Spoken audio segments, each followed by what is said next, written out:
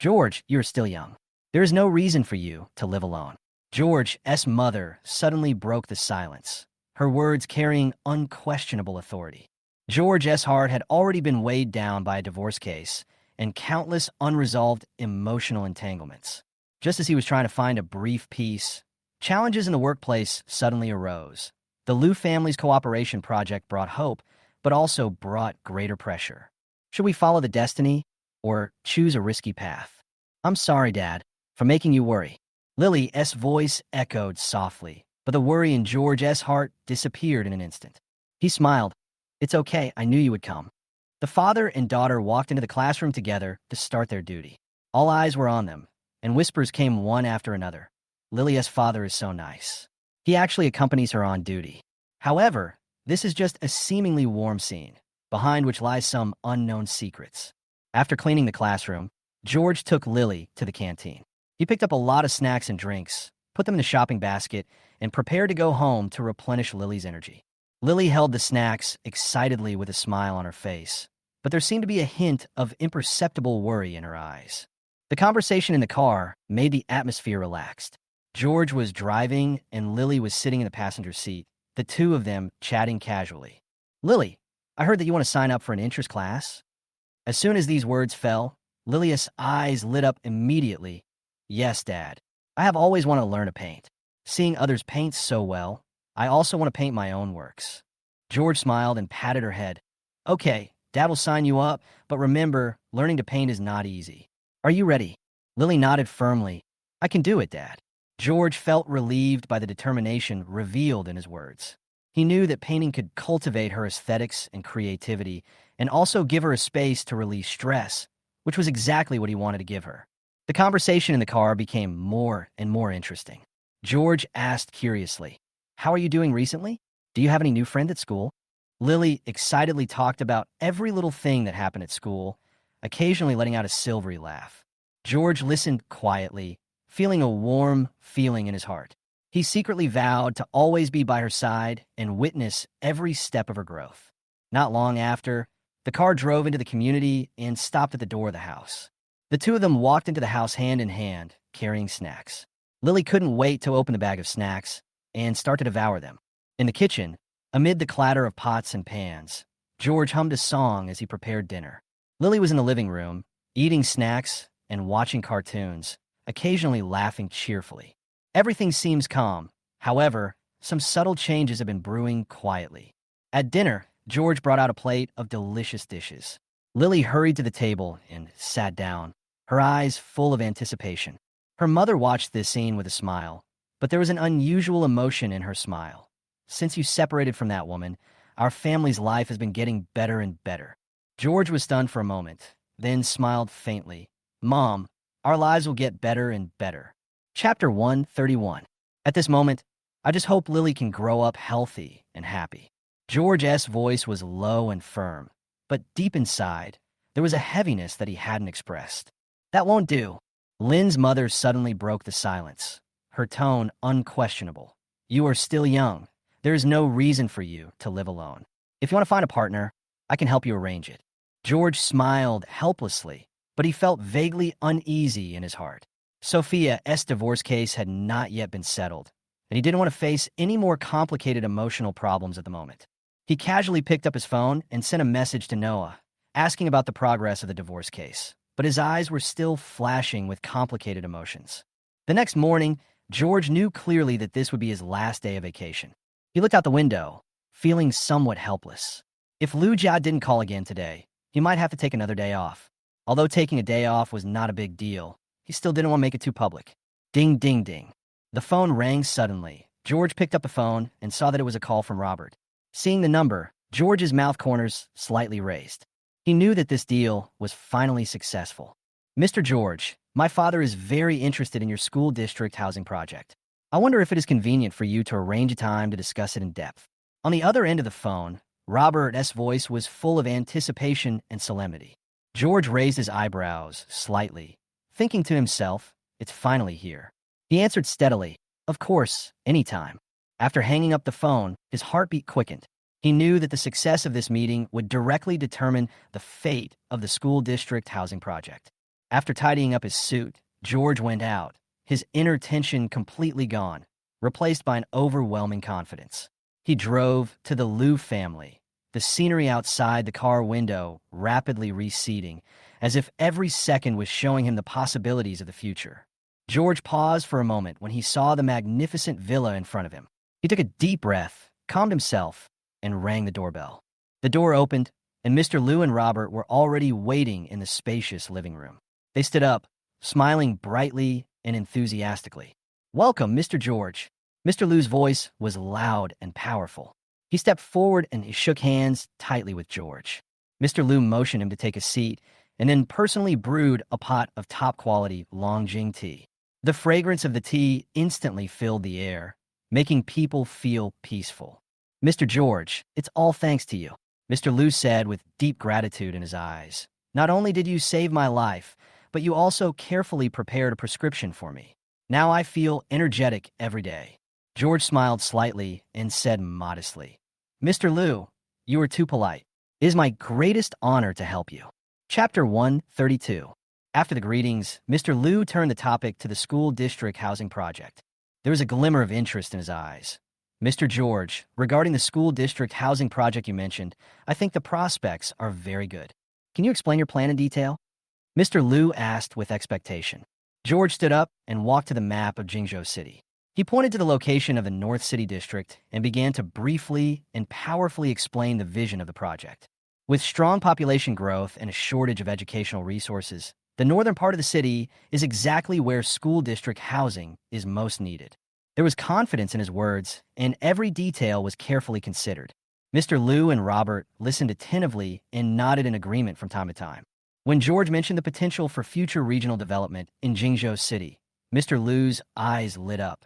This young man is not only proficient in medicine, but also has unique insights into urban planning. "Mr. George, you have a long-term vision," Mr. Liu said with emotion. "According to your plan, this project will surely be a great success." Robert couldn't help but interject. "Indeed, this project not only has huge commercial value, but will also greatly enhance the educational and living environment of Jingzhou City." Robert paused and fixed his eyes on George, changing the subject. "Have you considered the difficulties encountered during the implementation process? Will you need our help?" George's heartbeat quickened slightly. This was the moment he had been waiting for. He thought for a moment and said frankly, "There were indeed some challenges in the process of advancing the project, especially in terms of formalities, land resource acquisition, and funding." He said this in a low but firm tone. Hearing this, Mr. Liu frowned, and after a moment of silence, he slowly spoke. "Mr. George, don't worry. I have now been rehired to oversee a number of development projects in the northern suburbs of the city. Your school district housing project is in line with my job objectives. I will do my best to help you coordinate with the relevant departments to ensure that everything goes smoothly." George's heart was shaken. It was these words, the support he had been waiting for a long time, finally came. "Ha!" George smiled and said to Mr. Liu, "Mr. Liu, I will definitely remember your great kindness in my heart. With your support, the project will proceed smoothly." Mr. Liu smiled and said, "We are mutually beneficial. After all, your project is vital to the future of Jingzhou City. It is my responsibility to help you." Robert interjected at the right time. "Now that the intention is clear, we should discuss the specific details of the cooperation and the division of labor." George nodded. "Indeed, the devil is in the details. We can first confirm the budget and funding allocation, and then we can discuss the construction plan and timeline in depth." Mr. Liu agreed. "Very good. Only with a clear division of labor can the project proceed smoothly. We can arrange a meeting and invite the heads of relevant departments to discuss it together." George stood up and bowed to the two of them. "This is the detailed plan I made for the project. Please take a look." Chapter 133. Mr. Liu took the document and scanned every page, turning it carefully. Every plan was precise, from funding allocation to construction plan to operational strategy. George's dedication was evident. A satisfied smile appeared on Mr. Liu's face, and he nodded from time to time. "Mr. George, you are really a rare talent. This plan is exhaustive and covers almost all potential problems." Robert also quickly glanced through the documents and showed the same approval on his face. "Yes, Mr. George's professionalism and dedication are admirable." George smiled modestly. Thank you for the compliment. This is just a preliminary idea, and the real implementation still requires the joint efforts of everyone. George firmly. Mr. George, don't worry. Our Liu family fully supports your project. With your ability, this project will surely succeed. After leaving the Liu family, George felt more relaxed and happy than ever before. His previous investments were not profitable, but at this moment, he knew that if this project was successful, it would set off a nationwide market, and as a pioneer, he would surely receive a rich return. The profits in real estate are terrifying, especially for early-stage construction companies, which, once successful, can replicate and expand like a fish swimming into the most fertile waters. Driving towards the construction company, today was his last day of part-time work at Qianxin Group. Tomorrow he would return to Reed Group and did not plan to focus all his energy here for the time being. After all, he was here to be the boss, not to work. He only needs to solve the key problems and leave the rest to his subordinates, such as Johnson. Xiao Su. George was already used to this kind of address. Johnson smiled and responded, President George, rest assured, I am ready to solve all problems. To be honest, I admire you for linking the land with the school in Beichin District. It is almost a sure win. You are really smart. Johnson's words came out like a machine gun. George didn't take it seriously, thinking it was human nature. But the next sentence almost made him spit out his coffee. How about this? I'll let Sophia go back. Don't worry, I will never interfere with your lives. I'll turn over a new leaf. Johnson's sudden words completely stunned George. He coughed dryly a few times, and his face darkened instantly. Don't say such things again. I'll tell you one thing. Remember, don't let her have an easy life. Chapter 134. Clear. Johnson nodded quickly. George stopped talking to him and secretly breathed a sigh of relief. With Johnson here, at least his safety would be guaranteed. I'm going to the headquarters first. Yes. George didn't look at Johnson again and walked toward the garage. Today, George was a little anxious. All the tasks to be done had to be completed today. Otherwise, if they were delayed, the consequences might be even more troublesome.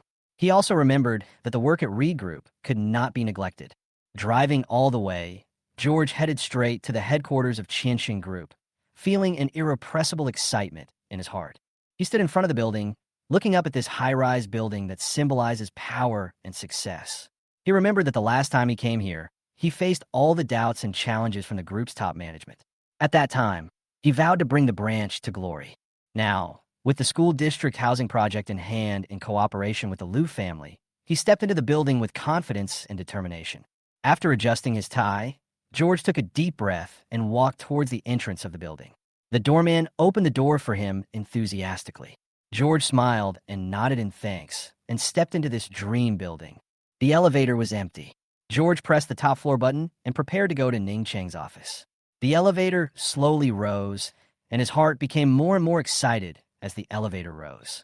This cooperation with the Liu family is obviously a major breakthrough in his career, and the future is full of unlimited possibilities.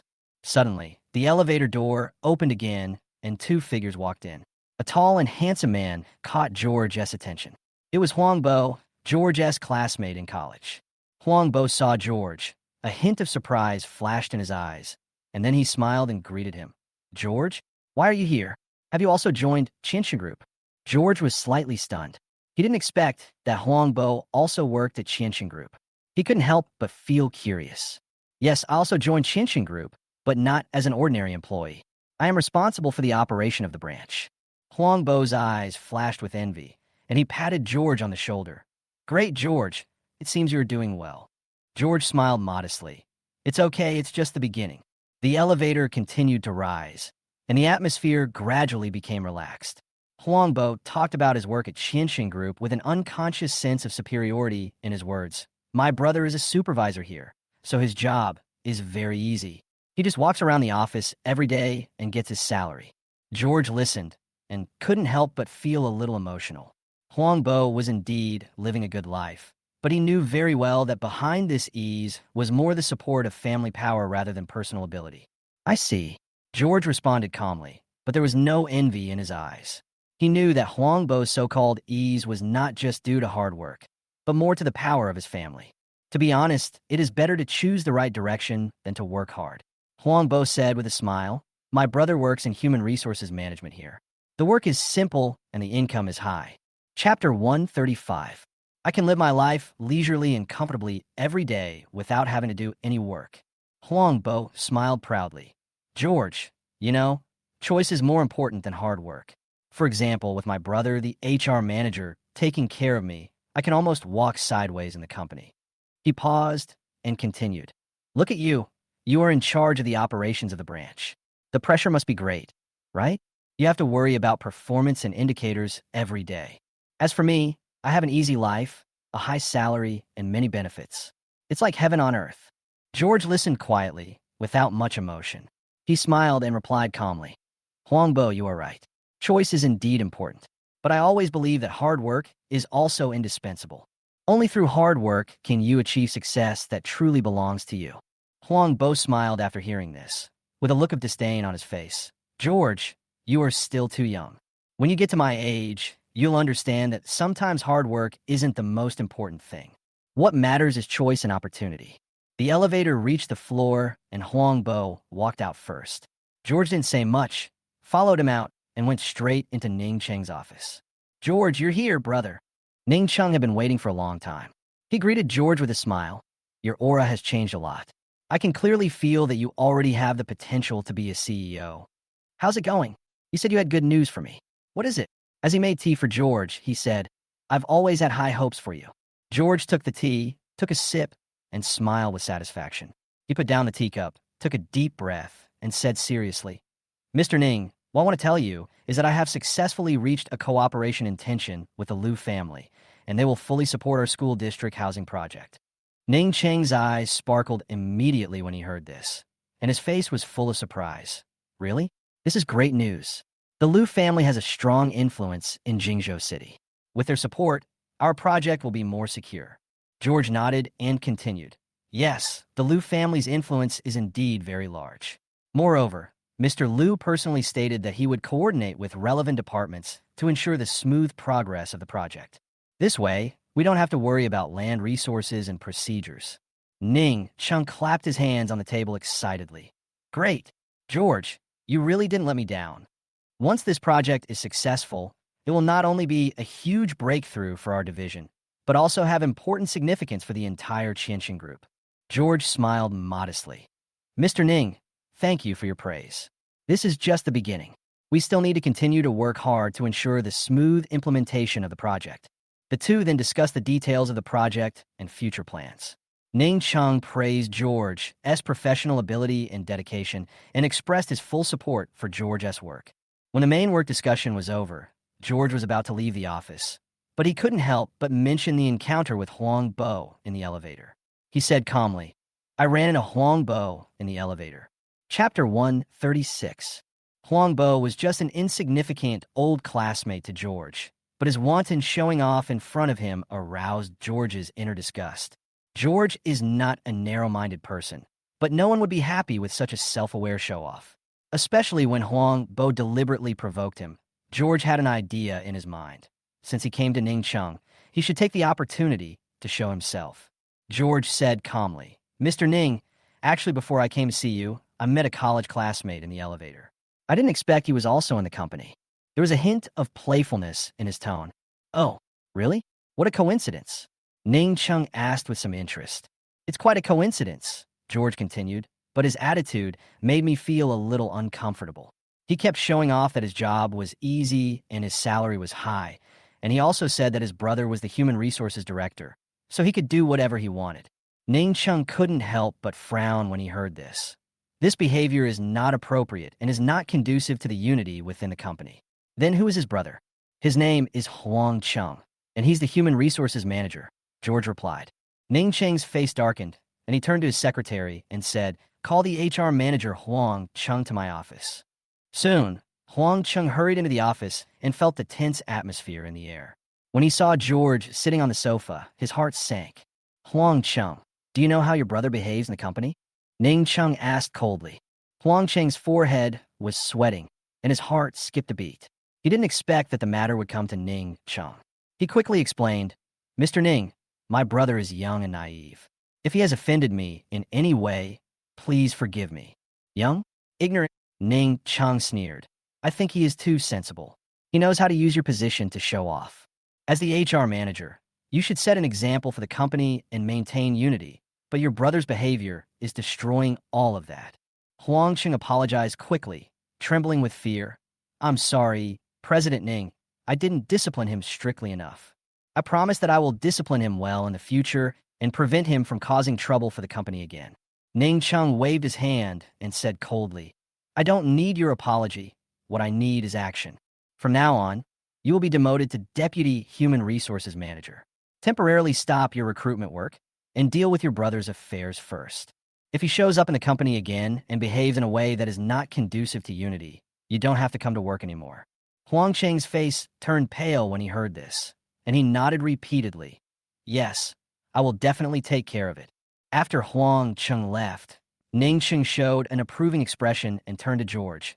You did a great job this time. I didn't expect you to solve such a big problem just by coming here. I'm really impressed by you. George smiled slightly. Not worth mentioning. At this moment, the door of the office was suddenly pushed open, and Ning Wei walked in. The chairman of Qianxin Group had a strong aura. When he saw George, a faint smile appeared on his face. Hey, isn't this our President George? Don't forget that the bet agreement between us is still in place. Why are you so leisurely coming here to drink tea? How's your project going? Ning Wei's tone was teasing, as if he was teasing George. But George did not show any panic, but instead seemed confident and had everything planned out. Chapter 137. George stood up with a smile, shook hands with Ning Wei, and said, Director Ning, you came at the right time. I was just about to report to you on the progress of the project. Ning Wei raised his eyebrows, with a hint of surprise in his eyes. Oh? How's the progress? It's going very smoothly. George answered confidently. I have successfully reached a cooperation with the Liu family. They will fully support our school district housing project. Moreover, Mr. Liu personally stated that he would coordinate with relevant departments to ensure the smooth progress of the project. Ning Wei was surprised. He didn't expect George to reach a cooperation with the Liu family in such a short time. He nodded in approval. Not bad, George. You really didn't disappoint me. Thank you, President Ning, for your compliment. George smiled modestly. This is just the beginning. We still need to continue working hard to ensure the smooth implementation of the project. Ning Wei nodded repeatedly, obviously very satisfied with George's work results. It seems that I made the right choice to choose you to be in charge of this project. Ning Cheng also echoed, Yes, brother, George did a great job this time. I am confident that under his leadership, our project will be a success. Ning Wei nodded and turned his gaze to George. George, what are your plans next? George smiled and explained his plan in detail to Ning Wei. Ning Wei nodded continuously to show his support and emphasized that the cooperative relationship with the Liu family must be maintained well, which is crucial to the project. However, George suddenly said, However, I have another request. I hope to get another 5 million investment. I wonder if you two are willing to. Ning Chung immediately interrupted him. 5 million? George, this is not a small amount. Can you tell us why you need so much? George nodded and explained calmly. Of course, the 5 million will be mainly used for further promotion and marketing of the project. Although we have reached a cooperation with the Liu family, if we want this project to gain more attention in the market, we still need a series of publicity activities. In addition, we also need to make some improvements to the construction site to ensure the quality and progress of the construction. Ning Wei pondered for a moment before speaking slowly. George, your plan is good, but 5 million is not a small amount after all. I need to discuss it with other directors and see what everyone thinks. Of course, I totally understand. George replied with a smile. I believe that as long as everyone sees the potential and prospects of the project, they will definitely support us. Ning Chung also agreed. George is right. The project does have great potential. Moreover, George's previous performance has also proved his ability and vision. We can consider supporting him. Ning Wei nodded. Okay, then I will convene a board meeting as soon as possible to discuss this issue. The funding issue was temporarily resolved, and George felt that his goal was basically achieved, but when he went downstairs, he accidentally saw Huang Bo. Huang Bo was holding a box at the moment, looking depressed. George was moved and walked over to greet him. Huang Bo, what's wrong? You don't look very happy. Huang Bo looked up and saw George. A trace of embarrassment and dissatisfaction appeared on his face. He forced a smile and said, George, you still have the nerve to ask me. I was severely scolded by my brother, and now I'm fired. How can I not be depressed? George pretended to be surprised. Fired? What's going on? I remember you said before that you were living a comfortable life in the company. Huang Bo sighed and said angrily, "It's all because of you. You complained to President Ning that I was showing off my family's affairs. Now, my brother scolded me, and I lost my job." George shook his head, a trace of helplessness on his face. "Huang Bo, you misunderstood. I'm not targeting you. To be honest, I'm talking about your inappropriate behavior in the company." Huang Bo was so angry that his eyes widened. A trace of anger flashed in his eyes, and he almost burst into anger. "What do you mean?" Chapter 138. George still had an expression of disbelief, and then spread his hands. "Forget it. I don't really understand after all this talk. Anyway, I'm very busy every day. I really don't understand what you leisurely people are thinking about every day." After saying this, he held up the sign in his hand. There are several words engraved on the sign. Chairman of Qianxing Group Construction Company. Huang Bo's eyes widened suddenly, and he was so shocked that he could hardly speak. From anger to astonishment, and then to disbelief, he stammered. "You are the chairman of Qianxing Group Construction Company? Didn't you say you were in charge of operations at the branch? How come you're the boss?" George smiled faintly, his tone still relaxed. "Isn't the boss also in charge of operations?" Huang Bo was stunned and stood there, not knowing what to say. "By the way, I heard there's a class reunion soon, right?" George suddenly asked, his tone casual. Huang Bo nodded immediately after hearing this. "That's true." A complex emotion flashed in his eyes, from the initial feeling of superiority to the current feeling of inferiority. George, as the boss of a construction company, was obviously higher in status than him. Thinking back to what he had said just now, he wanted to slap himself twice. At that time, he was still laughing at George, completely unaware of his true identity, and ended up asking for trouble. At this moment, he was completely dumbfounded, realizing how stupid his actions were just now, and secretly regretted it in his heart. Huang Bo smiled, his voice full of embarrassment. "Yeah, didn't the squad leader say that? The restaurant has been booked for next week, but I don't know how many people will come this time. Are you going to?" "He subconsciously replaced you with you." George smiled slightly, and his eyes swept over Huang Bo slowly. "If I remember correctly, the squad leader seems to be in Qianxing Group, right?" Huang Bo nodded and confirmed. "Yes." "Okay, got it." George's tone remained calm, but there was a hint of depth in his eyes. In fact, George and the class monitor were not closely related. In the past, he had had unpleasant experiences with the class monitor for various reasons. Once at a class reunion, the class monitor constantly attacked him with a sense of superiority. At that time, George was almost a typical bully at home for Sophia. Now, everything is different. The lows of the past have made George more resilient, and he no longer cares about such old things. "I have to go," George thought to himself. "I'm in need of an important helper right now. This party may bring me new opportunities." Chapter 139. Although George seems to handle everything with ease, and everything seems to be going smoothly, he knows that going it alone will not work. If he wants to develop in the long run, he must have someone to help him share the burden. On the road to success, no one can go far on their own. However, there is no rush for this matter. After receiving investment from the head office, George knew that the most important task at hand was to immediately launch follow-up publicity work. In order to develop the land near the abandoned bus station, a large amount of funds must be injected before construction can start. As for the funding issue, although Qianxing Group has provided some support, it is far from enough to support the development of the entire project. Relying on this part of funds, it will eventually falter. Back at the construction company, George's first task was to call Johnson in for a discussion. "Johnson, come in." George sat behind his desk with a serious expression. The office was filled with the aroma of tea. Johnson walked in and sat down a little nervously, as if he didn't know what important task George had summoned him for at this moment. George picked up the teacup and took a sip. Then he put the cup down, took out a stack of documents from the drawer, and handed them to Johnson. "This is our school district housing project promotion plan. I need you to find someone to implement it as soon as possible." Johnson took the document, flipped through a few pages, and showed a surprised look on his face. "President George, this is a large-scale promotion plan. The investment seems to be not small." George nodded, his eyes firm. "Yes, we need to buy all the appropriate advertising space in Jingzhou City to ensure that our ads can be seen everywhere in the next week." He paused for a moment and said more firmly, "I will give you a 3 million advertising budget. You must fully implement this plan. Johnson was stunned when he heard the number. He didn't expect George to be so generous. However, he soon realized that this was a reflection of George's confidence in the project. He took a deep breath and said solemnly, "President George, I understand what you mean. I will arrange personnel to implement this plan as soon as possible." George nodded with satisfaction and continued. "In addition to advertising promotion, we also need to recruit a large number of sales staff. These sales staff must not only be familiar with every detail of the project, but also provide all-round service with a smile. Even when you meet picky customers, you still have to smile. Can you understand?" Johnson nodded repeatedly. "President George, rest assured, I understand your request."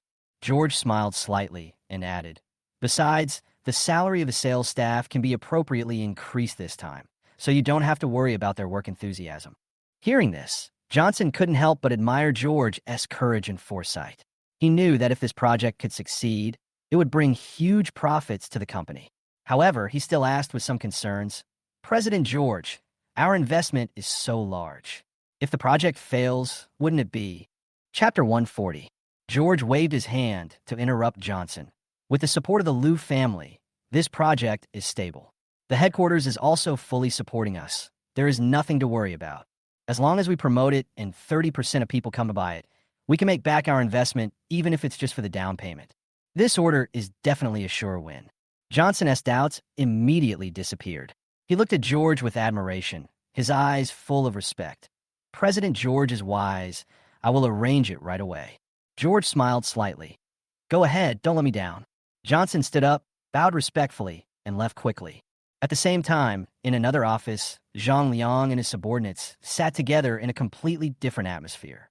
Their expressions were full of contempt and disdain as they discussed George's school district housing project. Zhang Liang, the CEO who was once sidelined, never had a good impression of George's arrival. "Look at you, George is such a fool. He thinks he can do whatever he wants just because of his connections with the Liu family." Zhang Liang sneered, with a teasing look in his eyes. Xiao Li immediately agreed. "Brother Zhang is right. This guy doesn't understand what the market is. I heard that he wants to spend a lot of money on advertising. Isn't this just walking into a trap?" Xiao Wang also sneered. "I think he is digging his own grave this time. Let's wait and see how he falls." Zhang Liang sneered and nodded, obviously having foreseen George's failure. "Oh, let him do it. When he loses money, let's see how he explains it to the headquarters." Just as they were immersed in contempt, Johnson rushed into George's office panting, his face full of excitement, as if he had seen something incredible. "President George, it's done. It's done," he said hurriedly, his tone full of excitement. George looked up with a question in his eyes. "Xiao Su, speak slowly. What's wrong?" Johnson took a deep breath and suppressed his excitement. "President George, we have closed 3 deals. 3 deals for school district housing. Each deal is over $1 million. So 3 deals is $3 million. And I made 30,000. George's eyes flashed with surprise. How could the advertising effect be so immediate? He responded calmly. "Very good. Xiao Su, it seems that our advertising strategy is correct." Johnson was very excited. "It's a miracle. In the past, we could hardly sell 3 orders in a month's advertising. Today, we closed 3 orders in the afternoon. The efficiency is amazing."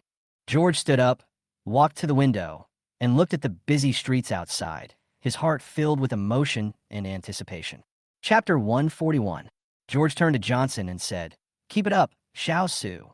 As long as we can sell 100 or so houses, the first phase of funds will be secured, and subsequent development will naturally be unstoppable."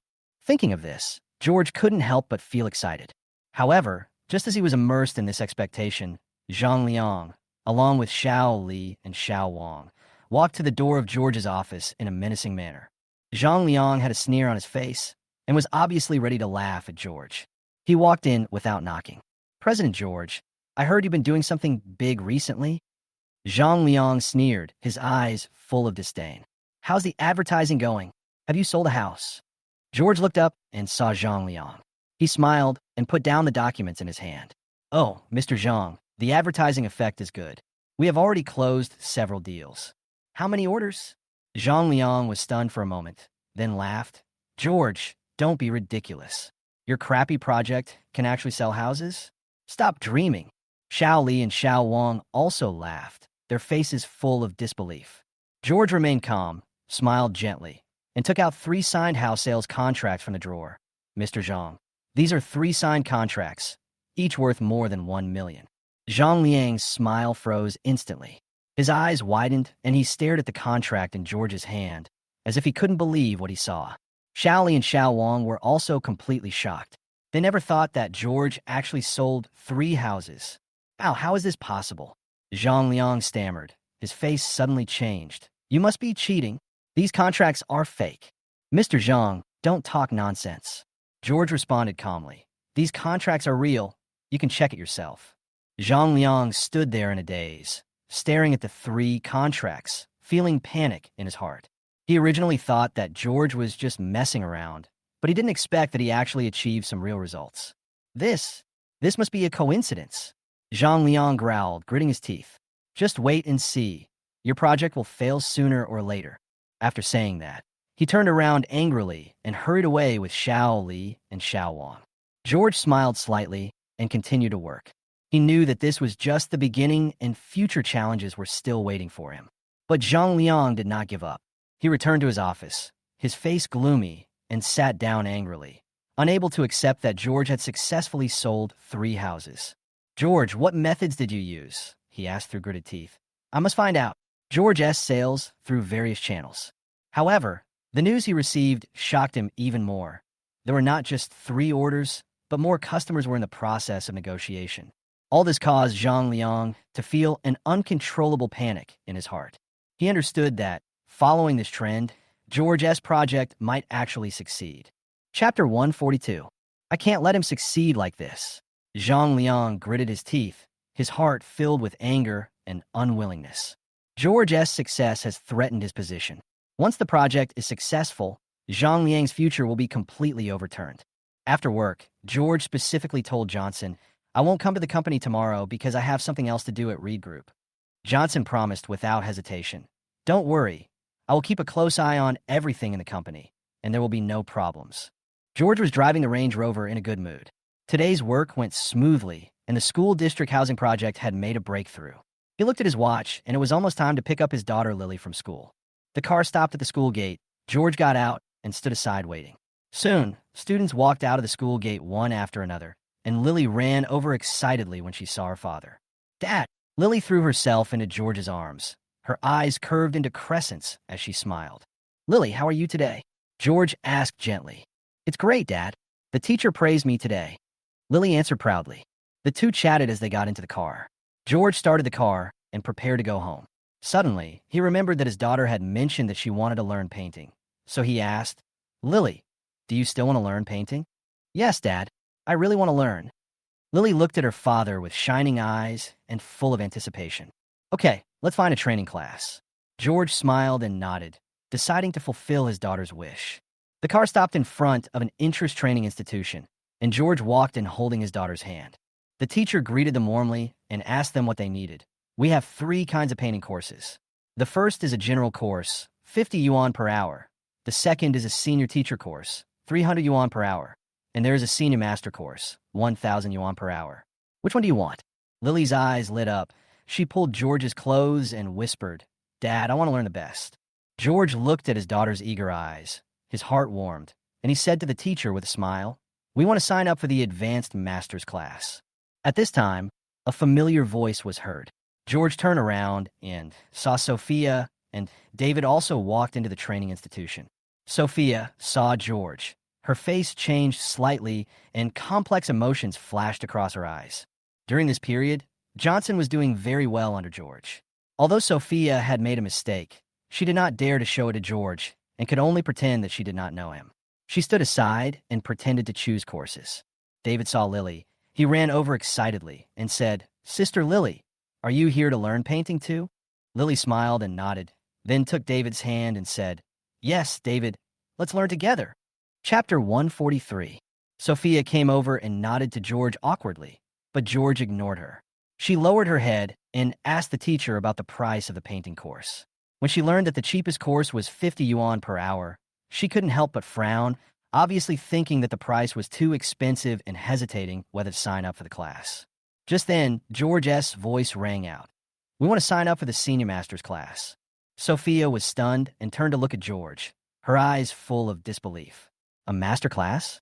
$1,000 an hour. She once thought that George was just an ordinary clerk, but she didn't expect that he would be so generous and enroll his daughter in such an expensive course. Sophia felt mixed emotions, regret, envy, and even jealousy. She suddenly realized how foolish it was for her to leave George. If she hadn't cheated on him or divorced him, she should be the one standing beside George and enjoying all this now. However, there is no regret medicine in the world. Sophia took a deep breath and forced herself to calm down. She couldn't let George see that she was different, and she couldn't let him know what she was thinking at the moment. At this time, David raised his head and looked at Sophia expectantly. "Mom, I also want to learn painting. Can you sign me up for class?" Sophia's heart suddenly tightened. She wanted to give her son the best education, but the advanced master's course was too expensive and she couldn't afford it at all. David gently. "David, the price of the painting class is a bit expensive. Mommy will take you to see other interest classes first, okay?" David nodded. Although he didn't refute, his face was full of disappointment. Sophia felt sad. She couldn't give her son the best. She stood up and took David's hand to leave. However, the moment she turned around, a thought flashed through her mind. What if George still remembered the old times? She hesitated a little and said awkwardly, "George, look at David here." Before he could finish his words, George uttered a word in a sonorous and powerful voice. "Get lost." Sophia's face turned pale. She used to be arrogant and domineering, but at this moment, she no longer dared to be presumptuous and could only leave with David silently. George accompanied Lily to a senior master's painting class and spent a pleasant afternoon with her. Under the guidance of the master, Lily painted seriously, and every stroke was full of innocence and creativity. An hour later, Lily walked out of the classroom, excitedly holding her painting with a proud smile on her face. The master looked at her painting and couldn't help but praise her. "You are really talented, little girl. The composition of this painting is clever, and the color combination is also harmonious. Are you interested in participating in our institution's painting competition?" Chapter 144. Lily's eyes lit up and she looked at George excitedly. "Dad, can I join?" George smiled and nodded. Of course, Lily is so great. She will definitely win the award. Lily jumped up with joy and took George's hand to leave. The two talked about the competition and Lily's paintings while walking, and the atmosphere was warm and pleasant. George asked, "Lily, what would you like to eat?" Lily thought about it and said with a smile, "Dad made the braised pork." George smiled and agreed. "Okay, let's go home and do it together." The next day, George arrived at the Reed Group on time. As soon as he entered the company gate, he ran into Mr. Zhang Yang. Zhang Yang saw George and greeted him enthusiastically. "George, you are finally here. You took sick leave before, and I was worried about you." George smiled and nodded. "Thank you for your concern. I'm almost recovered now." Zhang Yang patted George on the shoulder and said, "That's good. You are a valuable talent of the company. You must take good care of yourself." George nodded gratefully and went back to the office to start working. At noon, Zhang Yang's secretary suddenly came to invite him to have lunch. "Supervisor Lin, Mr. Zhang invites you to a simple party." George was a little surprised, but still followed the secretary to the luxurious box on the 9th floor next to the company. Entering the box, George saw not only Zhang Yang, but also several business leaders he had never met. Each of them had an extraordinary temperament, and their every move revealed a calm and confident attitude. When Zhang Yang saw George, he immediately stood up and introduced him enthusiastically. "Everyone, this is George Lin, the supervisor of the Reed Group. Last time, he helped us recover hundreds of millions of losses. Now he's the project manager of our company." Several bigwigs nodded to George, their eyes full of admiration. One of the middle-aged men stepped forward and held out his hand. "Supervisor Lin, I've heard a lot about you. I'm Mr. Li, the vice president of the Jingzhou Chamber of Commerce. You are really young and capable." George shook hands and responded, "Vice President Li, thank you for your praise. I just did what I should do." At the beginning of lunch, everyone ate and chatted, and the atmosphere was very harmonious. Zhang Yang mentioned George's achievements from time to time, and George responded modestly, saying that these were the results of team efforts. He also shared his insights on business development, which won the appreciation of everyone present. As lunch was coming to an end, several business leaders began to discuss investment.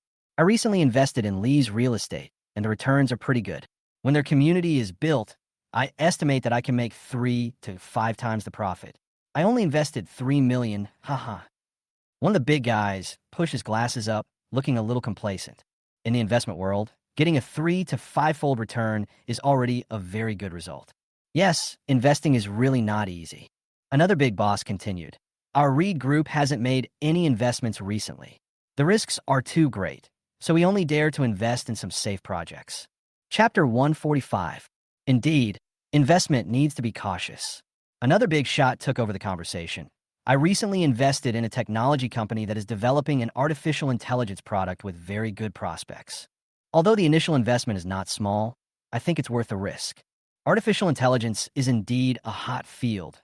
Another big shot chimed in, but I prefer traditional industries, especially agriculture and manufacturing. I have recently been visiting some agricultural technology companies that use modern technology to improve agricultural production efficiency. I think this is a market with great potential. Everyone was getting more and more engaged in the conversation, and the atmosphere was getting more intense. Suddenly, a big shot asked mysteriously, "Do you know what the hottest investment project is recently?" Zhang Yang immediately interrupted. "Just speak frankly, don't keep me in suspense. I haven't paid much attention to the investment circle recently." "Yes, what is the project? What is the rate of return?" "Investing is risky, but the returns must be astonishing." Everyone focused their attention on Su Ming. Su Ming was a senior trader, and his successful investment experience gave him extensive connections and a unique vision. His recommendation showed that this project was of great importance. Su Ming took out his phone from his pocket, quickly browsed and sorted out some documents, and said with a smile, "Okay, I'll send it to you. Take a look for yourself. It's hard to explain. The data will speak for itself." Everyone began to look over the documents carefully, while George quietly picked up food. Although he participated in the dinner, he had not yet fully integrated into the circle of these people. Not long after, someone suddenly said loudly in surprise, "This Dividing Line Media is really lucky?" A web drama shot by a group of 18th-tier actors has become a phenomenal drama. The cost was $2 million, but the profit was nearly 200 times. Their revenue is close to 400 million. This is unbelievable. Zhang Yang stood up suddenly, with a look of shock in his eyes. Even though he was a boss, he couldn't help but be surprised by this return. Su Ming said calmly, "You only see the surface." Recently, the shares of Dividing Line Media have been snapped up like crazy.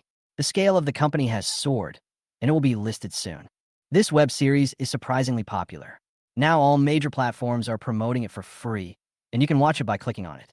More importantly, this series is a series, and the popularity will continue. The company's future development is like a rocket. I should have seen this opportunity earlier. When the company goes public, I will definitely buy some shares. Everyone fell into deep thought after hearing this, and some even began to regret that they had not discovered this opportunity earlier. The atmosphere instantly became tense and intense. Chapter 146. The atmosphere in the box suddenly became solemn, and the regrets on the faces of all the business tycoons were evident, as if they had missed a once-in-a-lifetime opportunity. Zhang Yang sighed. "Alas, Su Ming, why didn't you tell me earlier? It's a pity to miss such a good opportunity." Another big shot also echoed. "Yes, Dividing Line Media is really a dark horse among dark horses.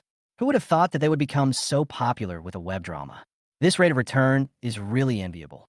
Vice President Lee frowned and thought, "I really didn't pay much attention to Dividing Line Media before.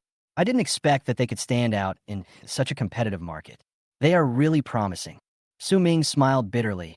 "I didn't expect it. This company is like a dark horse that suddenly appeared and became popular all over the internet overnight. Although I have heard of them before, I never took it seriously. Now, thinking back, I really regret it." At this time, George suddenly said, "Mr. Su, it's not too late for you to start now." Su Ming pondered for a moment and shook his head.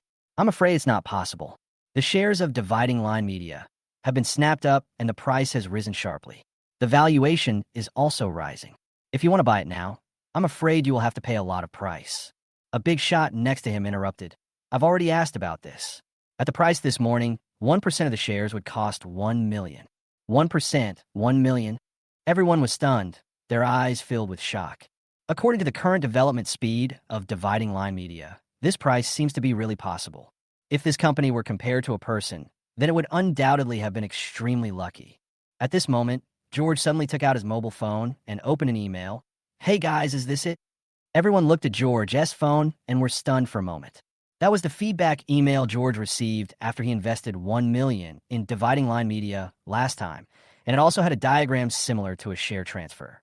Wait a minute, George. You own 10% of dividing line media? Have you become an angel investor? At once, the faces of several big men changed. George in disbelief. 10% of the shares? When did you invest?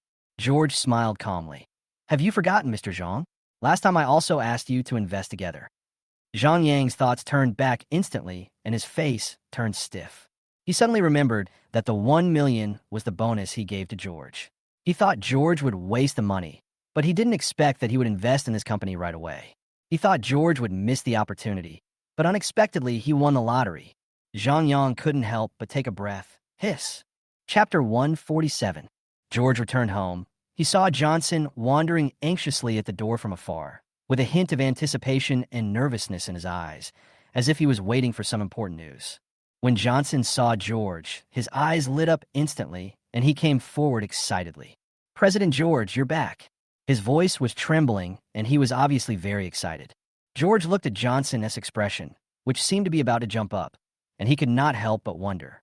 He knew that something that could make Johnson so excited must be extraordinary. What's wrong? Any good news? George asked with a faint smile. Johnson took a deep breath, as if to calm down his excitement. He held George's hand and said excitedly, President George, guess how many school district houses we sold today? George was slightly stunned. He didn't expect that Johnson's excitement was because of this, but he also had a keen interest in this number. Yesterday's results were already quite good, so what breakthroughs would there be today? Oh, more than yesterday? George asked expectantly. Johnson nodded repeatedly, his eyes sparkling with excitement. That's right. We have sold another 30 units today. Moreover, we have received tens of millions in deposits. The current sales momentum is simply amazing. George was shocked after hearing this, as he knew that this number was not just a sales result, but also the result of the team's hard work. Really? That's great. George's voice also revealed a hint of excitement. He patted Johnson on the shoulder and said with appreciation, Well done. It seems that our advertising promotion strategy is very successful. Johnson looked at George gratefully, his heart full of respect. This is all thanks to you, President George. Without your leadership, how could we have achieved such results? George waved his hand and said modestly, Don't say that. This is a team effort. Your execution, marketing, and customer service are outstanding. I just provided a direction. Johnson smiled and did not continue the topic. He knew that although the team's efforts were important, George's decision-making and leadership were the key to their success. The two smiled at each other, and the atmosphere became relaxed and happy. Suddenly, Johnson remembered something, took out a small notebook from his pocket, and handed it to George. President George, this is the feedback from the customers who closed the deal today. Please take a look and see if there is anything that needs to be improved. George took the notebook and began to read it carefully. He sometimes nodded and sometimes pondered over each piece of feedback, as these opinions were very valuable to him and could help them continuously improve their services and products. Very good. These opinions are very pertinent. Chapter 148. We will make improvements and optimizations to address these issues, George said firmly. Johnson nodded, and his admiration for George deepened. He not only had an excellent business mind and leadership ability, but he was also able to humbly accept customer opinions and actively improve. Such a boss is really worth following with all your strength. The two chatted about work for a while, and then Johnson said goodbye and left. When he left George's house, he was full of expectations and confidence for the future. George returned to the sofa and pondered his next plan. He knew that the current success was just the beginning, and more efforts were needed to make the school district housing project a real success. At the same time, in the chairman's office of Qianxin Group, Ning Chung and Ning Wei were staring at the financial report from the construction company branch, with shock and disbelief obvious on their faces. Brother, is this really the financial report of the construction company? Ning Chung widened his eyes, and his voice trembled slightly. Ning Wei nodded and said in a deep voice, Yes, this is their financial report for the past week. Ning Chung murmured in disbelief. But hasn't the construction company always been losing money? How could it suddenly make so much profit? Ningwei took a deep breath and analyzed in a deep voice. It seems that we really underestimated George. Not only did he successfully reach a cooperation with the Liu family, but he also used a series of efficient marketing strategies to make the school district housing project an unexpected success. Ning Cheng's eyes flashed with admiration, and he nodded. Yes, George is amazing. Not only does he have a keen business insight, but he also has excellent execution and leadership. It is rare to achieve such results. Ningwei pondered for a moment, his eyes becoming deep. It seems that we have to re-examine George's value. This young man not only has potential, but is also a business partner worthy of our attention. Ning Chung laughed. Brother, you still say he is not good enough? Look at him. In just 1 week, the construction company branch went from loss to profit, which is really impressive. He smiled, lit a cigar, and took a leisurely puff. Ningwei also smiled and shook his head. I was wrong. George not only has a unique vision, but also has strong action ability. He is indeed a rare talent. We let him take charge of the school district housing project. Now it seems that it was an extremely correct decision. Yes, brother. Ning Chung continued. Look, he just started, and in just 1 week, he turned the company from loss to profit. This ability is really admirable. Moreover, he has successfully attracted a partner like the Liu family. This ability is really admirable. Ningwei nodded, his eyes full of admiration. Yes, George is not only lucky, but also smart and hardworking. I believe that under his leadership, the school district housing project will surely usher in greater success. Just as the two were feeling complacent with their evaluation of George, the ringing of the phone suddenly broke the silence in the office. Chapter 149. A word from the other end of the phone made Ning Cheng's smile disappear instantly and was replaced by deep sorrow. What's wrong? Ning Wei's face changed when he saw Ning Cheng's change, and he asked hurriedly. Something happened. Ning Cheng frowned and said in a heavy tone, the assets we discussed before were identified as non-performing assets, resulting in the freezing of the company's funds. Frozen, Ning Wei was stunned for a moment. What's going on? Didn't we do a detailed investigation? Ning Cheng sighed. Yes, we did investigate, but we didn't expect the problems behind these assets to be so complicated, far beyond our expectations. The phone call from the bank said that unless we fixed the issue, the account would remain frozen and the funds would not be able to move. Ning Wei's face suddenly became serious. Non-performing assets? What should we do? The school district housing project has just started and needs financial support. Now the funds are frozen, isn't it? Yes. Ning Chung interrupted him, speaking in a low voice. Both the school district housing project and the Oriental Star project require a lot of funds. If the capital chain is broken, I'm afraid we will fall into a huge predicament. Their faces showed unspeakable anxiety. For any company, the capital chain is the lifeline, even for a top company like Qianxin Group. This is not a matter of millions or tens of millions, Ning Wei said, his eyes full of tension. The money is stuck, which means it is difficult for us to raise enough funds from other places. If it can't be solved, it may affect the operation of the entire group. Ning Chung nodded, feeling heavy-hearted. Now, our funds are frozen and cannot be used. What should we do? Ning Wei stood up and began to pace around the office, frowning. We have to find out the specific situation of these non-performing assets as soon as possible and find a breakthrough.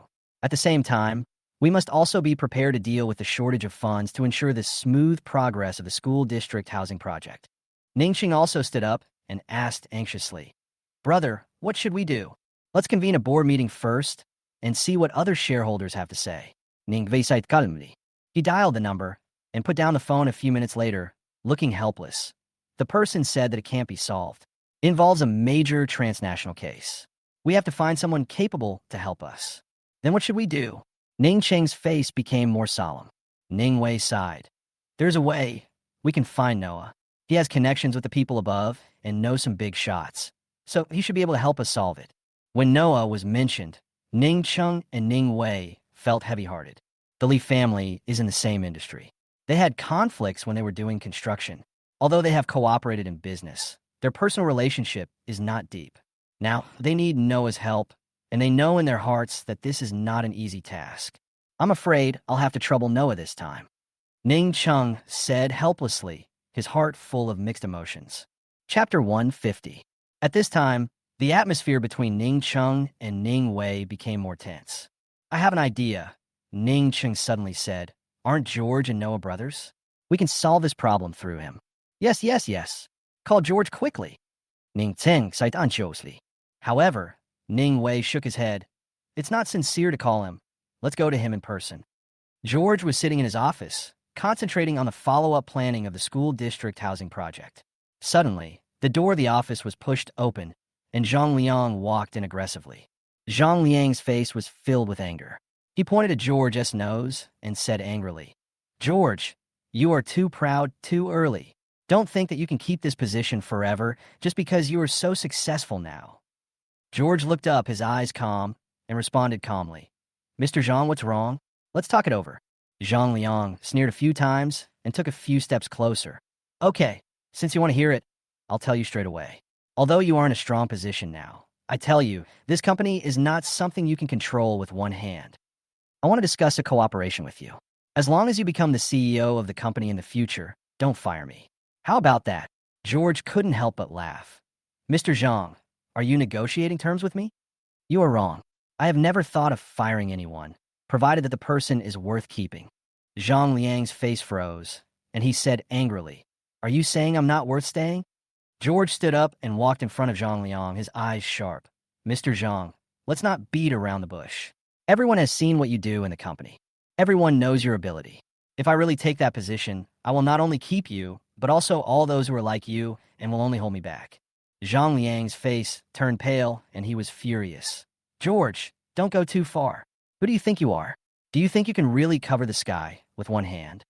George sneered, turned around and walked back to his desk, picked up a document, and said calmly, Mr. Zhang, you are the one who went too far. I never thought of targeting anyone, but if you insist on finding fault, then I will accompany you to the end. Also, I never want to take over everything. I just wanted to make the company better. Zhang Liang glared at George's back, gritting his teeth, and finally left with a cold face. George ignored his departure and continued to focus on his work. He knew that people like Zhang Liang would never understand the ideals he pursued. What he wanted was not only personal success, but to make the company stronger and more meaningful. After work, George walked towards the parking lot while making phone calls to arrange work for the next day. As he walked to his SUV, he suddenly felt a chill coming towards him. He looked up and saw several men in black rushing out from the side. Who are you? George asked alertly, ready to respond at any time. Rushed towards George. They moved swiftly, obviously prepared. George quickly dodged and punched back, but the opponent's numerical advantage gradually put him in a passive position. Chapter 151. George quickly realized that these men in black were by no means ordinary street thugs. They were extremely agile and cooperated very well, and it was obvious that they had received professional training. He must find an opportunity to escape as soon as possible, otherwise the consequences will be disastrous. Just then, George noticed that one of the men in black was moving a little slower. Without hesitation, he suddenly turned sideways and punched the man in black in the abdomen with all his strength. The man in black screamed and fell to the ground in pain. George took the opportunity to break free from the entanglement of the other men in black and quickly turned around and ran towards the SUV. He quickly opened the car door, started the car, and rushed out of the parking lot. The men in black obviously did not expect George to escape so decisively. After being stunned for a moment, they all chased after him. However, George was driving very fast and soon left them behind. The car sped through the night, and George's mind quickly recalled everything that had just happened. He knew that this attack was not without reason, and there must be someone behind it. Judging from the skills and coordination of the men in black, the mastermind must be no ordinary person. Although he had some guesses in his mind, George knew that he didn't have time to delve into the matter. The most important thing now is to go home and ensure my daughter's safety. Instead of going straight home, he took several detours to avoid any potential danger. On the way, he called his mother and asked her to pick up Lily first. George didn't return home until the evening. When he walked into the house, he saw his daughter Lily was already asleep. He kissed her forehead gently, but his heart was still heavy. Sitting on the sofa, George began to think about his next move. This attack must not be let off easily. He must find a mastermind behind it and make them pay the price. Just as he was deep in thought, his cell phone suddenly rang. He picked up the phone and saw that it was Ning Wei calling. George, are you available now? I have something urgent to discuss with you. Ning Wei's voice was filled with anxiety. It's convenient. Go ahead. George responded calmly. Our company has been in trouble recently, and its funds have been frozen. The reason is that we have purchased a number of bad assets, and now we need to find a solution. Otherwise, the consequences will be disastrous. Ning Wei quickly explained the whole story. However, in the next second, George did not respond. Ning Wei seemed a little anxious. Where are you now? I'll come to find you. In order to express his sincerity, his tone became extremely low. At this point, Ning Wei knew that he needed Noah's help urgently, and George was the only person who could act as an intermediary. If George didn't take action, their funding problem would not be solved. Why don't you speak? Ning Wei asked anxiously, feeling vaguely uneasy. He began to doubt himself. Was it because of his previous bad attitude towards George that the other party was unwilling to respond?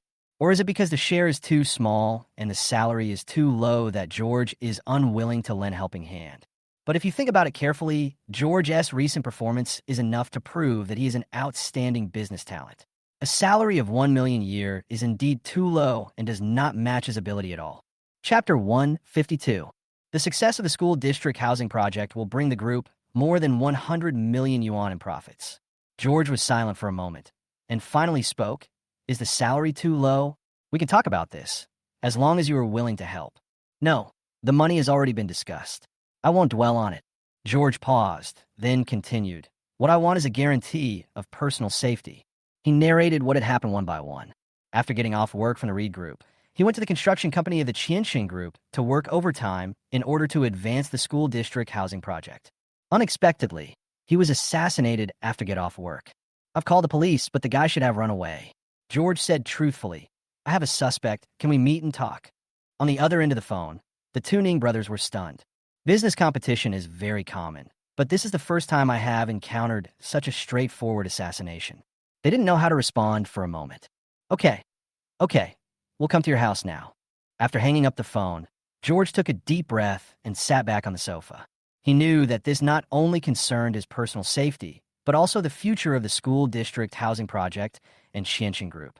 He must proceed with caution and not make any mistakes. Not long after, Ning Wei and Ning Chung hurried to the cafe downstairs of George's house.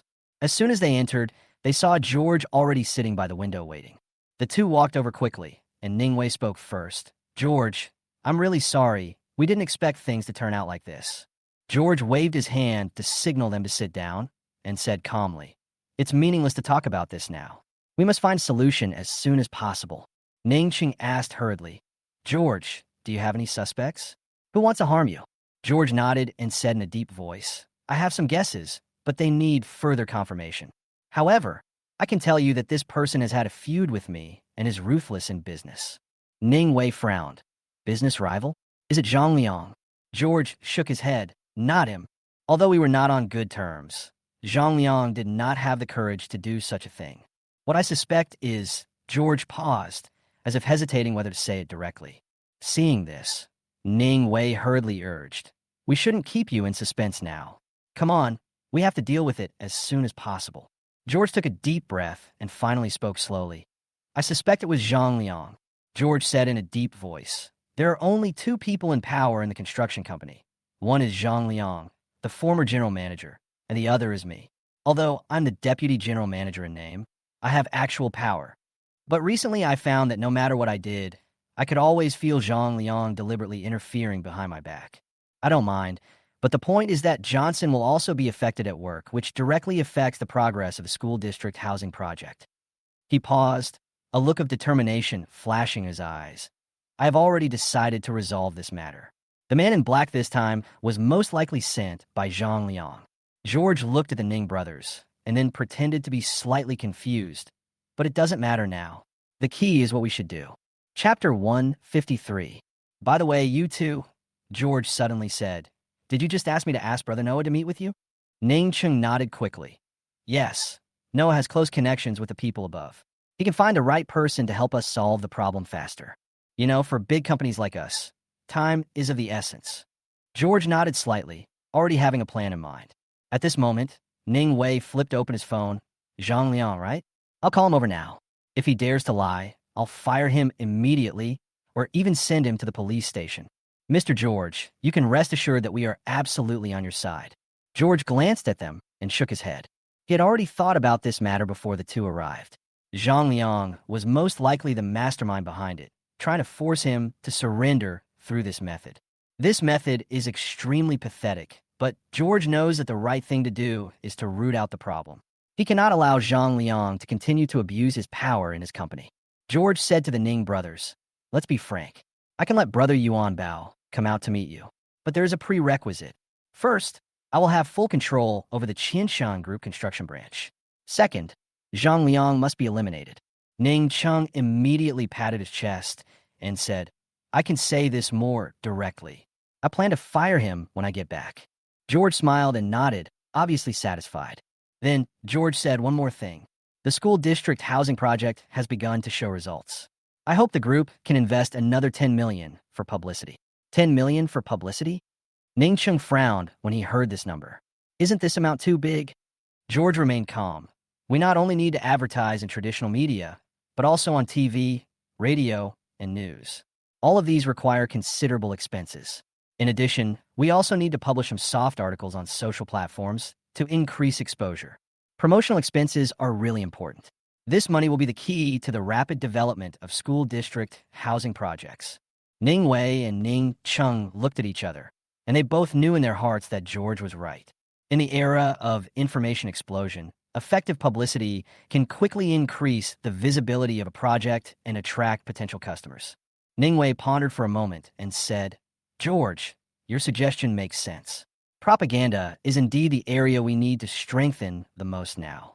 Although the budget of 10 million is not small, considering the potential and returns of the school district housing project, this investment is worth it." Ning Cheng also agreed. "That's right. Only if the publicity is done well can the project become popular. Our group has always focused on long-term development, and this time we will follow your proposal." "What about Zhang Liang's matter?" Ning Wei's face darkened. He knew that George's suspicion of Zhang Liang was not groundless. Recently, the conflict between Zhang Liang and George has become an open secret in the company. He pondered for a moment and decided to solve Zhang Liang's problem first, and expressed his support for George. "Regarding Zhang Liang, I will immediately organize an investigation team to conduct a comprehensive investigation on him. If his behavior is indeed as you said, then we will not hesitate to deal with him. Qianshan Group will never allow any behavior that undermines the interests and unity of the company." George nodded with satisfaction. He knew that Ning Wei's determination and attitude were not just empty words, and he would definitely put them into action later. Chapter 154. The next day, the atmosphere in the meeting room at Qianshan Group's headquarters was depressing and almost silent. Everyone's face was filled with anxiety and uneasiness. They have received the latest news. The group's funds have been frozen. Who actually received that asset? Just collect it, but you actually used the largest public account. Now all the funds of our company cannot be moved. Who will be responsible for this loss?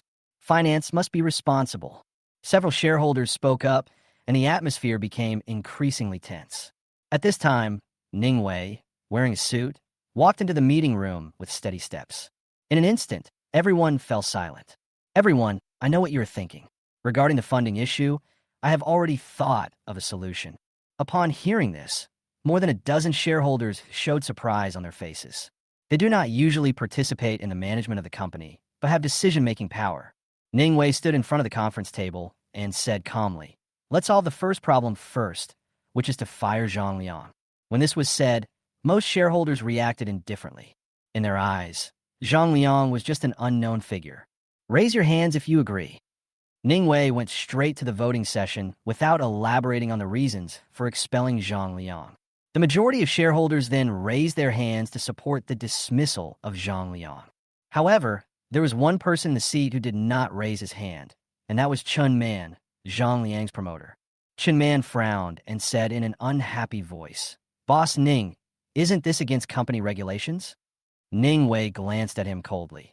"Director Chun, the rules are used to protect the interests and unity of the company, not to protect those who undermine the stability of the company. Zhang Liang's behavior is a serious violation of discipline and must be dealt with seriously." Chun Man's expression changed, obviously realizing that Ning Wei was serious this time. He was still unwilling to give up Zhang Liang. After all, it was he who promoted Zhang Liang. If Zhang Liang is fired, where will his reputation in the company be? Boss Ning, Zhang Liang has been in the company for so many years. Although he has not made any great contributions, he has worked hard.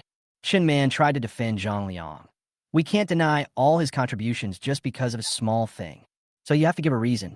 Ning Wei's face turned cold, and his aura suddenly increased. Reason? Or the rules. They are used to protect the interests of the company, not to protect certain people. Zhang Liang's behavior has violated discipline and rules and regulations, and he must be fired. If you have any opinions, you can ask him. As soon as these words were spoken, silence fell in the conference room. Everyone realized that Ning Wei had made up his mind, and no one dared to raise any objections. Okay, let's get back to the point. How do we solve the problem of the capital chain? A shareholder coughed lightly and tried to change the subject. It's okay to replace a young person as the CEO. The key is that we can't keep dragging it on. But who should be given the position of CEO? Asked another shareholder. Chapter 155. In Qianxin Group, the Ning family has always held a dominant position. But in addition to the Ning family, the Chun family also has considerable influence and holds 30% of the group's shares. Most of the other shareholders are small shareholders and cannot influence the overall situation of the group. However, Chun Man's existence is not completely without threat.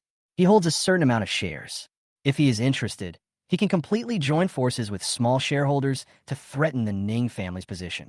Therefore, although most shareholders remain silent, only Chen Man dared to stand up and speak out his opposition. But the situation at this moment is different. George, the young man who helped the company achieve great results, was assassinated. This is no small matter, and Ning Wei must hold someone responsible for this. Even if Chun Man did not come forward this time, Ning Wei would definitely take the initiative to point out the matter. After all, he had already checked through his network of connections yesterday afternoon, and it was most likely Zhang Liang who did it. Chun Man was initially intimidated by Ning Wei's aura, but he soon realized that if Zhang Liang was fired, his control over Qianxin Group would be greatly reduced, which would undoubtedly be a huge threat to his position, and he absolutely could not accept it. The more he thought about it, the more he felt something was wrong. Chen Man stood up and said, "No, I absolutely disagree with firing Zhang Liang." As soon as he finished speaking, other shareholders began to waver, seeing that the situation was about to become more complicated. In fact, Ning Wei could have directly fired Zhang Liang in accordance with the principle of minority obeying the majority, but he was not in a hurry. He looked at Chun Man jokingly. "Since you disagree, then tell me, how should we solve the problem of capital chain? Hundreds of millions of cash are now frozen and could break at any time. With such a huge risk, who will bear the consequences if something goes wrong? Is that you?" Chun Man's face turned unhappy. He turned to Ning Wei with a sneer and said, "If I remember correctly, the risky assets should have been acquired by your brother, right? In the final analysis, your brother should be responsible for this matter." As soon as the words fell, the atmosphere in the conference room suddenly became tense and filled with gunpowder. Ning Chung stood up suddenly and retorted angrily, "You are talking nonsense. It was agreed upon at the meeting. How could I make the decision alone?" Seeing that the situation was about to get out of control, Ning Wei slammed the table and shouted, "Enough! Stop arguing!" Suddenly, the meeting room fell silent and the atmosphere froze. Ning Wei was silent for a moment and finally spoke. "Since you don't agree, then well, we will adopt Plan B. Each shareholder donates money to help the company through this crisis. According to estimates, the frozen assets will most likely be unfrozen in a month at most. After they are unfrozen, we will repay the donations. What do you think?" All shareholders were stunned. The situation before them suddenly made them realize that money did not fall from the sky. Over the years, they have gained a lot of benefits from Qianxin Group, but they have not injected capital into it for a long time. But now, the situation is urgent and there is no way to avoid it.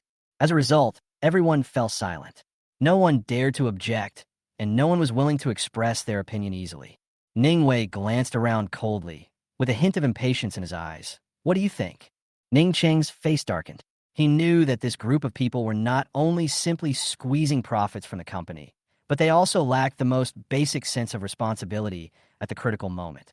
He looked at these shareholders with disappointment in his heart. At this moment, Ning Wei suddenly proposed a tougher plan. "In order to ensure that the capital chain can be restored as soon as possible, we will use the Ning family's funds. We have already mobilized 200 million from our small treasury to solve short-term funding problems. As soon as the words fell, all the shareholders were stunned. The Ning family directly took out 200 million as working capital. This move obviously showed the determination of the Ning family and also made these shareholders feel the tough attitude from Ningwei. Chapter 156. However, considering the recent turnover of projects, the group still needs at least 300 million yuan in funds. If this money cannot be raised, the risk of a financial crisis will be extremely high. Once the capital chain breaks and makes the news, the panic effect may cause the stock price to fall, and the ensuing chain reaction will be catastrophic. As the second largest shareholder of the company, Chun Man said calmly, "I can offer 20 million. 20 million? This is just a drop in the bucket." Ning Wei snorted coldly, obviously dissatisfied with Chun Man's proposal. Chun Man's face looked a little ugly, but he suddenly thought of something. "How about this? Our construction company is just a branch. We can just sell it. Plus, the Oriental Star project has been taken over by other departments, so selling the construction company will not harm its core interests. According to market valuation, it should be no problem to sell it for 100 million or 200 million yuan." Chun Man made up his mind and decided to take advantage of this opportunity.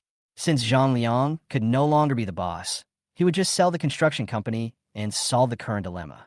However, Ning Wei was so angry when he heard this that he almost lost his composure. The construction company is currently thriving under George's leadership, especially after the abandoned land near the Jingzhou bus station was reopened. The school district housing project has been launched and the prospects are bright. If the construction company is sold now, it would undoubtedly be killing the goose that lays the golden eggs. No, there's no room for negotiation. I can't sell the construction company. Chun Man seemed to have not expected Ning Wei to be so tough. He frowned and asked, "Boss Ning, aren't you too stubborn? Now, the headquarters is in danger. The construction company is just a branch, and we have invested more than 10 million. If we don't sell it, when can we recover the cost?" He paused, then continued. "Selling the construction company will not only recover the cost, but also save unnecessary expenses. Isn't that a good thing for the company?" As soon as this was said, other shareholders also echoed it. "Yes, Mr. Ning, just sell it. Other branches have entered a stable profit stage, but the construction company has just taken on a few large projects and has been in a state of investment, so the prospects are not optimistic. Qianqing Group has little experience in this area, so why not consider selling it? A gecko cuts off its tail to survive, so why can't we give it a try?" Shareholders began to speak out, with a clear preference for selling the construction company. Ning Wei took a deep breath and couldn't help feeling a huge amount of pressure in his heart. He understood that although the suggestions of these shareholders seemed reasonable from a financial perspective, he and George had a bet agreement. If the construction company was sold, the school district housing project would collapse. If the bet failed, George would leave the company. This is undoubtedly a huge loss for him. He has absolute say in the company, but now the voices of these shareholders are getting louder and louder, and he needs a suitable reason to refute them. He hesitated for a moment, and when he was about to speak, his cell phone suddenly rang. George sent a text message. "Mr. Ning, I have something to talk to you about." After Ning Wei saw the text message, he suddenly came up with an idea. Perhaps George's arrival can solve this difficult problem for him. "Come on, conference room. We are having a meeting," Ning Wei replied quickly. He looked up at the shareholders in front of him, and his expression became firm. Chapter 157. The shareholders were still discussing, and the noise was very noisy. "Yeah, now that we can't protect the headquarters, what else can we do? All other branches are profitable, but this one is not.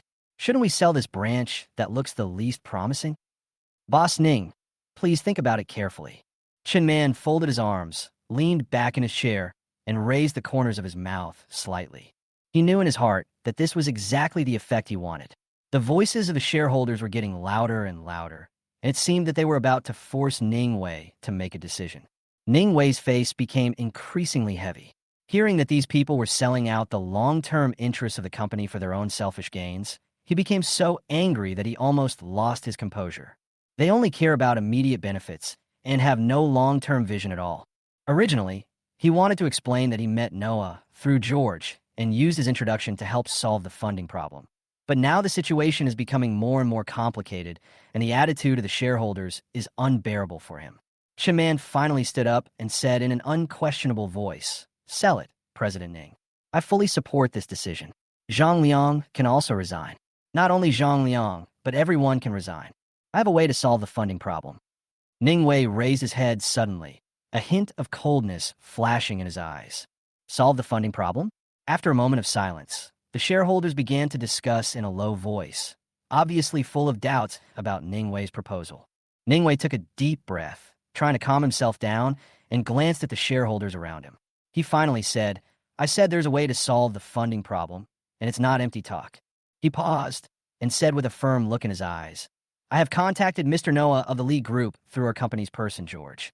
He is willing to help us solve this funding problem. There was an uproar in the conference room. Noah, the heir to the Lee Group? How could he help us? Our Qinshin Group and the Lee Group are competitors in certain areas. Yes, the Lee Group is so big. How could they help us for no reason? The shareholders were discussing the matter, clearly doubting Ning Wei's words. Chen Man sneered and stood up. Boss Ning, stop talking nonsense here. Who is Noah? How could he help us just for a little George? Besides, George is just an insignificant little character in our company. How could he possibly ask Noah for help? Other shareholders also began to agree. Yes, President Ning, what you said is a bit empty. I think it's better to sell the construction company as soon as possible. This is the most practical solution. Ning Wei was angry at the shareholders' doubts and ridicule, but he knew he had to stay calm. He checked his phone and saw that George should be on his way. Once he arrived, all problems would be solved. However, shareholders did not give him this opportunity. Chen Man spoke again, his tone provocative. Boss Ning, since you mentioned George, I would like to ask, what rules did Zhang Liang break? Why did you exclude him? He is an old employee of our company. He has always worked diligently and made a lot of contributions to the company. Chen Man's sharp words quickly aroused the emotions of the shareholders, and the atmosphere instantly became tense. Ning Wei's face became even gloomier. He knew that Zhang Liang's issue must be resolved as soon as possible, but the current situation was becoming more and more complicated, and Chen Man's challenge made him feel even more stressed. Chapter 158. Ning Wei frowned slightly. He didn't want to mention this matter in the meeting, but since Chen Man had already brought up the topic, he decided not to hide it anymore. Zhang Liang sent someone to assassinate George. That's why I want to fire him. As soon as the words fell, the entire conference room fell silent, and everyone was stunned. Although they knew that competition within the company was fierce, they did not expect it to develop to the point of assassination. Soon, a shareholder broke the silence. Mr. Ning, since Zhang Liang has done such a thing, it is only natural to fire him. But that's not a reason not to sell your construction company. Another shareholder said, yes, President Ning, George S. life is not that important. If he dies, he dies. We cannot let him affect the interests of the entire company. I think the best solution is to sell the construction company so that this incident won't leave a stain on the company. Ning Wei felt an inexplicable sadness in his heart when he heard these words. These shareholders only care about immediate interests and have no vision for long-term development. He knew that no matter how he explained, these people would not believe him. He could only hope that George would arrive soon and prove his decision was correct. However, time passed, and George still did not show up. Ning Wei's anxiety grew day by day, and he began to worry whether something had happened to George. If George could not arrive in time, his plan would be completely ruined. The shareholders were still urging him to make a decision, and Chen Man looked at him with sarcasm. Ning Wei knew that this was the biggest crisis he had faced since taking office, and he had to get through it.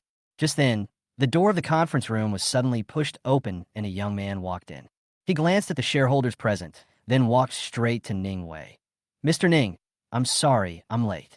This young man was George. I heard you're selling the construction company branch. George's voice was not loud. It was clearly heard throughout the conference room. In an instant, the air seemed to freeze. The noise in the conference room stopped abruptly, and everyone's eyes were focused on this young man. No one thought that this seemingly inconspicuous young man, who usually works as the vice president of a construction company, would dare to speak out at this moment. You are just a small vice president. Do you have a right to speak in this kind of situation? A shareholder with slightly gray hair and a dignified face snorted coldly, obviously dissatisfied with George's interruption. He is one of the company's elders and has a significant influence on the company's decision-making. George looked him in the eye without fear and said firmly, have you forgotten the bet agreement you signed with me? I promised that if I could make the company profitable, I would get a corresponding proportion of the profits.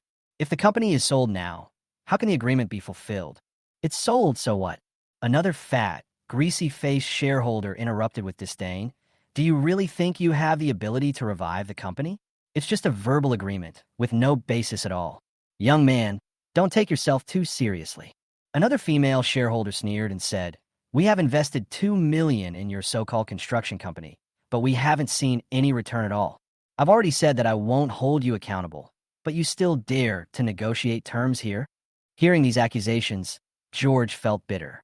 The $2 million was originally intended to be used for the company's development, not as personal income. But now it seems that making excuses is of no avail. He took a deep breath, trying to calm himself down.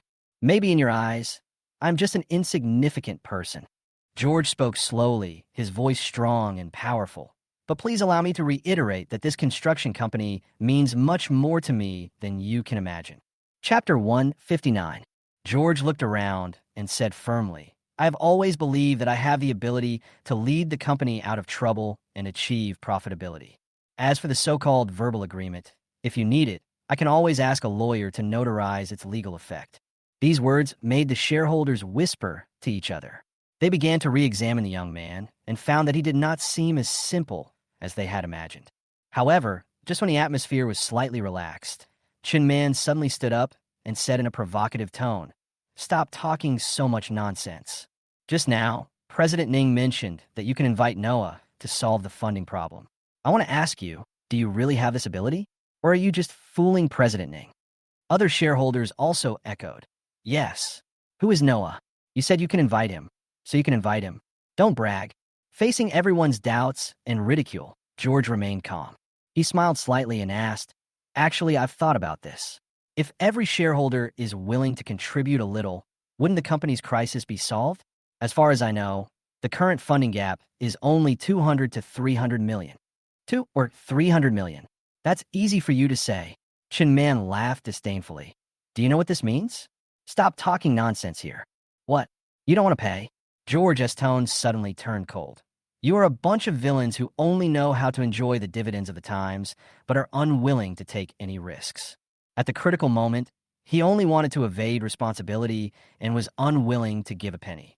How pathetic. These sharp words made many shareholders feel ashamed. Previously, when Ning Wei proposed that everyone invest together, almost all shareholders chose to remain silent. What do you know, kid? A grumpy shareholder stood up and shouted, Wait until you sit in our position before you say this. You are not even at our level. I'm just a vice president of a construction company. George sneered. Then why should I stand here and discuss company affairs with you directors and shareholders? If it weren't for President Ning, I wouldn't bother to get involved in your business. The bet agreement you signed earlier is nothing but a piece of waste paper. Another shareholder couldn't help but interject. Not only did you fail to make the company profitable, you also made the money we invested go down the drain. So I say, selling the construction company is the wisest choice. Yes, sell the construction company. Other shareholders echoed, and their voices became louder and louder, as if to drown out George's reason. Facing the pressure and ridicule from these people, George still did not back down. He knew that at this moment, he had to stand firm. I tell you, this construction company must not be sold, because I have enough confidence to bring it back to life and make it one of the pillars of Qiansheng Group's future. He looked around and saw those angry and dissatisfied faces and continued. Your choice to sell the company now is undoubtedly a foolish act of killing the goose that lays the golden eggs and drinking poison to quench thirst. Doing so will only cause Qiansheng Group to fall into a deeper predicament from which it cannot extricate itself. However, no one was willing to listen to his explanation. The shareholders began to accuse and attack him, and some even tried to physically drive him out of the meeting room. The scene became extremely chaotic at one point, and it seemed that a more serious conflict could break out at any time. At this moment, Ning Wei stood up suddenly and shouted, Enough! Stop it! His voice was like thunder, shocking all shareholders. George firmly and said in a loud voice, George, can you contact Mr. Noah now and invite him over? If he could come forward, I believe the funding problems we are facing now could be easily solved. Moreover, I have absolute trust in you and Mr. Noah's ability. Chapter 160. George smiled slightly. He felt the expectation and pressure in Ning Wei's eyes. but he still remained calm and confident. He nodded and responded calmly. Boss Ning, don't worry. I've already had in-depth communication with Brother Noah before. I believe that as long as I call him now, he will come here as soon as possible. As soon as the words fell, the conference room exploded. The shareholders began to whisper and discuss the matter, some expressing doubts while others directly mocked. Ha ha ha, George, stop bragging. One shareholder sarcastically asked, Who is Noah? How could he come here just because of a phone call from you? Who do you think you are? Another shareholder also echoed, That's right. Do you think Noah will listen to you? A small vice president? What a joke. Chaman took the opportunity to add insult to injury and sneered. George, you're talking nonsense. Do you think you can hire Noah? He is not someone you can get in touch with. It's just a pipe dream. Facing everyone's doubts and ridicule, George remained calm and smiled, as if he had expected all this. He glanced at everyone present, then slowly said, Since everyone doesn't believe me, let's speak with facts. We will start a video conference right now, and I will contact Mr. Noah directly and have him explain it to everyone in person. George walked to the big screen in the conference room and skillfully turned on the video conferencing system. The shareholders looked at each other, obviously surprised by George's action. They all fell silent and stared at the big screen, wanting to see what tricks George could come up with. George dialed Noah's video call, and as the ring rang, the atmosphere in the conference room became extremely tense. The call was quickly connected, and Noah appeared on the big screen. He was in the office of the Lee Group, with an extraordinary style and a strong aura. Seeing this scene, all shareholders were stunned. They never expected that George was actually connected with Noah, and their relationship seemed to be special. Brother Yuan Bao, hello. George greeted Noah with a smile, and because they were in front of so many people, he deliberately called him in a more intimate way. I am currently in the meeting room of Qianxin Group, discussing some matters with the company's shareholders. We have recently encountered some financial problems and need your help. Noah responded enthusiastically. Brother George, just tell me, how can I help you? George succinctly explained the company's current predicament. Brother Yuan Bao, I want to know if you are willing to give us some support and help at this critical moment. Chapter 161. Noah laughed and said, Brother George, this question is a piece of cake for me. Tell me, do you want our Lee Group to inject some funds? Or do you want me to use my connections to help you unlock the funds? Hearing Noah's straightforward response, the shareholders in the conference room were stunned again. They began to re-examine George, and all their previous doubts and ridicules turned into shock and admiration. However, George suddenly changed the subject, smiled slightly, and said calmly, Brother Yuan Bao, thank you very much for your support and help. However, before I decide to accept your help, I would like to take care of some things within the company. Noah nodded and said, No problem, Brother George. Whenever you have dealt with it, please call me. I will be waiting for your news here. After hanging up the phone, George turned to face the shareholders in the conference room. At this moment, their eyes were full of admiration and gratitude, and they were obviously impressed by George's abilities and means. George's hands tightly. George, you are really the savior of our Qianxin Group, Ningwei said with emotion. Ningqing also quickly agreed. Yes, George. Thanks to you, we really didn't make a mistake. However, Chen Man still had a gloomy face and was obviously unwilling to be outdone by George. He snorted coldly and said sarcastically, George, don't be happy too soon. Even though you hired Noah, it doesn't mean you can solve all the company's problems. We are waiting to see your performance. Facing Chun Man's provocation, George remained calm without any hesitation. He turned to the console and reopened the video call with Noah. This move immediately attracted the attention of all shareholders in the conference room. Everyone was whispering and guessing what George would do next. George from the side, a hint of appreciation flashed in his eyes, and then he said to him with a smile, George, remember to choose the second option later, and try to let Noah help unblock the funds instead of injecting capital directly. After all, if our Qianxin Group had shares in the Lee Group, it would be a big trouble. George smiled slightly and did not respond directly to Ningwei's words. Instead, he turned around and called Noah on video. The call was quickly connected, and Noah appeared on the big screen again. He looked a little confused. Brother George, why are you contacting me so soon? Do you have any new decisions? George looked straight at Noah and said firmly, Brother Yuan Bao, thank you very much for your help and support. But I want to tell you that I don't need your help right now. As soon as the words fell, there was an uproar in the conference room. Chin Man even showed a smug smile, as if he had foreseen George's failure. Other shareholders also began to whisper to each other, wondering what George was up to. Noah also seemed a little surprised. Oh, why is that? Do you have any other solutions? George nodded and replied calmly. Yes, Brother Yuan Bao. I believe our company has the ability to resolve the current predicament on its own. Moreover, I believe that the future development of Qianxin Group will be even better. Chapter 162. Noah laughed and said, Great. Brother George, you have the confidence and determination. I believe you can succeed. If you need anything in the future, feel free to contact me. After hanging up the phone, the atmosphere in the conference room changed abruptly and all shareholders were stunned. No, why don't we need help? The shareholders exchanged glances, clearly shocked by George's decision. A shareholder stood up angrily, pointed at George and asked, George, what do you mean by this? We finally got Noah's support. How can you reject it so easily? George did not respond immediately, but turned to Chin Man, who had remained silent, and said calmly, Mr. Chun, weren't you very good at talking just now? In that case, I'll quit, and you can do it.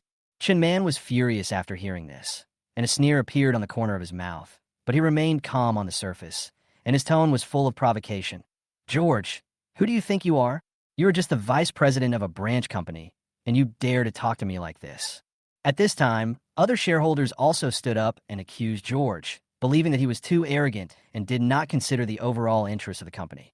The brothers Ning Wei and Ning Chung frowned and looked at George with complicated expressions, obviously hoping that he could give a reasonable explanation. Facing the accusations and doubts of shareholders, George still did not back down. He took a deep breath and said slowly, I know my decision may surprise everyone now, but I have my reasons. If someone disrespects me, then there is no point in me continuing to help unless they apologize to me. As soon as these words were spoken, the conference room exploded. Chin Man was furious. He stood up, pointed at George's nose and cursed. You are just a small vice president. Why are you so arrogant? You haven't even gotten anything done yet, and you still dare to make such an unreasonable request. Ning Wei felt complicated as he watched the situation become increasingly tense. He knew George's abilities and value, but he also didn't want the company to get into greater trouble due to internal conflicts. He took a deep breath and tried to ease the atmosphere.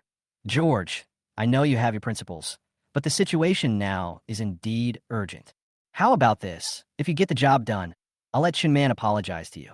Although Chin Man was reluctant, he knew that his behavior had indeed angered George and that he was responsible, so he didn't say anything more. George smiled slightly and turned to look at Chin Man. Do you agree?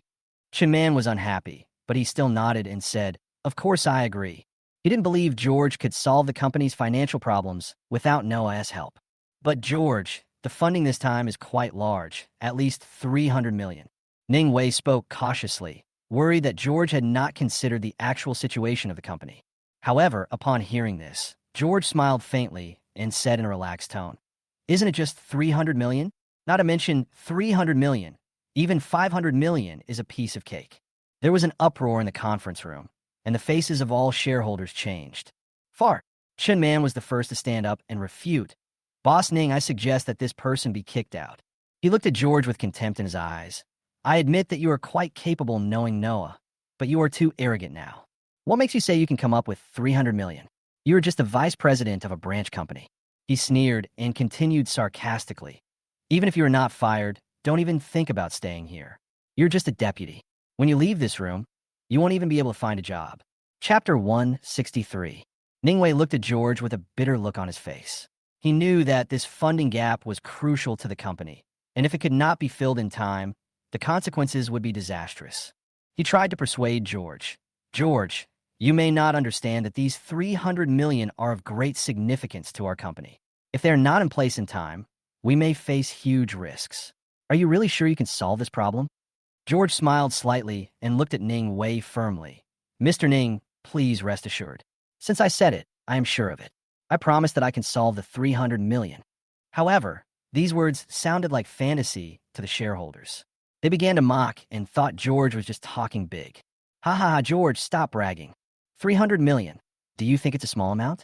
How can you, a vice president of a branch company, come up with that? A shareholder laughed. That's right. Who do you think you are? Li Ka-shing? Stop bragging here, another shareholder echoed.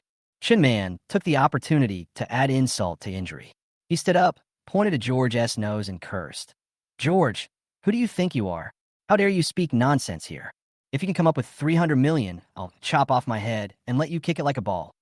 Facing the ridicule and doubts of the crowd, George remained calm and confident. He smiled and responded calmly. Mr. Chun, don't be so confident.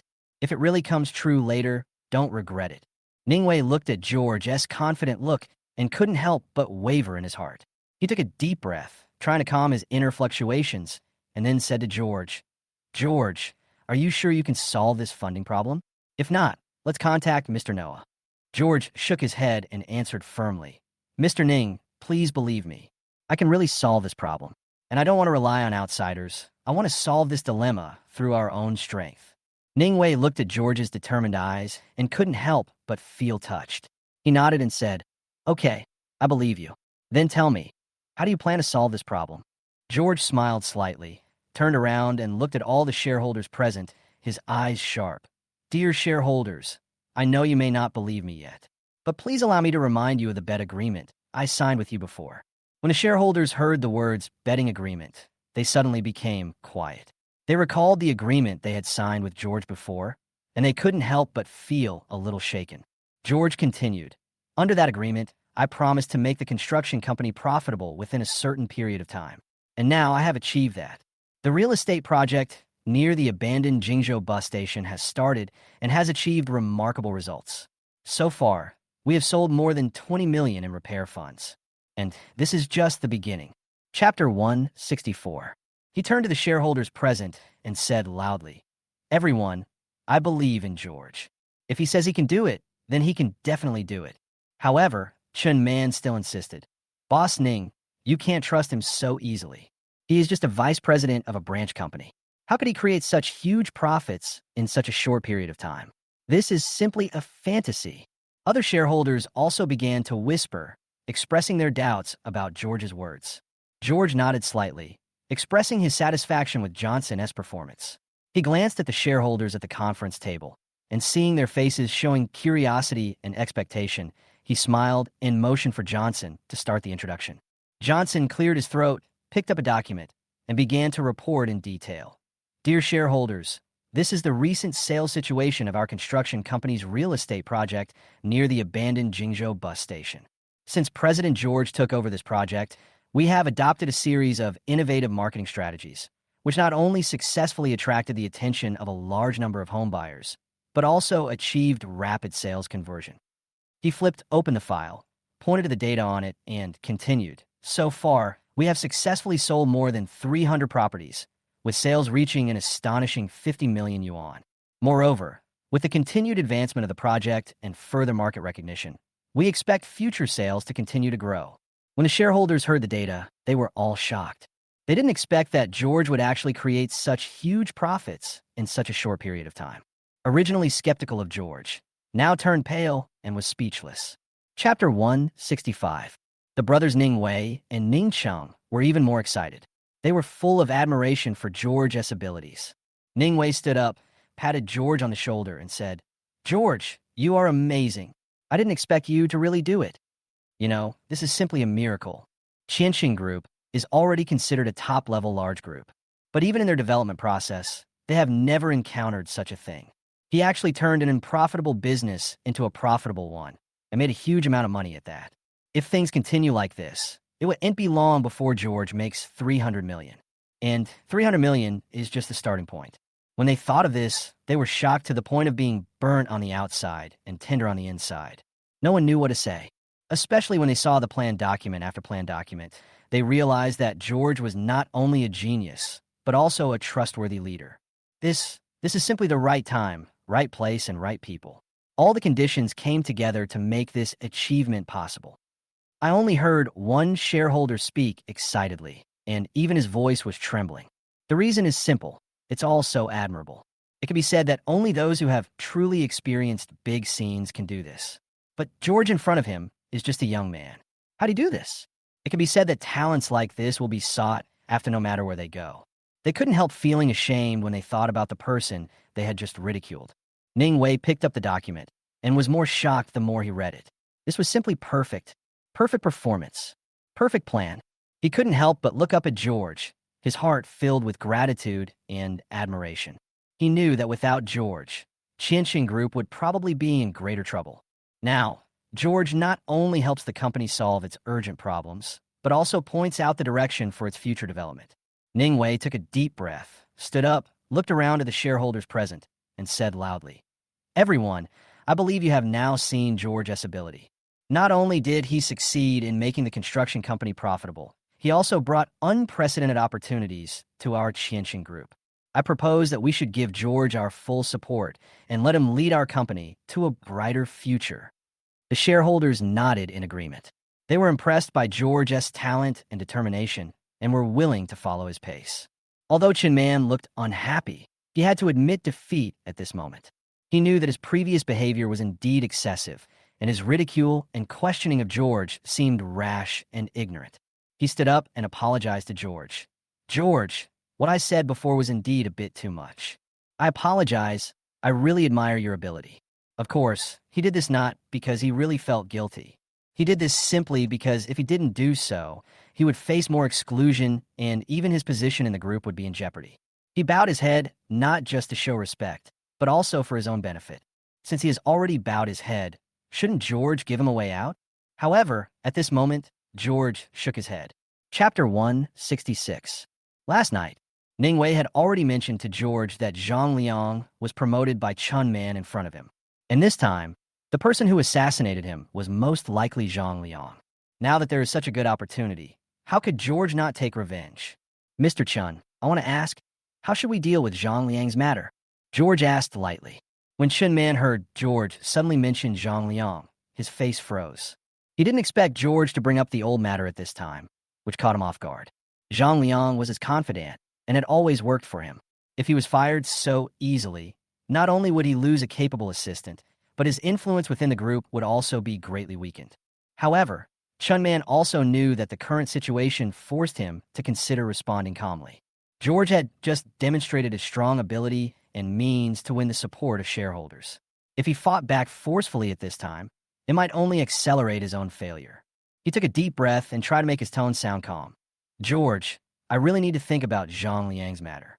However, our top priority now is to solve the company's funding problem. I think we should solve this problem first before talking about other things." George smiled slightly, watching Chun Man's performance, but his heart was unmoved. "Mr. Chun, I think you may have misunderstood what I meant. I'm not bargaining with you. I'm giving you a choice. Either you agree to fire Zhang Liang, or I will no longer be involved in solving the company's financial problems." After these words were spoken, the conference room fell silent again. The shareholders did not expect George to be so tough, and they began to re-examine the young man's strength and determination. Chun Man's expression became even uglier. He didn't expect George to be so aggressive. Although he was angry in his heart, he knew that he couldn't lose his temper at this moment. He glanced at the brothers Ning Wei and Ning Cheng and found that they were staring at him intently, obviously waiting for his answer. Chun Man took a deep breath and tried to make his tone sound firm. "Okay, I agree to fire Zhang Liang. However, I hope you can keep your promise and solve the company's financial problems as soon as possible." George nodded and said with a smile, "Don't worry, Mr. Chun. Since I said I could do it, I will definitely do it." Although Chun Man was unwilling, he had no choice but to accept this result. George with approval, and he couldn't help feeling a little disappointed. Ningwei stood up and patted George on the shoulder. "George, I believe you can do it. It's up to you from now on." George smiled slightly and nodded. "Don't worry, President Ning, I will do my best." After the meeting, the shareholders dispersed. Chun Man was left alone in the conference room, his heart filled with anger and resentment. He didn't expect that he would fail in front of this young man, which made him feel unacceptable. However, he also knew that this was not the time to have an outburst. He must calm down and think carefully about his next strategy. He understood that George had already won the support of shareholders. If he wanted to turn the tables, he had to find his weak spot and deal him a fatal blow. At the same time, George was thinking about his next plan. After leaving the company gate, I prepared to return to the construction company branch. Johnson acted as George's driver. In the car, Johnson admired George very much. "President George, you were really too strong just now. I didn't expect you to be so strong." Chapter 167. Seeing those old bastards get beaten up like that, I felt like you were a god descended to earth." Johnson praised George with great enthusiasm, his face filled with admiration that he could not conceal. "President George, you know what? Although I have heard about your deeds before, it was only after seeing it with my own eyes today that I was truly impressed by your ability and courage. Faced with the doubts and ridicules of those shareholders, you not only did not back down, but responded with a more resolute attitude. This kind of courage and confidence is not something that ordinary people can have." George smiled and shook his head gently. "The company is facing difficulties now. As the vice president of the construction company, I have a responsibility and obligation to step up and solve the problem." Johnson nodded repeatedly and continued, "President George, you are not only capable, but also responsible. Talents like you are truly a blessing to our company. I believe that under your leadership, the construction company will be able to get out of the predicament and achieve greater development." George smiled faintly and didn't respond much. He knew that although Johnson's words were a bit exaggerated, they also reflected the recognition and support for him within the company. This support is very important to him and is the driving force that enables him to move forward. Johnson didn't care when George didn't respond and continued to praise him. "President George, you know what? Your performance in the meeting just now was just like a hero in a martial arts novel. In the face of a strong enemy, we showed no fear, met challenges head-on, and ultimately overcame all difficulties. This kind of courage and bravery is truly admirable." George was amused by Johnson's words. He turned to look at Johnson and said with a smile, "Okay, stop praising me. When you go back later, remember to tell Zhang Liang to get out. I hope he can be tougher in your attitude. By the way, here is my letter of appointment and his notice of dismissal. It takes effect immediately." Hearing this, Sue Johnson nodded repeatedly. He is now the Human Resources Director in a construction company, and Zhang Liang is the president of the construction company.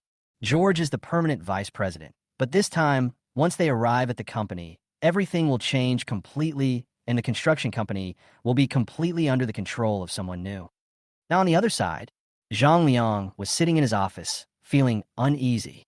He felt a sense of uneasiness lingering in his heart. To assassinate George failed, and he couldn't contact Chen Man. All this made him feel unprecedented anxiety. What happened? Why does everything feel wrong? He paced back and forth in the office, feeling increasingly depressed. The few remaining confidants beside him looked at his anxious expression and couldn't help but ask, "Are you too nervous? Even if you didn't get rid of that kid, George, you wouldn't put the blame on us, right?" "Yeah, we didn't do anything wrong anyway. But I always feel something is wrong." Zhang Liang stopped and frowned, feeling increasingly uneasy. "Also, we can't get through to Mr. Chun on the phone. We were able to get through before, but why can't we get through now? Are we going to be fired?" When this thought came to his mind, Zhang Liang's mood completely collapsed. He began to pace back and forth in the office, and the more he thought about it, the more he felt that the situation was not good. Chapter 168. George has been developing very well in the company recently and has completed several major projects. We may really be eliminated. No, we can't just sit there and wait for death. Zhang Liang suddenly stopped. A look of determination flashed in his eyes. "I have to go find Mr. Chun and find out what's going on." Zhang Liang grabbed the car keys on the table and hurriedly left the office. He was very nervous, not knowing what fate awaited him. On the other side, George and Johnson returned to the construction company branch. Following George's instructions, Johnson immediately posted Zhang Liang's dismissal notice on the bulletin board and personally went to Zhang Liang's office to convey the decision. Zhang Liang was anxiously waiting in Chun Man's office when he suddenly heard a knock on the door. His heart tightened, but he still forced himself to remain calm and open the door. When he saw it was Johnson, he couldn't help but feel relieved. "Boss Sue, what do you want to talk to me about?" Johnson glanced at Zhang Liang coldly and handed him the dismissal notice. "Zhang Liang, this is your dismissal notice. Please leave the company immediately." Zhang Liang took the notice, and his face turned pale instantly. What's going on? Why are you suddenly firing me?" Johnson did not answer his question, but said coldly, "This is President George's decision. If you have any questions, you can go to him. But now, please leave the company immediately." Zhang Liang was stunned, his heart filled with anger and resentment. He knew that the reason for his dismissal must be related to the assassination of George, but he did not expect George to be so cruel and actually dismiss him. He stormed out of the office angrily and headed straight for George's office. At this time, George was sitting in the office processing some documents. He was not surprised to see Zhang Liang rushing in aggressively. "Zhang Liang, do you have anything else to say?" George raised his head and asked lightly. George nose angrily and said, "George, you are such a despicable person. You fired me just to get revenge on me. Do you think you can be fair to the company? Do you think you can be fair to the shareholders who trust you?" George sneered. "Zhang Liang, do you think I don't know what you did? For your own personal interests, you actually sent someone to assassinate me. How can I tolerate such despicable behavior?" Zhang Liang was choked by George's words and was speechless. He knew that he had been completely exposed, but he was still unwilling to be fired like this, and he tried to make a final struggle. "George, you will regret doing this. I will make you pay the price." George looked at Zhang Liang coldly. "I'm waiting for your revenge. But before that, please leave the company immediately. Otherwise, I'll have security kick you out. And if you don't get out, it's very likely that you won't just be a company anymore. You'll end up in jail."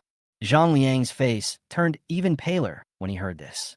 He knew that George was not just talking nonsense, and if his attempt to assassinate George was exposed, the consequences would be disastrous. Under the watchful eyes of the public, he could no longer stay in the company and could only turn around and leave indignantly. The moment he walked out of the office, Zhang Liang was filled with endless resentment and resentment. He vowed to find a chance to retaliate against George and make him pay the price. However, he was also aware of his current situation, and he had to find a place to hide and make plans after the storm had passed. George looked at Zhang Liang's departing back without much emotion in his heart. He knew that Zhang Liang would not give up easily, but he was also prepared to face all challenges. He continued to sit back at his desk and picked up the documents with ease, mentally prepared to deal with any future disturbances. Chapter 169. The next day, George returned to work at Reed Group. Today's construction company is thriving, and the operation of the business hardly requires his intervention. He only needs to report the progress of the work regularly and handle emails simply. Just now, Johnson sent another email reporting new profits, another 10 million. Home buyers came in an endless stream, and everyone was very interested in this project. Qianxin Group is well known, and the credibility of this large local group in Jingzhou City makes more people willing to invest. The surrounding key schools and support from government policies have made many people target this community. Some savvy investors even bought several houses at once. These people have a unique vision and have already begun to consider reselling these properties to make huge profits. Although the real estate market is not overly strictly regulated now, most people still lack the courage like them. George welcomes such adventurous investors. After all, they can invest millions and help the company sell the pre-sale properties quickly and recover funds quickly. At this time, bang, bang, bang. There was a knock on the door. "Enter." George looked up and saw Zhang Yang standing outside the door. He immediately stood up with a smile on his face. "Mr. Zhang, why are you knocking on the door when you get here? Just walk in."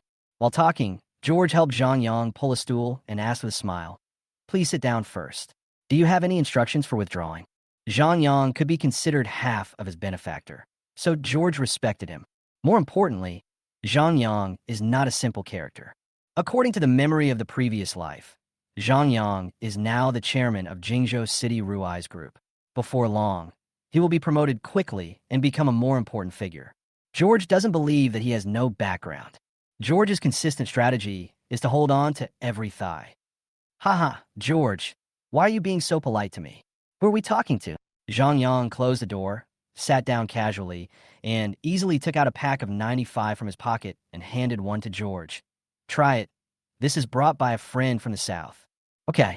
George didn't refuse and lit the cigarette.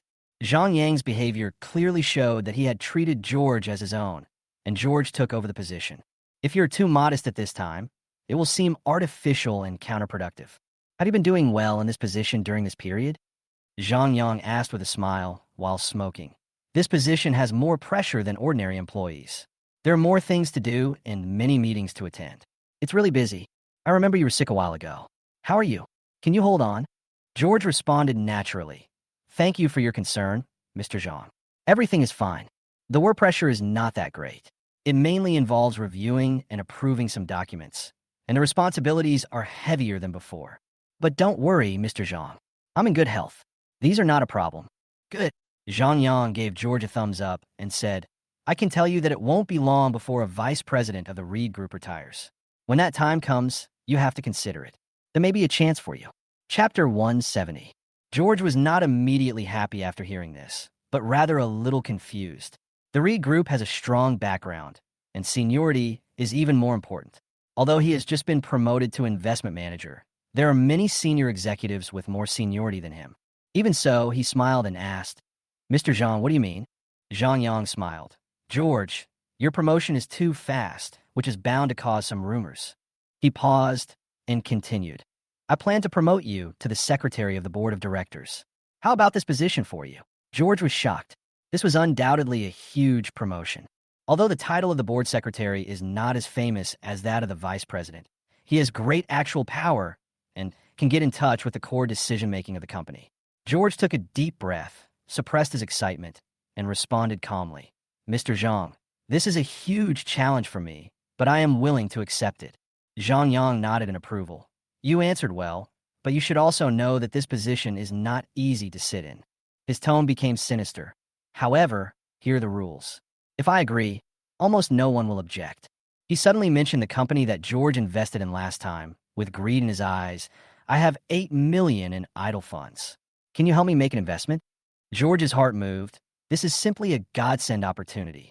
He didn't expect the opportunity to come to him so smoothly. He smiled slightly. Mr. Zhang, to be honest, there's a property near Jingzhou No. 6 Middle School that is selling pre-sale properties. If you invest $8 million, you should be able to buy 8 large apartments or 10 small apartments. Zhang Yang's eyes flickered with desire. What you said makes sense. I can definitely do it. Chapter 171. Zhang Yang's eyes lit up. Near Jingzhou No. 6 Middle School, he knew a little about the real estate market in the area and knew that house prices there were rising steadily. George nodded. Yes, this property is in a very good location, close to key schools, with convenient transportation and great potential for appreciation in the future. The price of pre-sale housing is not high now, but it will definitely rise sharply once the property is completed. Zhang Yang was moved, and after a moment of silence, he said, I need to learn about the property. Investment is no small matter. No problem. George agreed with a smile. I will help you collect detailed information. If you need, I can also take you to a field trip. Great, Zhang Yang said gratefully. You've been a great help. Help me collect the information first, and we'll go to the scene when I'm free. Okay, Mr. Zhang. George responded. In the next few days, George acted quickly to collect detailed information about the property and went to the site in person to take photos and videos. After studying the information, Zhang Yang decided to take some time out to go on a field trip with George. A few days later, the two arrived at the construction site and saw a scene of bustling work with high-rise buildings springing up like bamboo shoots after a spring rain. The progress is good and the scale is not small. Zhang Yang nodded with satisfaction. His eyes swept across the tall buildings. The developer seems to be very powerful. Yes, this developer is a well-known company in the industry.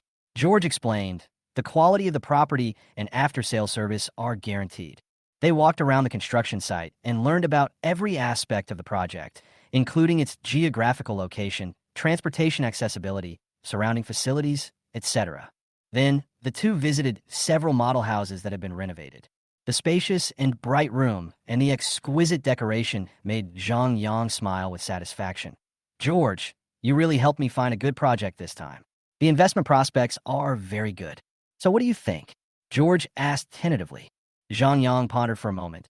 I'll invest $5 million to test the waters first, and then consider increasing the investment if the returns are good. Although $5 million was not as much as the $8 million originally expected, it was a major recognition for George. He was excited and said gratefully, Thank you, Mr. Zhang, for your support.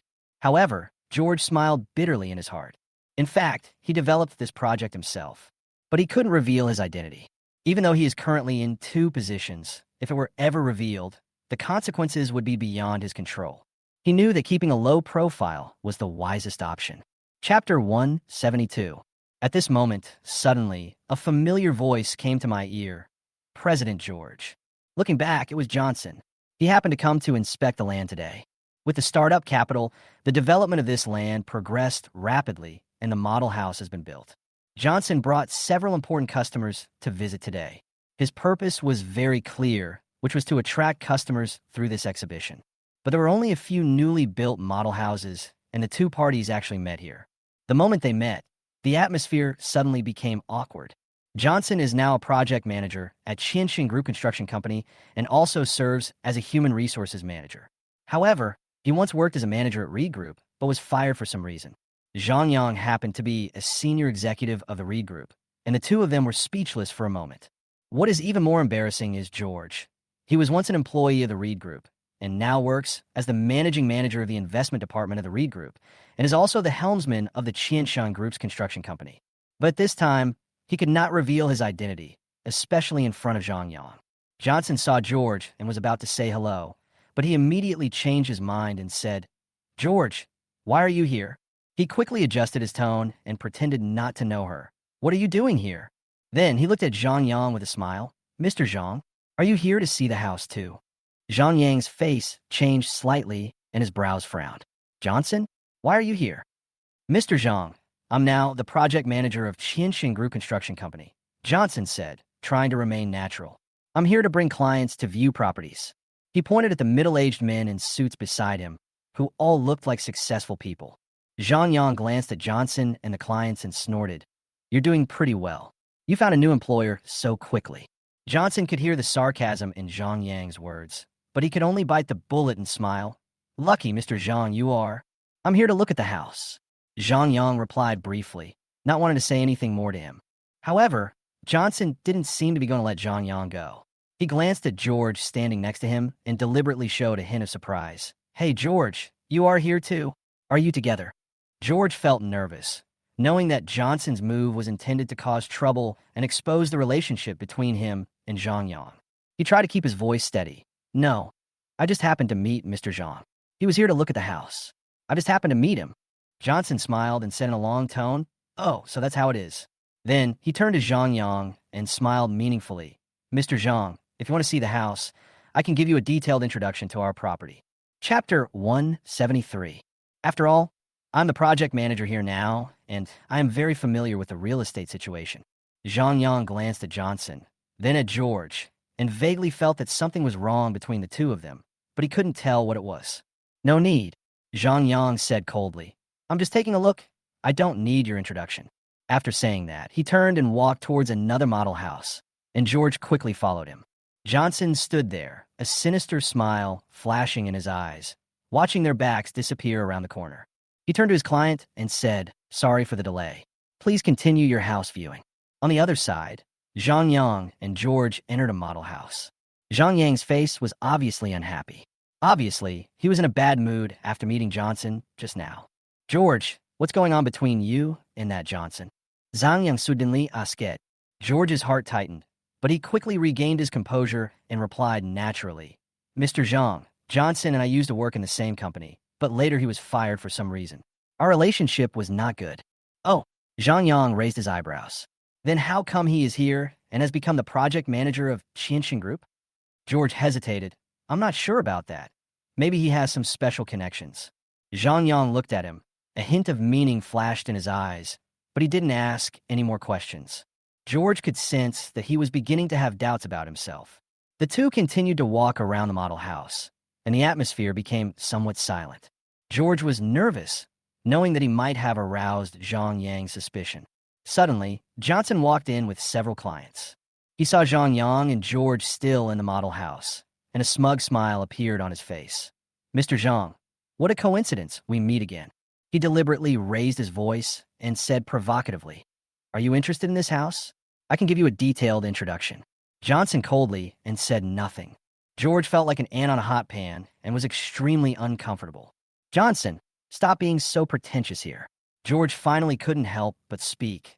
"Mr. Zhang is here to see the house, not to listen to your nonsense." Johnson was retorted. A trace of anger appeared on his face, but he soon laughed. "George, why do you say that? I just want to help Mr. Zhang understand the situation of the house." "No need," Zhang Yang interrupted coldly. "Johnson, I appreciate your kindness, but I want to see the house myself now. I don't need your introduction." Johnson's face froze, but he still didn't give up. "Mr. Zhang, You may not know that the layout and lighting of this house are very good. I said I don't need it. Zhang Yang's voice was raised a few degrees, with a hint of warning in his eyes. If you don't leave, I'll call security. Johnson felt embarrassed when he saw this, and finally had no choice but to take the client away. Chapter 174. George was in an extremely heavy mood as the project was about to succeed, but it almost failed. But he didn't care. After all, although Zhang Yang's money was not small, it was not crucial to his overall plan. I don't know how such a person with such bad conduct managed to get into Qianxin Group. It's disgusting, Zhang Yang said to George as they walked. At the beginning, it was Zhang Yang who personally fired Johnson because of Johnson's conduct. Mr. Zhang, calm down. I still want to tell you that this is the only most suitable investment opportunity. Buying a house here will at least double your investment, which takes about a year. George was quite conservative when he said this. According to the original plan, when the school is completed and starts recruiting students, the housing prices here will double. Zhang Yang paused, took a deep breath, and calmed down before saying, I know, George, the project you recommended is indeed very attractive, but I'll have to think about it again. No problem, Mr. Zhang. You can take your time to think about it. George smiled. I believe you will make a wise decision. The two men walked out of the model house, and Johnson was nowhere to be seen. Zhang Yang looked at the busy construction site around him and said with emotion, the scale and progress of this property are quite good, which shows the strength of the developer. Yes, Mr. Zhang, this developer has an excellent reputation in the industry. George took the opportunity to emphasize the advantages of the property again. Moreover, the location here is excellent and the future prospects are broad. Zhang Yang nodded, frowning. George didn't disturb him, but just stayed by his side silently, giving him enough time to think. After a while, Zhang Yang suddenly said, George, how big do you think the investment risk of this property is? Any investment has risks, Mr. Zhang. George answered seriously, but from all aspects, the investment risk of this property is relatively low. Of course, the final decision depends on your risk tolerance and investment goals. Zhang Yang was silent, obviously thinking about something. George could sense his caution about the investment. After all, the amount was not small, and Zhang Yang needed to consider it carefully. Okay, I decided to believe you. Zhang Yang finally said. Thank you very much for your trust, Mr. Zhang. George was delighted, but remained calm. I promise that this investment will bring satisfactory returns. Zhang Yang nodded and looked at George with a hint of admiration in his eyes. George, I have always admired your vision and ability. This time, I will leave it to you to operate. I hope you won't let me down. Absolutely not, Mr. Zhang. George responded firmly. I will do my best to ensure that you maximize your return on investment. The two further discussed the investment details and subsequent operation plans, and Zhang Yang expressed high appreciation for George's professionalism and meticulousness. After confirming their investment intention, they left the property together. Chapter 175. In a dim little room, Zhang Liang stared ahead with gritted teeth, unable to hide his anger. Why are you firing me? He said indignantly, his voice full of anger. He was originally the general manager of Qianxin Group Construction Company, but now he has become George's rival. To assassinate George failed, which made him feel humiliated. Moreover, the original insider ignored him completely, and all his efforts seemed to be in vain. Brother-in-law, George deserves to die. He fired more than a dozen of us. We worked our way up to the company step by step, and we can make a living with the salary of tens of thousands of yuan. But what should I do now? The people around Zhang Liang shouted angrily. Yes, damn that George. How could such a rubbish company be so successful under his control? Everyone else seemed a little helpless. Why don't we send another killer to get rid of him, so that we can solve the problem completely? Someone suggested. Stop talking nonsense, Zhang Liang shouted angrily, his voice echoing throughout the room. We didn't succeed before, and it's even more impossible to succeed now. He knew that although he was targeted by George, he was not a fool. This dismissal is only a financial loss, but if he attempts assassination again, the consequence may be imprisonment. More importantly, he had a trauma in his heart from the failure of the last assassination attempt, especially George's domineering aura, which made him feel hesitant to act rashly. George is no longer the kind of person who can be easily provoked. Zhang Liang thought to himself. But are we fired just like that? Brother-in-law, can you bear to see your position taken by him? We are all unwilling to accept this. The people around stood up one after another. Their anger was evident in their words, and the more they thought about it, the angrier they got. "Shut up, you bunch of trash," Zhang Liang shouted angrily. "You are all useless." He took a deep breath and calmed down. "I will try to find a solution first. You guys quickly find out why George was able to get the school district housing qualification. Why has he achieved such great results? It's a small problem. I'll take care of it right away." The brother-in-law next to him quickly agreed and turned around to get things done. At the same time, another person came over and asked in a low voice, "So what's our next step?" Originally, relying on Zhang Liang, they were doing very well in the company, but now everything has changed. Because their income was relatively high in the past, everyone bought a lot of assets in Jingzhou City. Zhang Liang also vowed to them that as long as he was still there, everyone's income would be guaranteed. But now, everything is at stake. Chapter 176. Zhang Liang stared at the group of people in front of him, his heart burning with anger. They bought a house and a car in installments, but now they have lost their jobs and their salaries have stopped. The mortgage and car loans have become a heavy burden, making them breathless. He glanced at the group of people coldly, his eyes full of disappointment. He once valued their abilities and loyalty, but now it seems that they are nothing more than parasites that depend on him. "Are you anxious now? What were you doing before?" Zhang Liang said in a cold voice. "I tell you, there is no free lunch in this world. I was so nice to you before that you forgot that in this world, hard work is the only way to gain a foothold." He looked around and saw that those relatives who had once been self-righteous were now all looking frightened, and he couldn't help feeling a little happy. This was the effect he wanted, to make them realize that without his protection, they were nothing.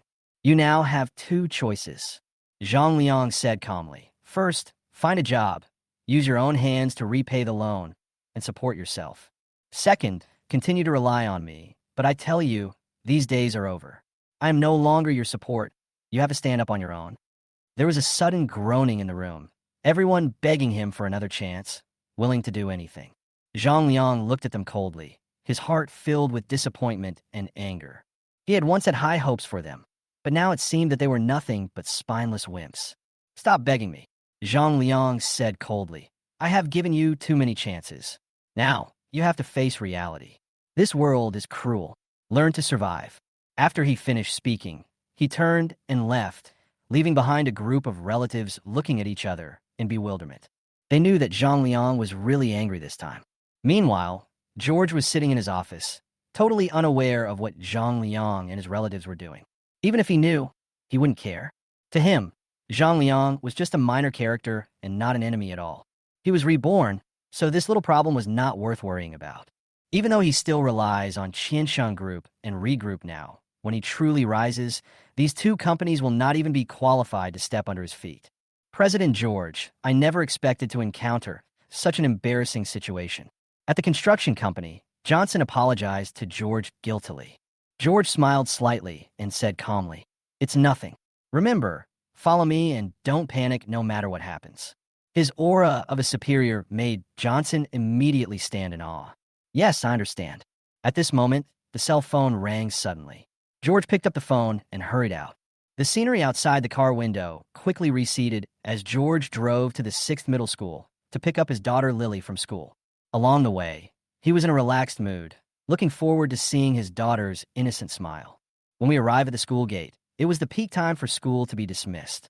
Parents were bustling around, and children's laughter was heard everywhere.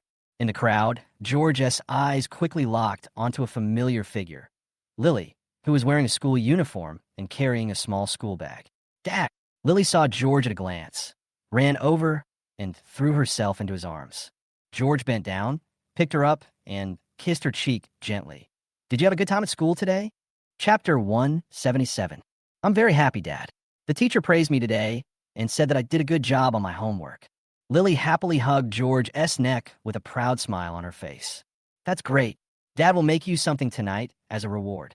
George rubbed his daughter's head lovingly, and the two walked towards the car, talking and laughing. At this time, a familiar figure came from the corner of the street. It was George's ex-mother-in-law, Grace. She was carrying a basket of vegetables and looked up to see George, Lily, and a brand new Range Rover. Grace's eyes, and then a sarcastic smile appeared at the corner of her mouth. "Hey, isn't this George? When did you change your car? This Range Rover is not cheap." She deliberately raised her voice so that everyone around her could hear. George didn't want to pay attention to her, but seeing his daughter was there, he didn't want her to get hurt. Grace coldly, "Old woman, please show some respect when you speak." Grace didn't expect George to talk back, and she was furious. "You coward. Do you really think you have become a phoenix? This car must be issued by the company. Don't think I don't know your background." George frowned slightly and took a deep breath. "Call your daughter and ask her if this car is mine." Grace was irritated by George's words. She took out her cell phone and called Sophia. "Sophia, come quickly. Your ex-husband is pretending to be a rich man here. He drove a Range Rover to pick up our daughter from school." On the other end of the phone, Sophia's face changed. She knew that George was now doing very well. Not only was he doing very well in the Reed Group, but he was also involved in real estate projects. She was worried that her mother would get into trouble, so she quickly advised, "Mom, don't mess with him. He is not someone we can afford to mess with right now." Grace was so angry that she hung up the phone, her face livid. She looked at the backs of George and Lily, her heart filled with resentment and anger. She couldn't accept that this bully who she once looked down upon was doing so well now. She stamped her feet hard, then left dejectedly with her basket of vegetables. George got into the car, started the Range Rover, and the car stereo started playing cheerfully. He looked at his delighted daughter in the passenger seat and felt a warm feeling in his heart. No matter how the outside world changes, being with my daughter is the greatest happiness. "Dad, let's go home," Lily said excitedly. "Okay, let's go home." George responded with a smile, stepped on the accelerator, and the Range Rover drove smoothly away from the school gate. When I got home, Lynn's mother was already waiting at the door. Seeing them coming back, a big smile appeared on his face. She walked up quickly, took Lily's school bag, and said softly, "Lily, go to your room and do your homework. Daddy will make you something delicious." Lily nodded obediently and skipped back to her room. George took off his coat, rolled up his sleeves, and prepared to cook. Seeing this, Lynn's mother hurriedly followed him in. "George, why are you cooking by yourself today? Let me help you." George smiled and shook his head. "Mom, you don't need to help me. I can do it myself. You sit outside for a while, and you can eat later." Chapter 178. At dinner time, delicious dishes were placed on the table. Lily couldn't wait to pick up the chopsticks. After taking a bite, her eyes lit up and she said happily, "Dad, your cooking is so delicious." George smiled and touched her head, his eyes full of doting. "As long as you like it, Daddy is happy." Mother Lynn looked at all this and felt very relieved. She picked up a piece of food with chopsticks, chewed it slowly, and after tasting it, she exclaimed with admiration, "George, your cooking skills are getting better and better." Chapter 179. The family sat around the dining table, laughing and talking happily. Lily asked mischievously, "Dad, why don't you be a chef?" George smiled and replied, "Because Dad prefers to be your superhero." This sentence made Lily laugh so hard that she fell backwards, and Lynn's mother also showed a loving smile. After dinner, George and Lynn's mother sat on the sofa and chatted, while Lily went to do her homework obediently. George asked about the situation in his hometown with concern. "Mom, does the house in your hometown need any repairs? How are the crops in the fields?" Mother Lynn smiled warmly and replied, "The house is okay, but the roof is leaking a little and needs to be repaired. The crops in the fields are growing well, and we should be able to have a good harvest this year." The two chatted about a lot of things, from the local customs and customs of their hometown to the interesting things in their childhood, and then to George's mischief when he was a child. Everything made them laugh, especially when Lynn's mother mentioned that George fell down from a tree when he was a child. The two of them laughed so hard that they fell over. "You were such a naughty kid back then," Lynn's mother said with a smile. "You always made me worry to death." "Yes, Mom, I was too ignorant at that time. Now that I think about it, I really made you worry a lot," George said with some emotion. As the two were chatting and laughing, Lily, who had just finished her homework, ran out of the room and asked excitedly, "Dad, have you really climbed a tree? Is it high?" George smiled and held his daughter on his lap. "Yes, Dad was very naughty when he was a child. But don't learn from me. Climbing trees is dangerous." "I know, Dad. I will be good and obedient." Lily nodded seriously, her eyes full of trust in her father. George looked at his daughter's innocent eyes, and a warm feeling surged in his heart. He gently rubbed his daughter's hair and said with a smile, "Lily, Dad did a lot of naughty things when he was a child, such as climbing trees. But now Dad knows that safety is the most important thing. Don't take risks like Dad in the future." Lily nodded solemnly. "Well, Dad. I will remember. Safety first. At this time, Lynn's mother interrupted and said, George, when you were a child, I was really worried. I remember one time you climbed a tree to pick peaches and fell from the tree. I was so scared. George smiled awkwardly. Mom, I was really naughty back then, but now I am a responsible father and son. Mother Lynn nodded with satisfaction. Yes, you are much more mature now. I am really happy to see you and Lily so close. Suddenly, Lily said excitedly, Dad, are you going back to your hometown with Grandma tomorrow? I want to go back and see her too. George looked at his daughter's expectant eyes, and his heart moved. He smiled and said, Okay, let's go back to our hometown together. But you have to promise, Dad, that you will be obedient when you get back to your hometown and don't run around. Great. I'll be obedient, Dad. Lily jumped for joy. The next morning, George drove his mother and daughter back to his hometown. Along the way, Lily was very excited and kept asking questions about her hometown. George patiently answered every question from his daughter and chatted with her mother. The atmosphere inside the car is warm and harmonious. The sun shines through the windows and illuminates everyone's smiling faces. Chapter 180.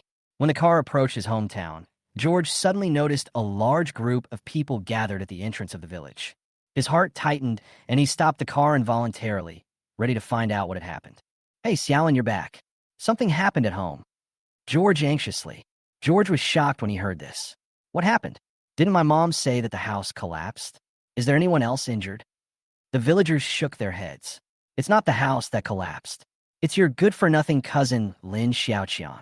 He brought a bunch of people to your house yesterday to make trouble and smashed all your things. What? George was furious. Why would he do that? It's because you are rich now, so he is jealous of you. The villager sighed. He always thought he was better than you, but you came to the city and now you live a much better life than him. He felt unbalanced and brought people here to cause trouble. George sneered. Lin Xiaoqiang, you are really looking for death.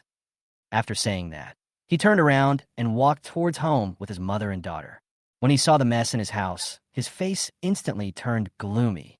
The furniture, electrical appliances, and other items in the house were smashed to pieces, and there were even several large footprints left on the wall. Who did this? George roared. George with disdain. Haha, you're finally here. Your house is broken down anyway.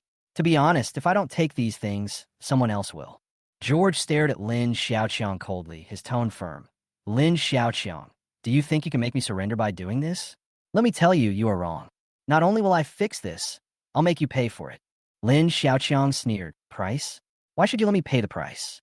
Do you think you're so great just because you have a few bucks? I tell you, Lin Xiaoqiang, am not someone you can mess with.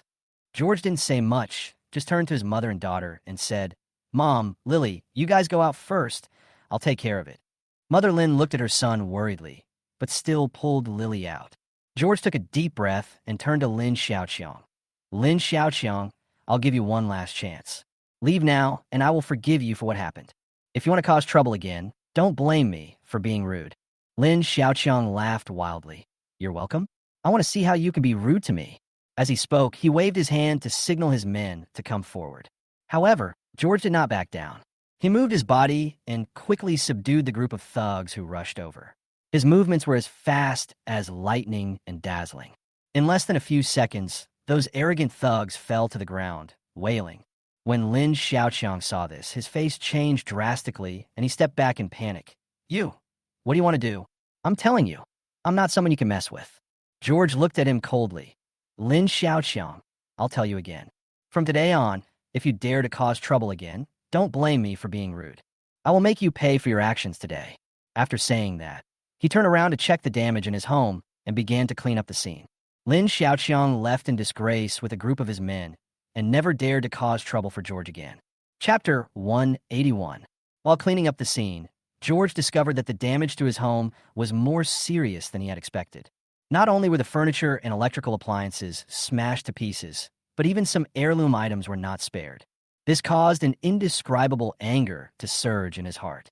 Mother Lin and Lily were waiting anxiously outside the door. When they saw George coming out, Mother Lin quickly stepped forward and asked, George, how are you? Are you okay? George shook his head and tried to keep his tone calm. Mom, I'm fine. But the damage to my house is pretty serious. I need to contact someone to repair it. Lily also came over, looking at the serious expression on her father's face, and asked in a low voice, "Dad, is someone bullying us?" George touched his daughter's head and said gently, "It's okay, Lily. Daddy will take care of it. You go over there and play with Grandma first. I'll make a phone call." George walked aside and called Chinshin Group Construction Company, asking them to send someone to assess the damage and repair it as soon as possible. After arranging all this, he took a deep breath and tried to calm himself down. After a while, people from Chinshin Group arrived at the scene. They looked shocked when they saw the destruction in their home. George described to them what had happened in detail and asked them to come up with a repair plan as soon as possible. While waiting for the restoration plan, George sat on the stone steps at the door, lost in thought. He knew that this incident was not just Lin Xiaoqiang's personal behavior, but also exposed some deep-seated problems. The reason why Lin Xiaoqiang dared to be so arrogant and disruptive was simply because he thought he had the right to gain benefits from George. This mentality of getting something for nothing is not uncommon in rural areas, but George cannot tolerate it. He recalled his childhood days in the countryside. Although they were poor, everyone helped each other and faced difficulties together. But now, as society develops, many people have become more and more selfish and are even willing to hurt others to satisfy their own desires. George decided that this time he would not only repair the damage to his home, but also take this opportunity to change the customs of his hometown. He wanted to make those people understand that only through hard work and wisdom can one achieve wealth, and that getting something for nothing will only lead one into the abyss. Restoration work quickly began, with George personally overseeing every detail to ensure the job was done to the best of his ability. He also took the opportunity to promote the concept of getting rich through hard work to the villagers and encouraged everyone to improve their lives through their own efforts. Learning about George's actions, Lin Xiaoqiang felt angry and jealous. He felt humiliated by George and decided to take revenge again. However, this time, things were not so smooth for him. George had long anticipated that Lin Xiaoqiang would come to cause trouble again, so he made preparations in advance. When Lin Xiaoqiang brought a group of people to George's house, he found that the house had returned to its former tranquility and tidiness. Lin Xiaoqiang was furious and waved a stick, intending to destroy George's house again. But this time, George did not hesitate at all. He quickly stepped forward and subdued Lin Xiaoqiang. George looked at Lin Xiaoqiang coldly. His tone was icy. "Lin Xiaoqiang, do you think you can change anything by doing this? Let me tell you, you are wrong. If you dare to cause trouble again, don't blame me for being rude. Get out of here." Chapter 182. At this moment, the aura George exuded made people feel extremely oppressive. Lin Xiaoqiang was startled and obviously became a lot more scared. He was intimidated by George's momentum and retreated repeatedly, and the thugs around him did not dare to move forward. Lin Xiaoqiang glared at George and said hatefully, "George, don't be so proud. Do you think you can always be so arrogant?" George sneered, his eyes like knives. "Lin Xiaoqiang, do you think you can represent the entire village? Do you think what you do can change my opinion of this village? Let me tell you, you are wrong. What the village needs is unity and hard work, not parasites like you. If you continue to be stubborn and continue to hurt this village, don't blame me for being rude." Lin Xiaoqiang's face turned pale, but he could do nothing. He knew that George was no longer someone he could easily deal with. He glared at George, then turned around and left with his men in disgrace. George watched Lin Xiaoqiang's departing back, feeling an inexplicable sadness in his heart. "Mom, you will live with me in the city from now on, and don't come back to the village for now." Back in the house, George said to Lin's mother patiently, "It's not for any other reason. It's just because I'm worried." Mother Lin smiled slightly and nodded in agreement. "Yes, building a house this time will be a big deal in my heart. As for other things, it's up to you." She was not a stubborn person and obviously fully supported her son's decision. The next morning, the sky was pale as a fish belly, and George got up from bed early. He put on his clothes, washed up briefly, walked out of the house, and started the car parked in the yard. The morning air still carried the coolness of the night, but George's heart was full of determination and hope. He drove to the city, his wheels kicking up dust on the country road. The rice in the fields along the way swayed in the wind, as if seeing him off. As the sun gradually rose, the warm sunlight shone through the car window on George's face, bringing a hint of warmth. When we arrived in the city, the construction market was already bustling with activity. Construction teams, Material suppliers and workers are busy shuttling back and forth, and machines are roaring, forming a vibrant symphony. George parked the car and walked straight to a construction team with a good reputation. In front of the construction team, Engineer Lee was directing the workers to load and unload materials. He was wearing a dark blue work suit and a hard hat and looked smart and capable. George walked up and took the initiative to say hello. "Hello, Mr. Lee, I'm George. I would like to ask you to help repair my house." Li Gong turned around, his eyes firm and deep, and stretched out his hand to shake George's hand tightly. "Hello, Mr. George. Please tell me more about your house." George told Engineer Lee the details of the situation at home, including the extent of the damage to the house, the parts that needed repairing, and his own expectations. Mr. Lee listened very carefully and nodded from time to time to show his understanding. After listening to George's narration, Engineer Lee pondered for a moment and then said, "Mr. George, don't worry.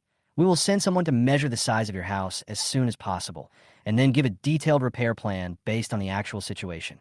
Chapter 183. George felt relieved after hearing this. He looked at Engineer Lee with gratitude and said, "Thank you, Engineer Lee. This matter is very important to me. I hope to start the repair work as soon as possible." "Understand, Mr. George. We will try our best." Engineer Lee patted George on the shoulder to show encouragement. Then, George followed Engineer Lee to the measurement site. During the measurement process, Engineer Lee demonstrated his high professionalism and meticulous observation. He not only accurately measured the dimensions of the house, but also recorded in detail the parts that needed to be repaired. George watched from the side and was deeply impressed by Engineer Lee's professional ability. After the measurement, Engineer Lee took out a detailed quotation and handed it to George. "Mr. George, this is the price we give for repairing the house based on its condition. It will cost about 100,000 yuan. George took the quotation and looked at it carefully, and found that the price was indeed higher than expected. But he also knew that repairing a house was not a trivial matter and required a lot of manpower and material resources. He took a deep breath and nodded. "Okay, 100,000 is 100,000. I hope you can start the repair work as soon as possible." Li Gong was very happy to see George agreed to the quotation so readily. He stretched out his hand and shook hands with George again. "Don't worry, Mr. George. We will arrange manpower and materials to go to your residence as soon as possible to carry out the repair work." Just as the two men had reached an agreement, the surrounding villagers began to gather around George and Mr. Lee curiously, and there was a lot of discussion. "Oh, isn't this George? Why is he here?" a villager asked in surprise. "It looks like he's looking for someone to repair his house," another villager explained. "Repair the house? Where does he get the money?" someone asked curiously. "I heard he made a lot of money out there," someone else added. At this time, an elderly villager came over and patted George on the shoulder. "George, you are really promising. You can come up with so much money to repair the house. Our village is proud of you." George smiled modestly. "Thank you for the compliment. I just want to give my family a better living environment." "That's great. You have achieved success, but you still remember your roots and want to contribute to the village.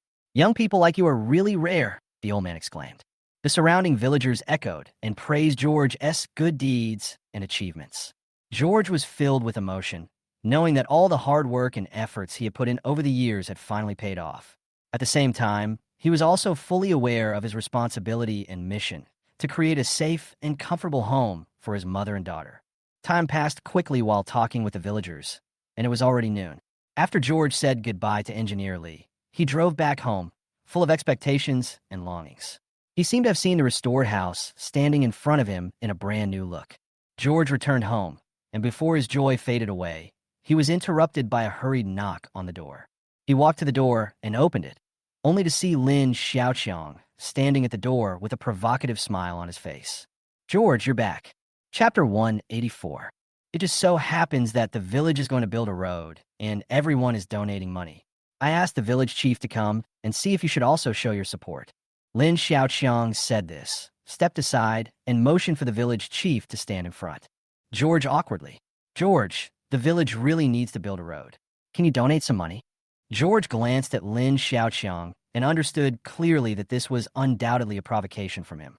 He smiled and said to the village chief, "Village chief, building roads is a good thing. I definitely support it. How much does this route cost?" The village chief thought for a moment and said, "It doesn't cost that much. Maybe around 200,000 yuan will be enough." Lin Xiaoqiang sneered. George, don't you like to pretend? Let's see how much money you can offer. Don't be stingy and just donate a few $100s. George ignored Lin Xiaoqiang's ridicule. He looked at the village chief and said, Village chief, since this is a contribution to the village, I am willing to bear all the costs of building the road. The village chief was so shocked that he could hardly speak. George, are you serious? Thank you so much. George nodded. Yes, building bridges and roads is a good thing. I made money, so I should make some contribution to the village. Lin Xiaoqiang was stunned.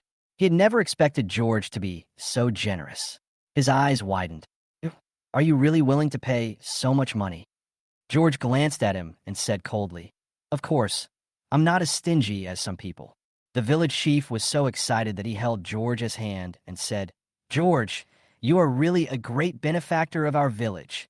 I will immediately have someone go to your doorstep to set off firecrackers to celebrate.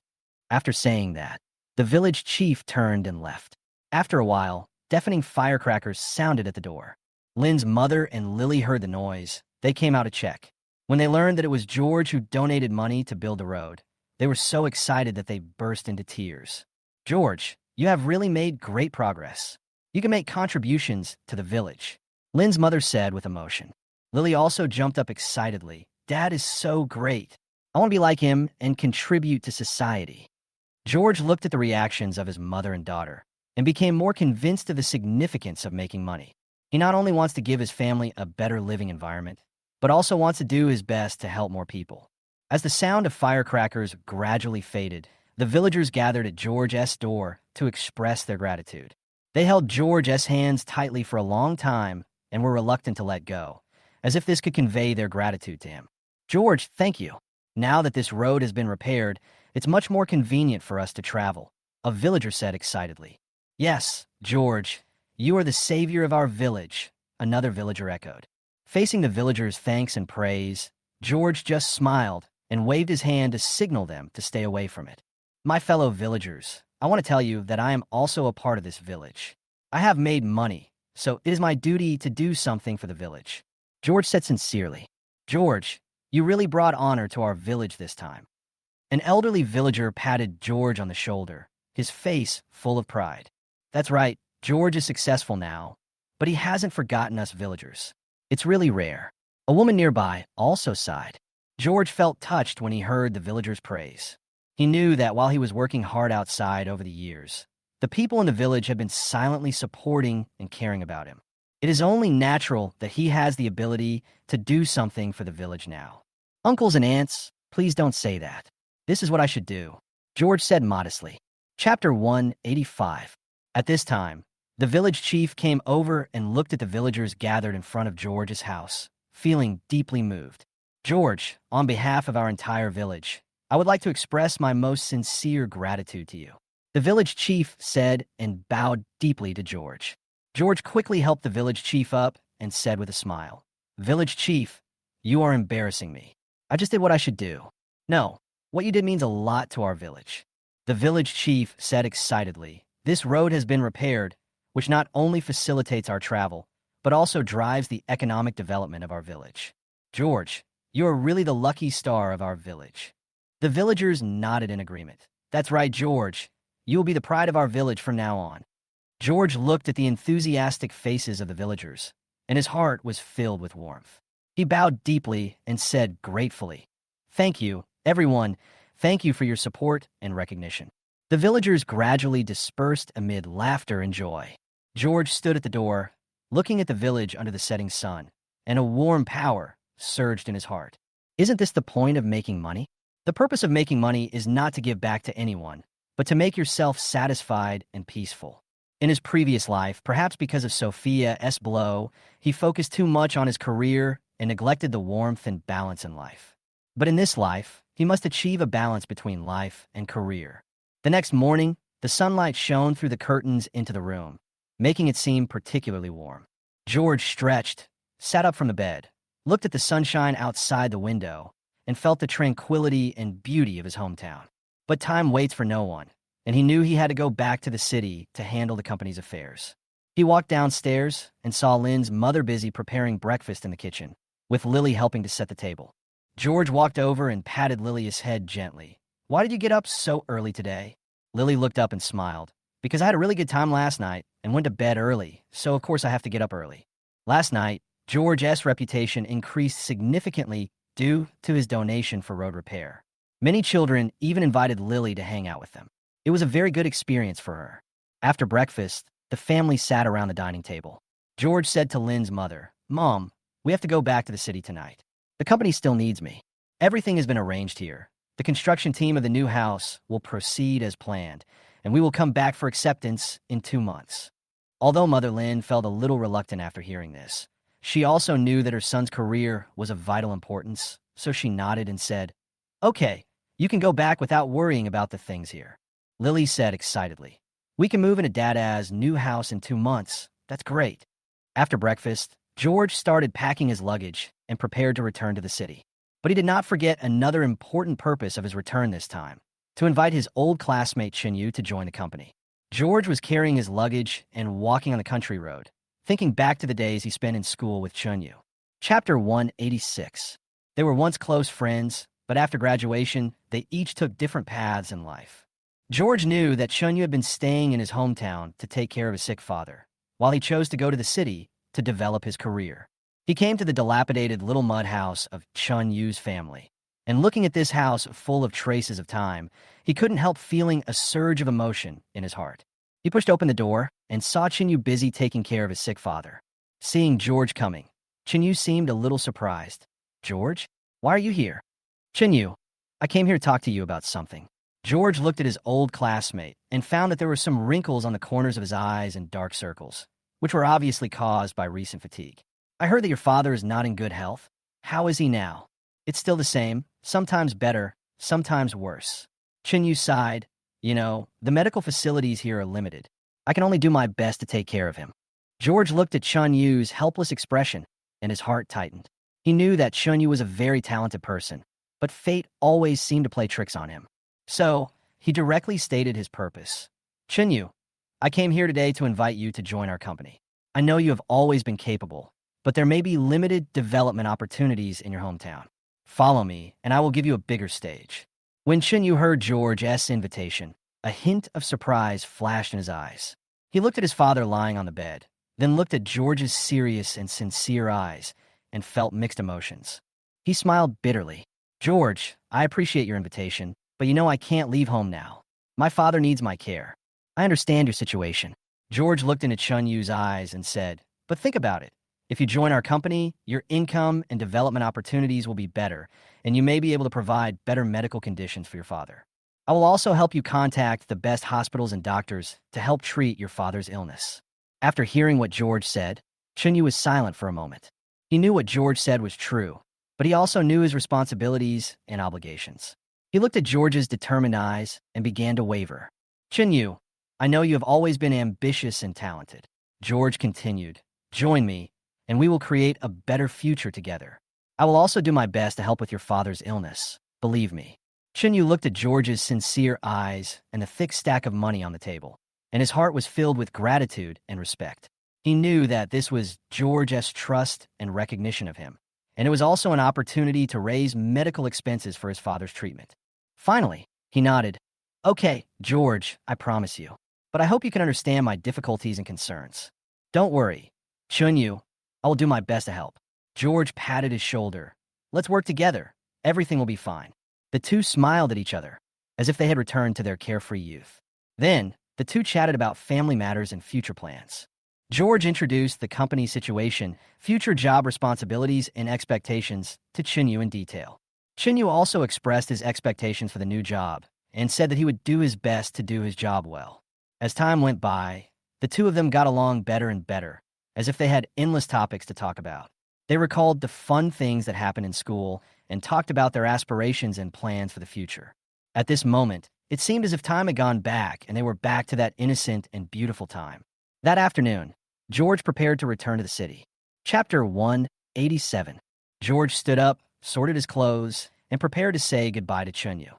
"Chinyu, I believe your choice is correct. If we work together, the future will definitely be better."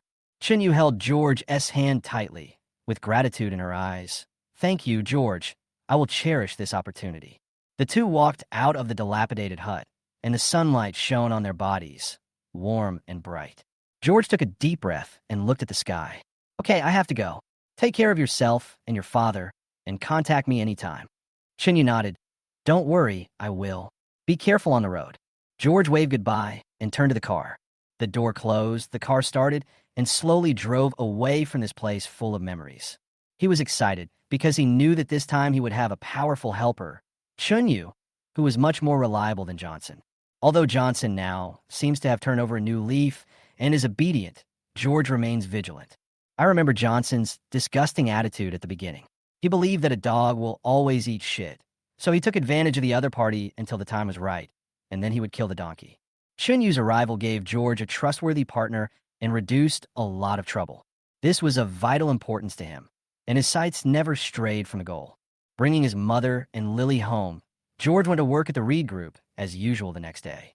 The long leave made him miss a lot of activities, especially the position of deputy director was vacant. Deputy Director Li Hao is a capable middle-aged man and has always been a strong candidate for the position of director of the investment department until George overtook him and seized the position due to an action he took to save the company from losses. Li Hao has always been dissatisfied with this. During this period of time, George took leave, and he has already set his sights on this position and is secretly planning. Do you think our plan will work? Boss Lee, if you fail to steal the chicken but end up losing the rice, that would be terrible. I also feel that this is not a good idea. In a small room, Wang Hao and several supervisors from the investment department stood with serious expressions. Why don't you just go and complain to Mr. Zhang? Zhang Yang? His relationship with Manager Lin doesn't seem simple. I'm afraid things are not that simple. Chapter 188. There will be a group meeting this afternoon, and all department heads and deputy heads will be present. I plan to talk to him in person. I don't believe that Mr. Zhang will protect him in front of so many people. There was a firmness in Li Hao's eyes, as if he had made up his mind. George returned to Reed Group, walked into his office, and his eyes fell on the pile of documents on the table. He was a little surprised that there were not as many documents as he expected. He had been on sick leave for so long that he expected there to be a huge backlog of work, but the situation seemed unusually calm. He pondered for a moment, then picked up the phone and dialed Li Hao's extension number. Li Hao, come to my office. His voice carried unquestionable authority. Not long after, Li Hao knocked on the door and walked in with his usual respectful smile on his face. Manager Lin, you're back. George pointed to the documents on the table and said, I see there aren't many documents. I was away for a while. How did you handle these tasks? There was a hint of questioning in his tone. Li Hao smiled and explained, Manager Lin, during the time you were away, I tried my best to handle most of the documents. For some urgent and important documents, I have reviewed and stamped them and handed them over to my subordinates for execution. George raised his eyebrows, not very satisfied.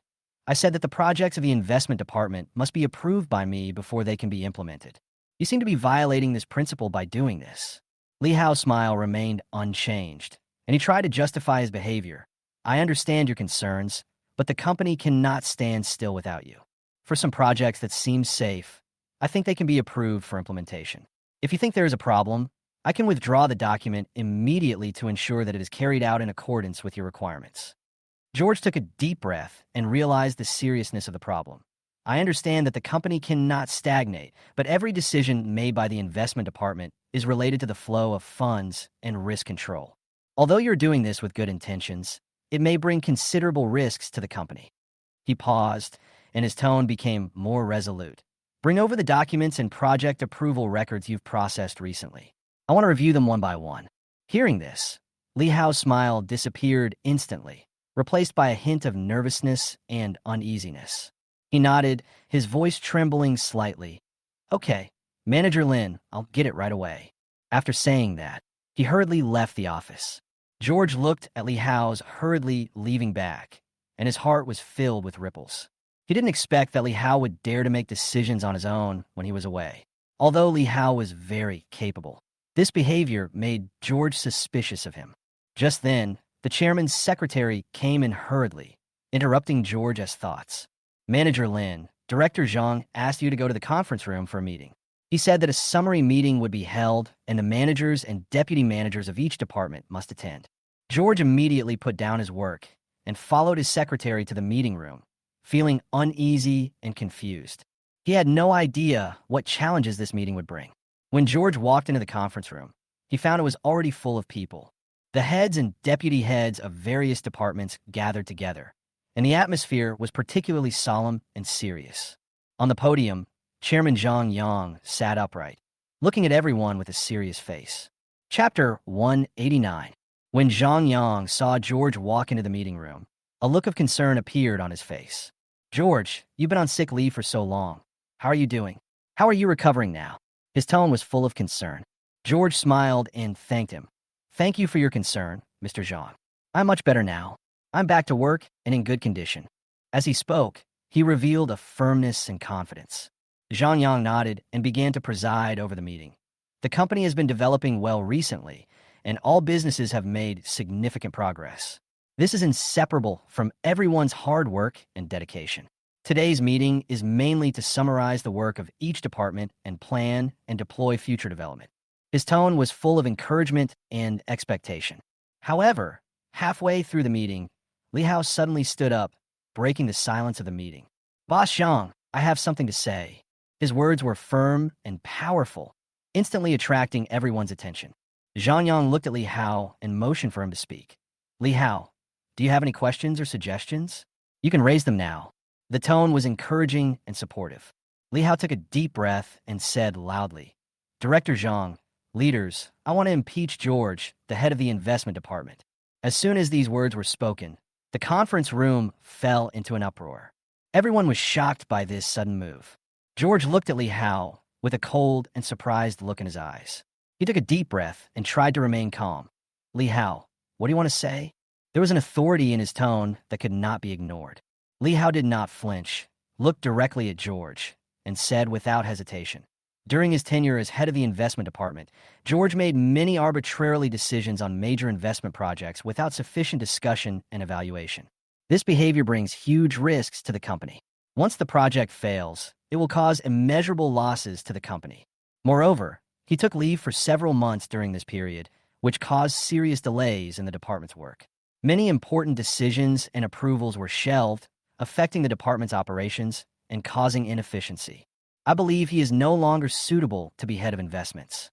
After listening to Li Hao's accusation, George sneered and asked, "Li Hao, do you have any evidence for what you said?" There was disdain and challenge in his tone, as if he had expected something like this to happen.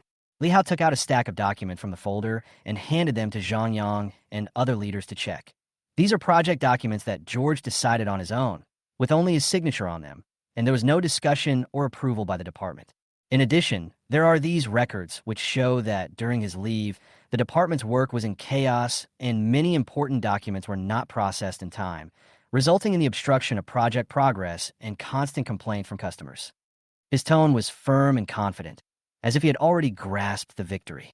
However, facing Li Hao's accusations, George still did not show the slightest panic. He looked at Li Hao calmly, with a mocking smile on his face. "Li Hao, you are really good at finding opportunities, but you seem to have overlooked one point. As the head of the investment department, I have the authority to approve and make decisions on projects." Chapter 190. Also, during my leave, I have been in constant communication with the department to ensure that work is progressing smoothly. George's voice was low and firm, with a tone of rebuttal and accusation. "As for the messy records you mentioned, it was entirely caused by your mismanagement." Li Hao's face turned ugly in an instant. This sudden impeachment storm made the atmosphere in the conference room extremely tense. Everyone was quietly waiting for Zhang Yang's statement, looking forward to how he would handle the situation. Zhang Yang frowned and carefully looked through the evidence handed over by Li Hao.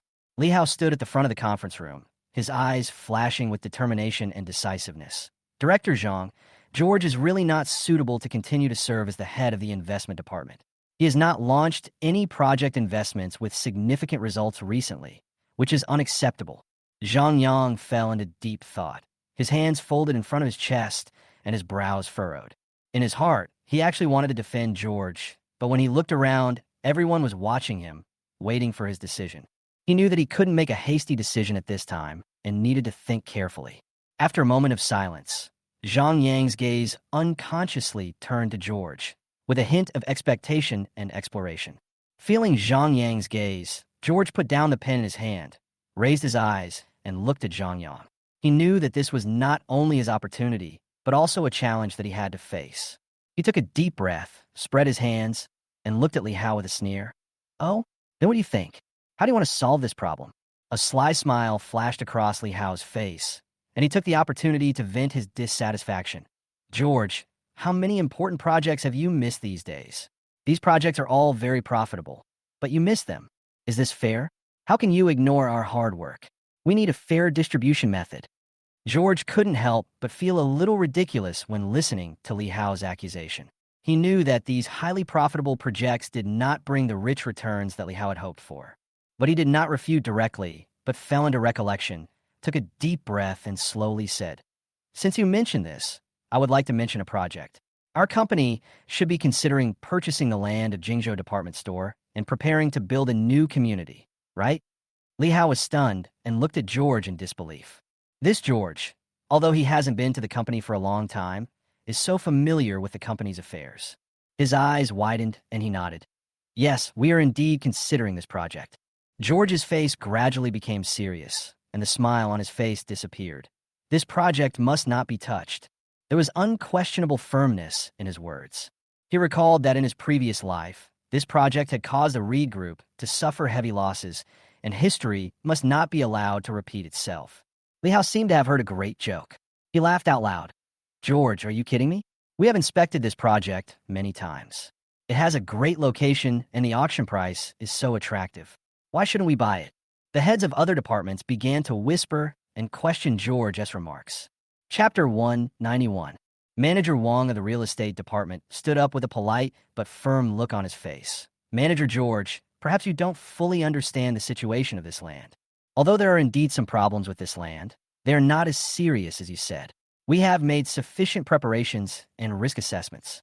So, I think your concerns are unnecessary." Facing everyone's doubts, George did not panic. He looked around with a firm gaze and looked at everyone. "I repeat, that piece of land must not be bought." Zhang Yang observed all this from the side and had full trust in George's judgment. He couldn't help but be curious and asked, "George, can you tell me in detail why you think that piece of land cannot be bought?" George turned to look at Zhang Yang with a confident smile on his face. "Mr. Zhang, you just need to call the people in charge of construction and ask them why they want to auction that piece of land. Is it because there have been several cases of people jumping off buildings on that piece of land, and it has a bad reputation?" As soon as the words fell, the conference room fell into deathly silence. Everyone was shocked by the unexpected news. They had never thought about this issue. If this piece of land is really avoided because of feng shui issues, then it will be difficult to sell it even if a residential community is built. Li Hao's expression immediately turned extremely ugly. He widened his eyes, trying to find the flaws in George's words. "George, do you think you can make us believe you by making up such a story? What evidence do you have?" Facing Li Hao's provocation, George did not get angry. He looked at Zhang Yang calmly and said, "Mr. Zhang, you can make a phone call to confirm it." His voice was full of confidence and a calm demeanor, as if everything was under his control. This aura shocked everyone present and made them re-examine this young man, who was usually not very ostentatious. Zhang Yang was also infected by George's aura. He nodded and dialed a number without hesitation. "Hello? Lao Li, I'm Zhang Yang from Regroup." After the call was connected, he asked in detail about the situation of the land of Jingzhou Department Store. There was silence on the other end of the phone for a while, as if he was organizing his words, and then he slowly said, "Zhang Yang, I do know something about what you asked. There were indeed some unpleasant things that happened to that piece of land before, and the reputation is not very good. If you're considering buying it, you should think twice." Hearing this answer, Zhang Yang's face became extremely solemn. He hung up the phone and looked up at everyone present. There is indeed something wrong with that piece of land. Although his tone was calm, everyone could sense the seriousness and worry in it. The atmosphere in the conference room suddenly became extremely depressing. Everyone was digesting this sudden news and re-examining George. They began to realize that this seemingly inconspicuous young man might have extraordinary qualities that they had not noticed. Li Hao was silent at this time. He had to admit that he had misjudged the person. Manager Wang and other department heads also began to re-examine their previous decisions, feeling somewhat uneasy. In this atmosphere, George still seemed very calm. He stood aside, as if everything was within his expectations. There is a gleam of wisdom in his eyes, which makes people admire his judgment and foresight. My God, how did he know there was something wrong with that piece of land? This information has always been kept secret. This is just too awesome. As Zhang Yang finished speaking, the atmosphere in the conference room became more subtle. All eyes were on George again, and his every word became more weighted. Chapter 192. Originally full of doubt towards George now turned into awe. Li Hao's expression was even uglier. He didn't expect that George actually knew about the problem with the land in advance, which made his previous impeachment seem so powerless. George, how did you know that? Zhang Yang asked curiously, his eyes full of admiration and curiosity towards George. George smiled, knowing it was time to show some of his cards. Mr. Zhang, I have done some market research analysis before, and I have a certain understanding of the real estate market in Jingzhou City. Also, I have some friends in the construction industry who gave me some inside information. His words, though understated, reveal his thoughtfulness and extensive network of contacts. I see, George. You are indeed extraordinary. Zhang Yang nodded and praised. He was even more confident in George's judgment and ability. But Li Hao felt ashamed and uneasy at this moment. He originally thought that he was fully prepared and could bring George down in one fell swoop, but he didn't expect that George would slap him in the face with facts. He couldn't help but begin to regret his impulsiveness and recklessness. Li Hao, do you have anything else to say? Zhang Yang turned to look at Li Hao with a hint of warning and dissatisfaction in his tone. Li Hao lowered his head, not daring to look Zhang Yang in the eyes. I have nothing to say. His voice was full of frustration and helplessness.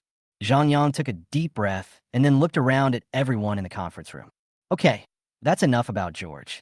I have confidence in George's ability and judgment, and he will continue to serve as head of investments. As for Li Hao, I hope he can learn from this lesson and not do such impulsive things again in the future. Li Hao nodded. Although he was unwilling, he had no choice but to accept this reality.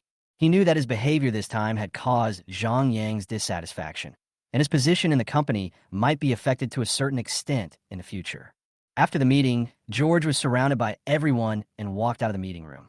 His face was filled with confidence and a calm smile, as if everything was under his control. Li Hao walked alone at the back, his heart filled with regret and unwillingness. In the following days, George began to reorganize the investment department. Li Hao, you are actually quite capable. You should continue to work under me. I'll give you a raise. George is not a person who likes to haggle. He knows that the other party is capable, because he had just looked at some project managers and he thought they were pretty good. When Li Hao heard George's words, a complex emotion flashed in his eyes. He was surprised at George's tolerance and generosity, but also felt a little unwilling and ashamed. However, he also understood that this was his best chance to save the situation. Manager Lin, I thank you for your trust. Li Hao's voice trembled a little. He took a deep breath and continued.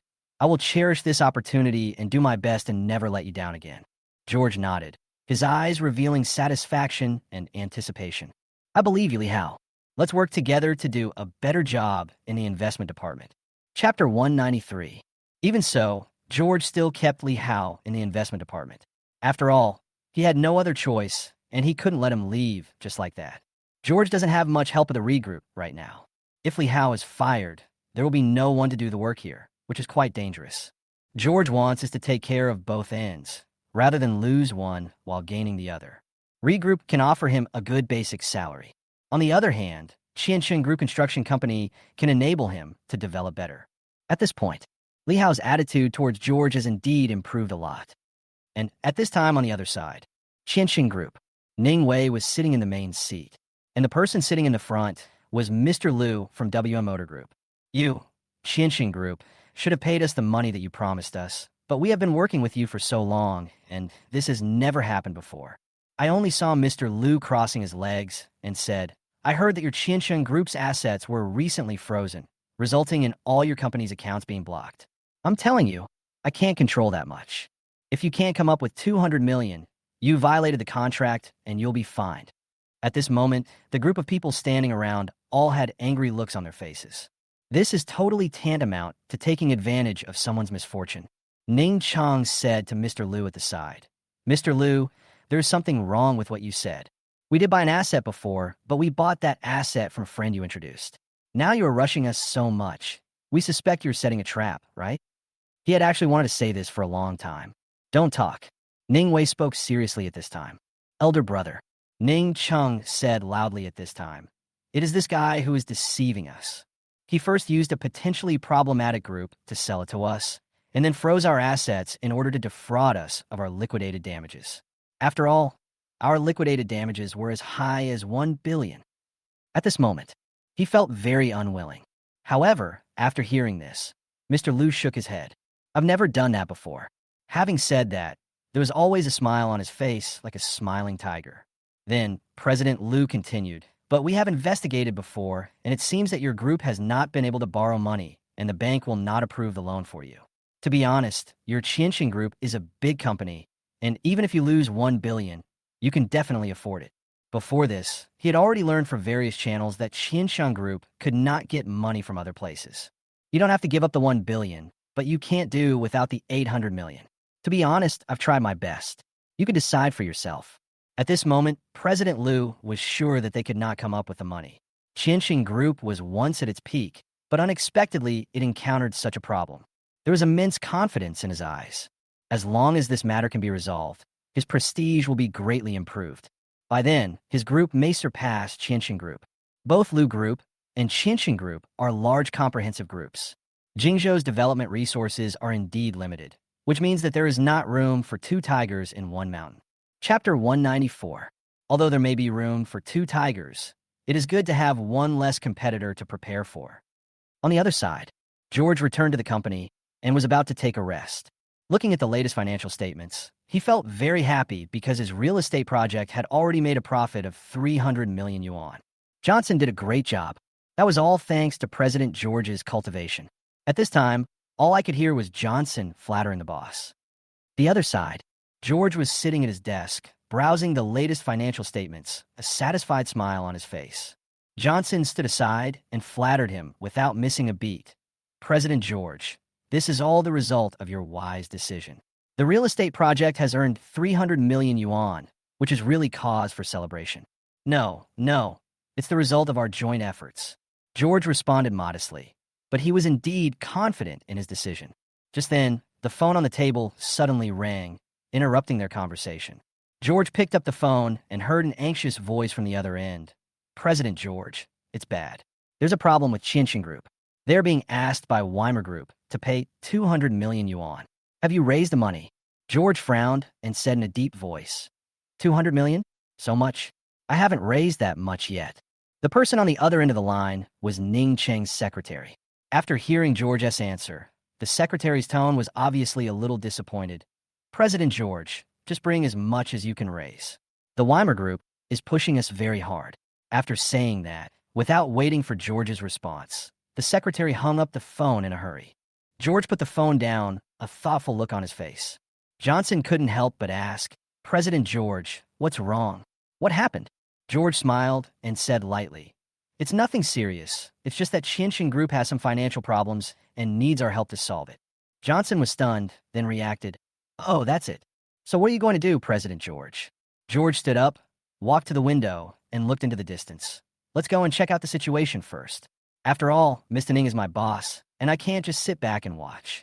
In the conference room of Qianxin Group, the atmosphere was extremely tense. Ning Wei sat in the main seat with a gloomy face.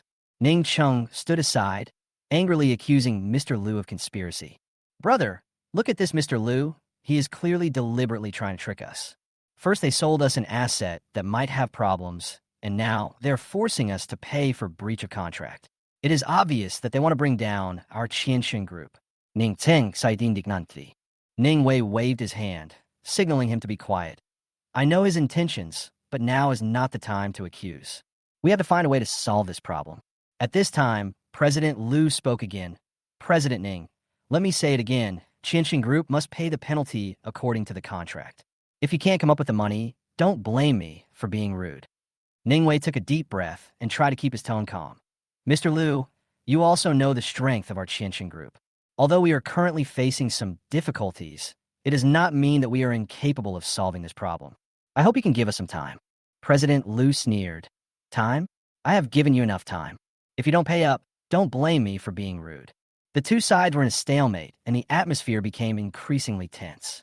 At this moment, the door of the conference room was suddenly pushed open, and George and Johnson walked in. Chapter 195. Seeing George's appearance, Ning Wei's eyes flashed with hope. "George, you are here. Please help me think of a solution." George nodded and walked up to Mr. Liu. "Mr. Liu, I'm George.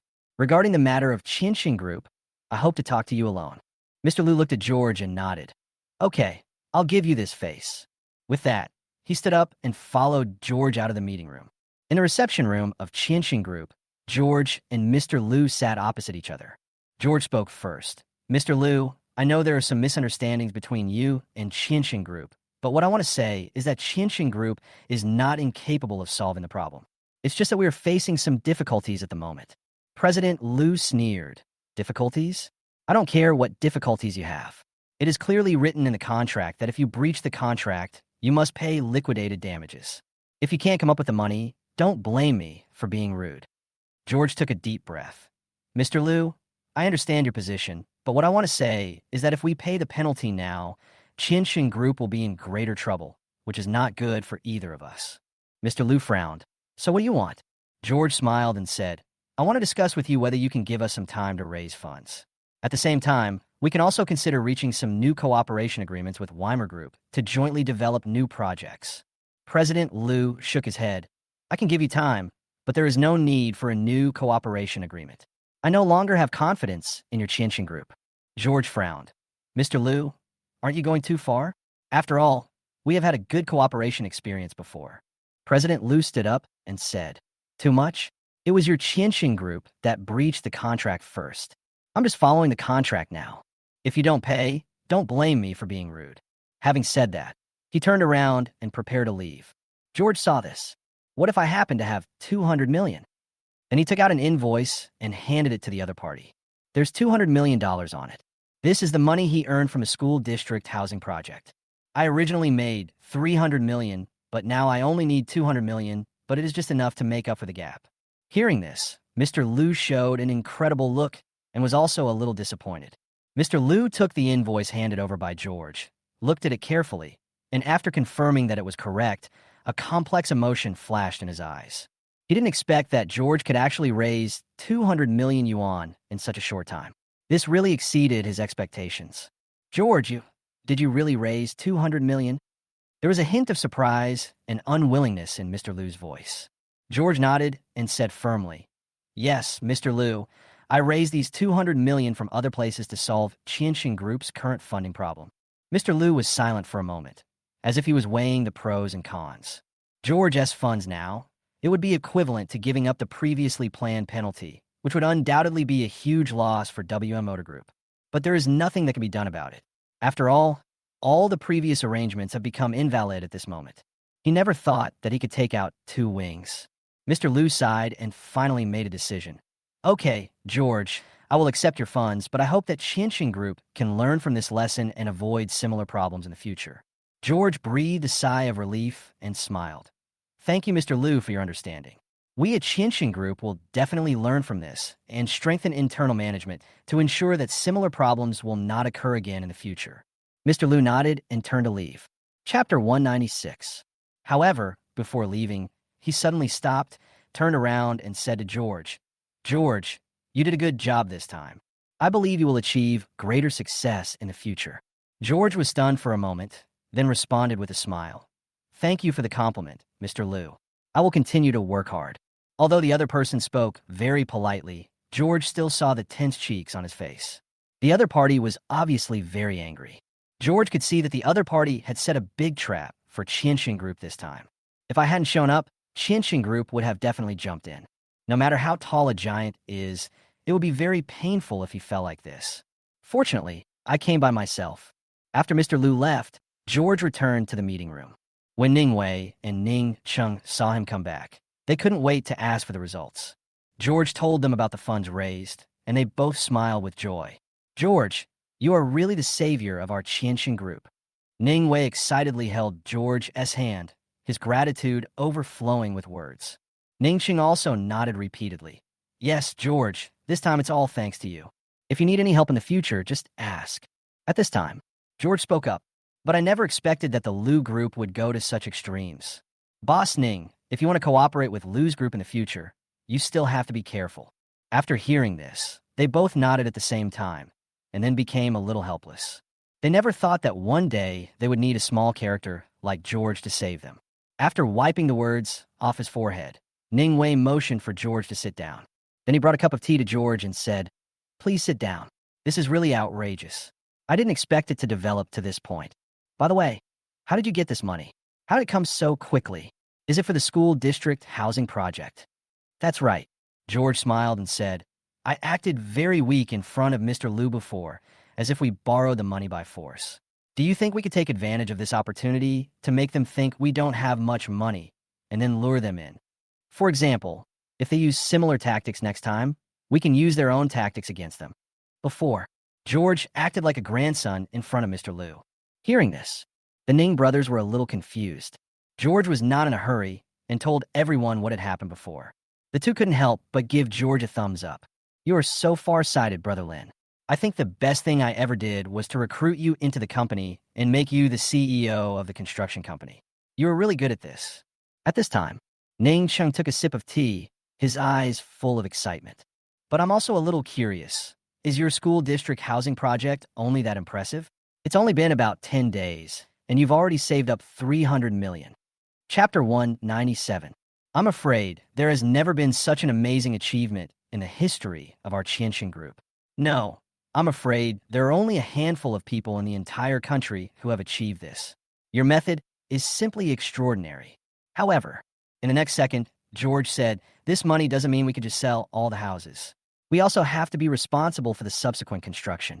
In other words, this money is just an advance payment.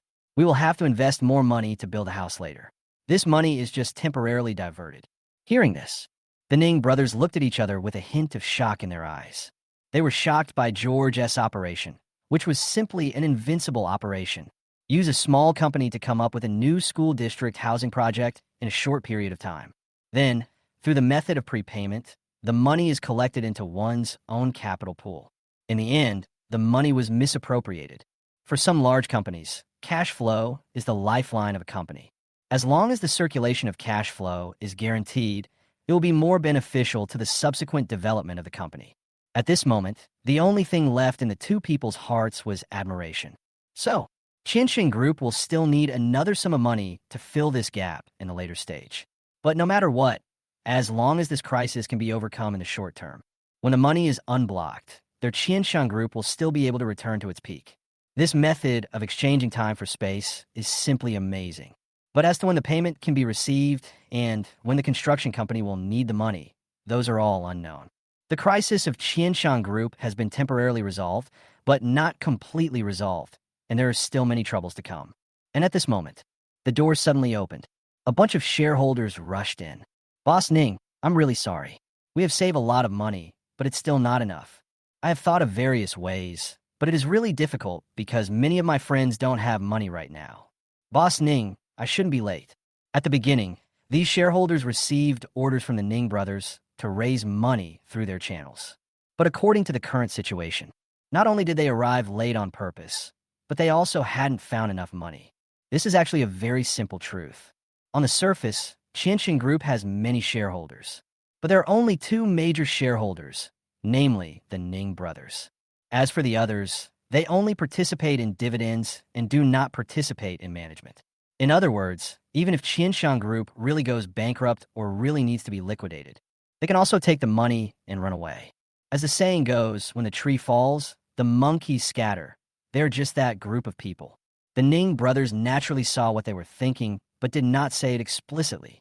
Sometimes, there's no need to break the window paper, as we will still be business partners on the same side in the future.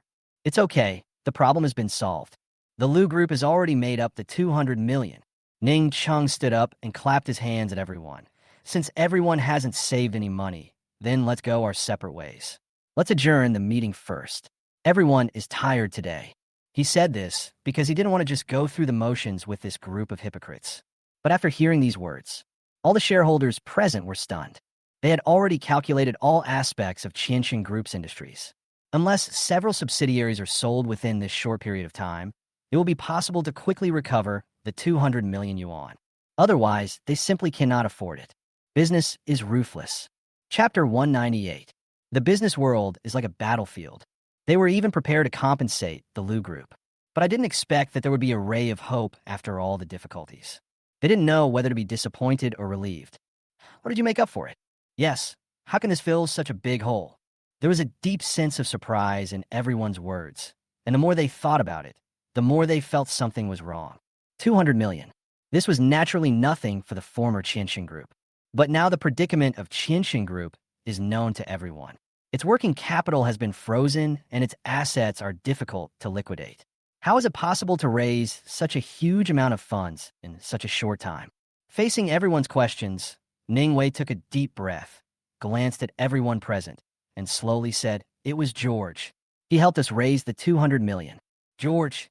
When everyone heard this, an expression of disbelief appeared on their faces. George has recently made a name for himself in Qianxin Group. Everyone's impression of him is still that of a young man just starting out. How could they believe that he could raise such a huge amount of funds? Ning Chung saw this and knew that no one would believe him. So he briefly explained George's process of raising funds. After hearing this, everyone was amazed. They didn't expect that this seemingly ordinary young man actually had such amazing abilities and means. "George, you have done a great job this time." Ningwei looked at George with admiration in his eyes. George smiled and said modestly, "This is what I should do. After all, I'm also a member of Qianxin Group, and it is my responsibility to solve problems for the company."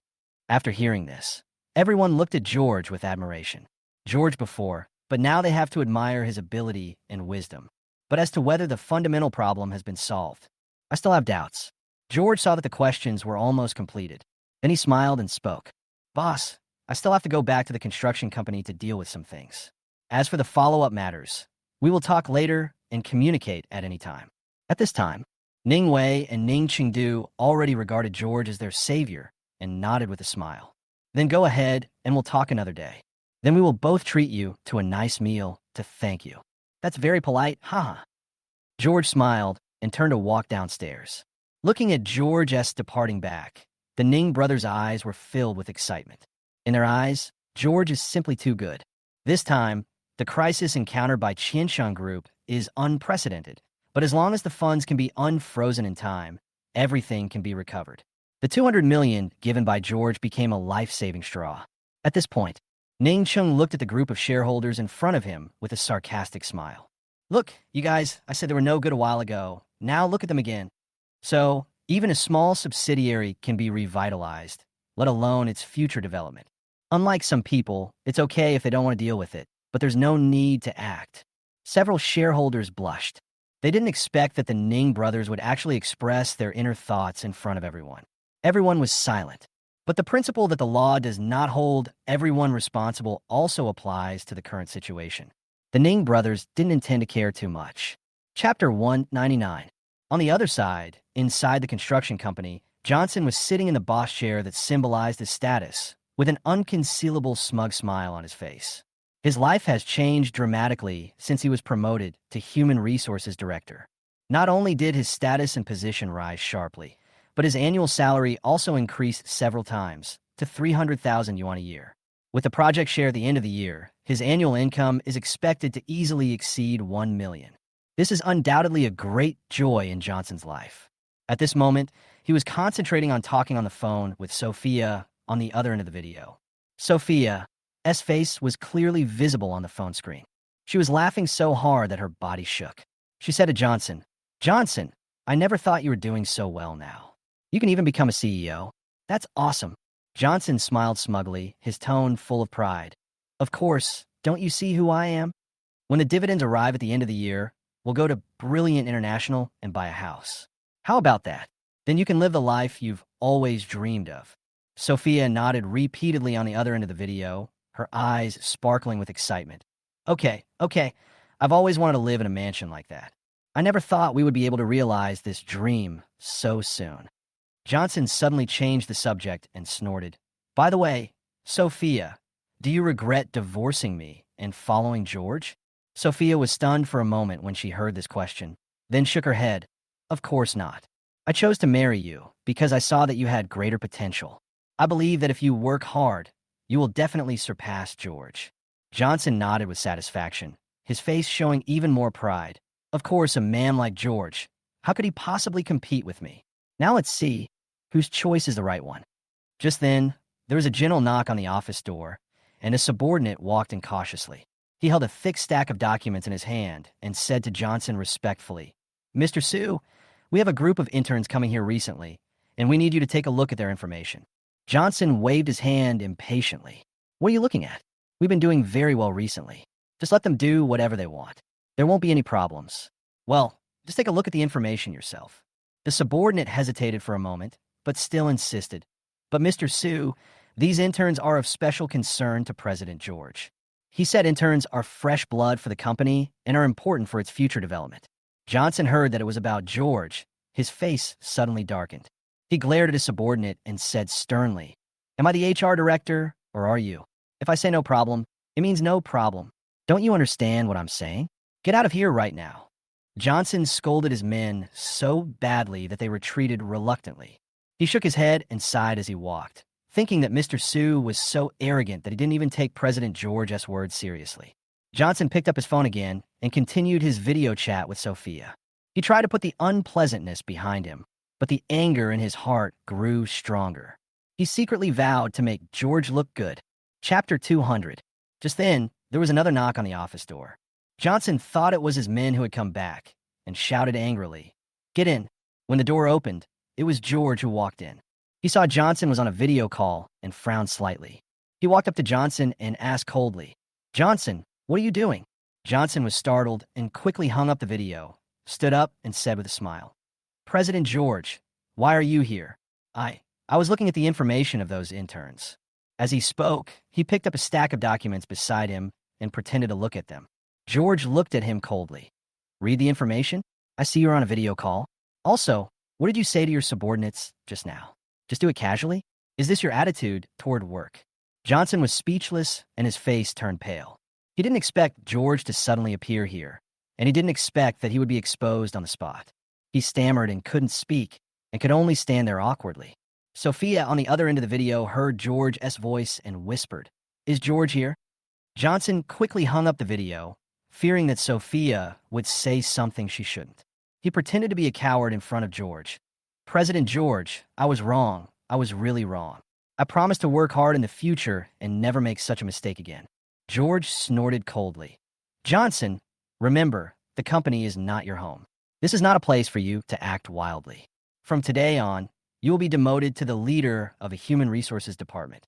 Johnson heard the news. He stood there in a daze, as if he had been struck by lightning. He couldn't believe his ears. There was a huge difference in salary between the team leader and the manager of the HR department. One had an annual salary of 50,000 yuan, while the other had no year-end bonus. This means that he can only earn 60,000 yuan a year, which is a huge difference compared to his previous annual salary of 300,000 yuan and year-end bonuses. Johnson was unwilling to lose everything like this, so he tried to plead, President George, please give me another chance. I really know I was wrong. George was unmoved. He looked at Johnson coldly and said, I have already given you the opportunity, but you didn't cherish it. From today on, you should reflect on your position as the leader of the HR department. Johnson stood in George's office, his face as pale as paper, his fists clenched, his heart filled with resentment and anger. He tried to defend himself with a trembling voice, with a hint of despair in his voice. President George, I have also worked hard in the company during this period, working overtime until late at night every day. Even if I have no credit, I have worked hard, right? How can you demote me so easily? George sat behind his desk with a cold look in his eyes. He looked at Johnson calmly, without a trace of emotion in his tone. Johnson, those things you did were indeed arranged by me for you. But have you ever thought about what innovation or contribution you have made in this? The task I gave you can achieve the same result, even if I do it myself. Besides, the position of HR director and the annual salary of $300,000 I gave you are already the highest in the company. It's you who are not satisfied. Johnson was choked by George's words and was speechless. He felt panic in his heart, and cold sweat slid down his cheeks. He tried to find a chance to redeem himself, with a hint of pleading in his voice. President George, I, I really know I was wrong. I promise to work hard in the future and never make such a mistake again. Please give me another chance. Chapter 201. George shook his head lightly, with a hint of disappointment in his tone. Johnson, I've already given you the chance. It's you who didn't cherish it. Everyone is watching your performance in the company. Your work attitude and management ability are far from meeting the standards of a human resources director. From now on, you should reflect on your behavior as the team leader of a human resources department. If you feel you're not qualified for this position, you may also consider leaving.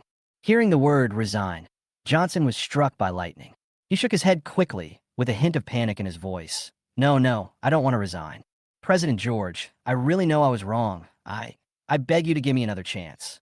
At this moment, Johnson blurted out in a hurry. President George, I know I shouldn't have taken your wife at the beginning. No, that's not what I meant. I made a slip of the tongue. As soon as he said this, he realized that he had said the wrong thing, and he quickly waved his hands, his face flushed. George sneered, his eyes revealing a hint of disdain. Johnson, I don't care about these personal grudges. But what I want to tell you is that in a company, your performance determines your position. I don't care what your private life is like. But now, you must take responsibility for your actions. Please go and hand over the work at hand. Johnson felt a chill in his heart. He knew there was no room for recovery. He could only walk out of the office in despair, his heart filled with regret and unwillingness. As he walked, he thought, it's because I got too carried away that I ended up like this. If I had been more low-key, perhaps this would not have happened. George looked at Johnson's departing back without a trace of emotion in his heart. He knew that for employees like Johnson, he had to be treated harshly to make them realize their mistakes. He turned to Chinyu next to him and said, Chinyu, this is the new person I just recruited. He will take over Johnson's position as the HR manager. Chinyu smiled and nodded, then walked into the office. George introduced him to some basic information about the company and explained some important matters. Chinyu listened carefully and nodded from time to time to show his understanding. He secretly admired George's ability and vision, and was also grateful that he could join such a promising company. Half an hour later, Chinyu finished reading all the documents. He looked up and said to George, President George, you are amazing. This school district housing plan is simply a godlike operation. I can't express my admiration for you in words. George smiled faintly. These are all minor issues. Chinyu, the next job of the Human Resources Department will be handed over to you. I believe that you are capable of handling this position. Chinyu nodded repeatedly. Don't worry, President George, I will work hard. But then again, you're really amazing. This school district housing plan not only solved the company's funding problem, but also made us a lot of money. I really admire it. George waved his hand. Okay, stop praising me. The most important thing now is to do a good job in the company. Chapter 202. Chinyu, although the work of the Human Resources Department seems simple, it is actually very important. It's one of the hubs of the company's operations. You need to pay close attention to employees' dynamics and needs and solve their problems in a timely manner to ensure the normal operation of the company. Chinyu nodded solemnly. I understand, President George. I will definitely do every job conscientiously and responsibly and live up to your trust. Chinyu and George finished discussing the school district housing plan in the office. Chinyu picked up the teacup on the table, took a sip, then put it down, a curious smile on his face, and changed the subject to ask George. President George, speaking of family, I'm quite curious about your love life. How are you doing now? Have you ever considered finding another partner? George smiled slightly, his eyes flashing with confidence and depth, as if he had been prepared for this question. He shook his head gently and said, That's it. Some things can't be found just by looking for them. But for some women, they will only regret leaving me. Chinyu couldn't help but laugh when she heard this. She felt that George's words revealed an indescribable confidence and charm. She joked, President George, you really know how to joke. But to be honest, with your conditions and abilities, I believe you will be able to find a better partner in the future. George smiled bitterly and shook his head, not continuing the topic. He glanced at the expensive watch on his wrist, then stood up and said to Chinyu, By the way, Chinyu, you have just arrived in this city, so you probably haven't found a suitable place to live yet. right? Well, I'll take you to rent a house, which can be considered a benefit from the company. Chunyu was a little surprised after hearing this, but soon nodded gratefully and responded, That's great, President George. Thank you for taking such good care of me. The two walked out of the office together. George drove his domineering Land Rover and took Chunyu to the school to pick up his daughter Lily. The school buildings sparkled in the sun, and the children's laughter and cheers could be heard everywhere. The car slowly drove into the school's spacious parking lot. Lily quickly spotted her father's car and ran over happily. As soon as she got in the car, she noticed Chunyu sitting in the passenger seat. Hello, Uncle. Lily greeted Chunyu warmly and politely. Her voice was sweet and crisp like a fresh breeze. Chunyu was infected by Lily's enthusiasm, and he responded with a smile. Hello, little Lily. You are so cute. He took out a delicate candy from his pocket and handed it to Lily. Lily took the candy and her eyes lit up immediately. She said sweetly, Thank you, Uncle, and then couldn't wait to peel off the candy wrapper. George felt a little relieved when he saw his daughter and Chunyu getting along so well. He started the car and said softly, Let's go to the agency to look at the house first. Chunyu nodded and responded, Okay, President George. He looked through the car window at the bustling streets outside the car, full of expectations for this city where he was about to start a new life. Soon, the car stopped steadily in front of a real estate agency. Although it was not long after work, George got off work early, so it was only a little after 5 o'clock. The afterglow of the setting sun shines on the glass door of the agency, reflecting golden light. George thought that while it was still early, he should quickly solve Chunyu's rental problem so that he could settle down earlier. Chapter 203. The two walked into the agency one after the other. A staff member in professional attire immediately came up to them with a warm smile on his face. Hello, sir. Do you want to rent or buy a house? George answered simply, Rent a house. He glanced around the agency. The environment was clean and bright, giving people a professional and reliable feeling. The staff member nodded, then turned around and called an agent in charge of the rental business. When the agent came out, George suddenly felt that he sounded familiar. He looked up and took a closer look, then exclaimed in surprise, Wong Li. Wong Li also recognized George, and a look of surprise appeared on his face. Oh, isn't this George? Old classmate. What a coincidence. How come you are here? George smiled and shook hands with Wong Li, saying with emotion, Yes, what a coincidence. I came here to help my friend look at houses, and I didn't expect to meet you here. At this time, Chunyu also recognized Wong Li.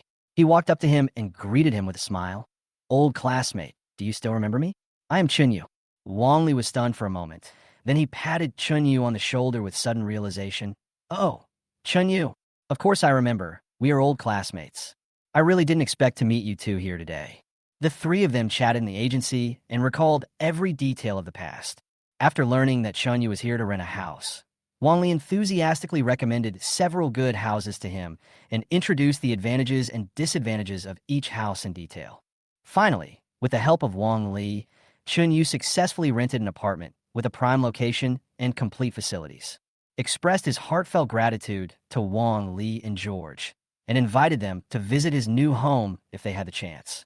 By the way, Wong Li, have you ever thought about changing your job? Wong Li was stunned for a moment and looked at George in confusion. Change jobs? My current job is quite stable. George smiled and explained, I'm not saying your current job is bad. I just thought of a position that is more suitable for you. You know, our company is expanding and needs capable people. I think you have great potential in this area. If you are willing, you can consider coming to our company for development. Wong Li fell into deep thought after hearing this. After a while, he spoke. George, I appreciate your suggestion, but I have worked in this company for many years. I'm familiar with the environment and colleagues. I also have a certain position and treatment. I don't know if I can adapt to a new environment. George nodded in understanding. Your concerns are normal, but people always need challenges to grow. Of course, this is just a suggestion. You can think about it slowly. If you're interested or want to know more about our company, you're welcome to contact me at any time. Chunyu also encouraged, Wong Li, I think what President George said makes sense. You are indeed talented in this area. If you can display it on a bigger stage, you may achieve unexpected success. Wong Li looked at the two of them gratefully. Thank you for your kindness. I will seriously consider it. At this time, Lily ran over and held George's hand. Dad, when are we going home? I'm hungry. George patted his daughter's head lovingly. It will be ready soon. Lily, wait for Daddy for a while. He turned to Wang Li and Chunyu and said, "We'll leave first. If you need any help, just ask. By the way, if you come, I could give you a lower annual salary, maybe only around 300,000. Just finish saying this. Just get ready to leave." Chapter 204, etc. Wang Li suddenly called George with a serious expression on his face. "George, the position you just mentioned, I think I can try it." George stopped and turned to look at Wang Li with a satisfied smile on his face. "Really? That's great. I believe you will shine in this new position." Wang Li nodded with a determined light in his eyes. "Yes, I want to give myself a chance and also give you a chance. I believe that we can create a better future together." George extended his hand and shook hands with Wang Li. "Welcome to our team, Wang Li. I believe your joining will definitely bring new vitality and creativity to our company." Chinyu also clapped happily on the side. "Great. We have one more capable person." George checked the time, then said to Wang Li and Chunyu, "It's getting late. Let's go back first. I'll arrange for someone to contact you tomorrow to discuss your position and salary in detail." Wang Li nodded. "Okay, George. I'll wait for your news." George took Lily and Chunyu away from the agency. After leaving the agency, George took Chunyu and Lily back to his home. George warmly invited Chunyu to stay for dinner, and he said, "Chunyu, since we are old classmates, don't be polite. Come have dinner at my house tonight and try my cooking." Chunyu was a little surprised, but quickly accepted George's kindness. He nodded gratefully. "That's troublesome. I'm really sorry." At dinner, George prepared a table full of sumptuous dishes, and the three of them sat around it, enjoying this rare, warm moment. At the dinner table, George introduced his family and work to Chunyu from time to time, and Chunyu also shared his experiences and feelings. After dinner, George took Chunyu to the living room, sat down, and made a pot of good tea. He looked at Chunyu and said seriously, "Chunyu, do you know why I keep inviting old classmates to join the company?" Chunyu shook his head, expressing his confusion. George took a deep breath and slowly told his plan. "I want to make the company bigger and stronger, not only in the field of construction, but also in other fields. To achieve this goal, I need a trustworthy and capable team. There's a deep foundation of friendship and trust among the old classmates. I believe we can work together to create a better future." Chunyu was deeply touched after hearing this. He did not expect that George had such great ambitions and plans. He said with emotion, "George, you are such a visionary. I am very fortunate to have met you and am willing to join your team and work together." George was very happy after hearing this. He knew that Chunyu's joining would inject new vitality into his team. For a company to become stronger, it does not mean that it must recruit people with strong abilities, but it means that it must recruit people who are trustworthy enough. After all, George thought that his abilities were strong enough, and all he needed were some assistance. Chapter 205. After all, it's such a big company. He can't always rely on himself to fight alone. That might not be too lonely. As the saying goes, only if you have your own team can you develop better. Whether it's Chunyu or Wang Li, both of them can be considered as my good friends, and both of them can be considered as close friends. More importantly, through his experience in his previous life, he knew that these two people were very capable masters. Recruiting them will definitely be beneficial and harmless to you. So of course he was very happy at this moment. "By the way, I have heard some things about you during this period. I can only tell you about my sister-in-law. No, it should be the matter of money. It's really too much for you. From what I know, you have suddenly become very powerful recently. It is not a bad thing to be able to get rid of that vicious woman during this period of time. Hear what the other person says." Chinyu also knew that the other party was comforting her, but he still waved his hand to signal the other party not to mention the matter again. And after a while, Chinyu suddenly looked at Chinyu, smiled, and said, "Open your payment account and take a look." Chinyu was a little confused after hearing this. Then he opened his phone and saw that 1 million had just been deposited into his account. The two were dumbfounded for a while. "President George, what do you mean?" Although the two are old classmates, Chinyu still has a great sense of propriety. Since joining the company, I always call Chinyu Mr. Chun. In this way, it is beneficial to him and naturally beneficial to Chinyu as well. Chinyu lit a cigarette and said with a smile, "You will be working with me in the future anyway, so it doesn't matter if I advance you the money. Can you run away with my money? I think that's impossible, right?" At this moment, Chinyu's mood was extremely complicated. He didn't expect George to trust him so much and directly pay him 1 million in advance. This amount of money is undoubtedly a huge sum for him, enough to solve all his current financial problems. He looked at the transfer record on his mobile phone, feeling mixed emotions, gratitude, and pressure. He took a deep breath, looked up at George, and said seriously, "President George, this money means a lot to me. I am very grateful, but please rest assured that I will work hard and never let you down." George smiled and nodded. "I believe you, Chinyu. You have always been a talented and responsible person, and I believe you're qualified for this position. Moreover, I believe that the friendship and trust between us will make our cooperation smoother." But for George, this deal was a good one, and he could win people's hearts by making $1 million. You have to know that the other party's talent is not ordinary strong. Even now, he still remembers that the other party's highest annual income at that time was as high as tens of millions. Compared to the money we have now, that is more than enough. And during this period, Johnson has been in charge of the school district housing project. The school district housing project is naturally a good project for Qianxin Group. But same, it's also a good project for George. The total profit that day was 300 million. Chapter 206. 200 million of them were all handed in. The remaining 100 million yuan in profits all remained in the company's account. But the protagonist is participating in this project so he can get a certain amount of dividends, which means that there are tens of millions of dollars in his account. That is certainly quite arrogant. Taking out 1 million out of tens of millions to win people's hearts. Is there any business that can win people's hearts more than this? The next day, Chinyu came to work as usual. He has all the documents in that and sorted out all the information during this period. It's better not to tidy up this. As soon as I sorted it out, I was shocked. Oh my goodness, just when I was sorting out the documents, they suddenly said they sold 20 school district houses. Add to that the hundreds of units you sold before. This is simply unbeatable. Chinyu spoke to George. There was shock in his words. When I heard this, George in shock, with disbelief written all over his face. "President George, the sales speed of this school district house is beyond my imagination. This is like a miracle." George smiled slightly, his eyes revealing a hint of confidence. A miracle? Maybe in the eyes of others. It is, but to me, it is just the result of advanced planning and accurate judgment. George with admiration and nodded repeatedly. "President George, I really admire you. Your vision and decisiveness are unmatched." George waved his hand, indicating that Chinyu didn't need to flatter him too much. "These are all trivial matters, not worth mentioning. By the way, do you want to go and see the school district housing site?" Chinyu's eyes lit up when he heard this, and he nodded excitedly. "Of course I do. I've always wanted to go and see what's going on at the scene, but I didn't expect that I'd get my wish today." So, George took Chinyu and drove to the school district housing project site. Along the way, the two chatted about some details of the project and future plans. Chinyu listened with great interest, and his admiration for George grew even more. When we arrived at the scene, we saw huge crowds of people, and it was very lively.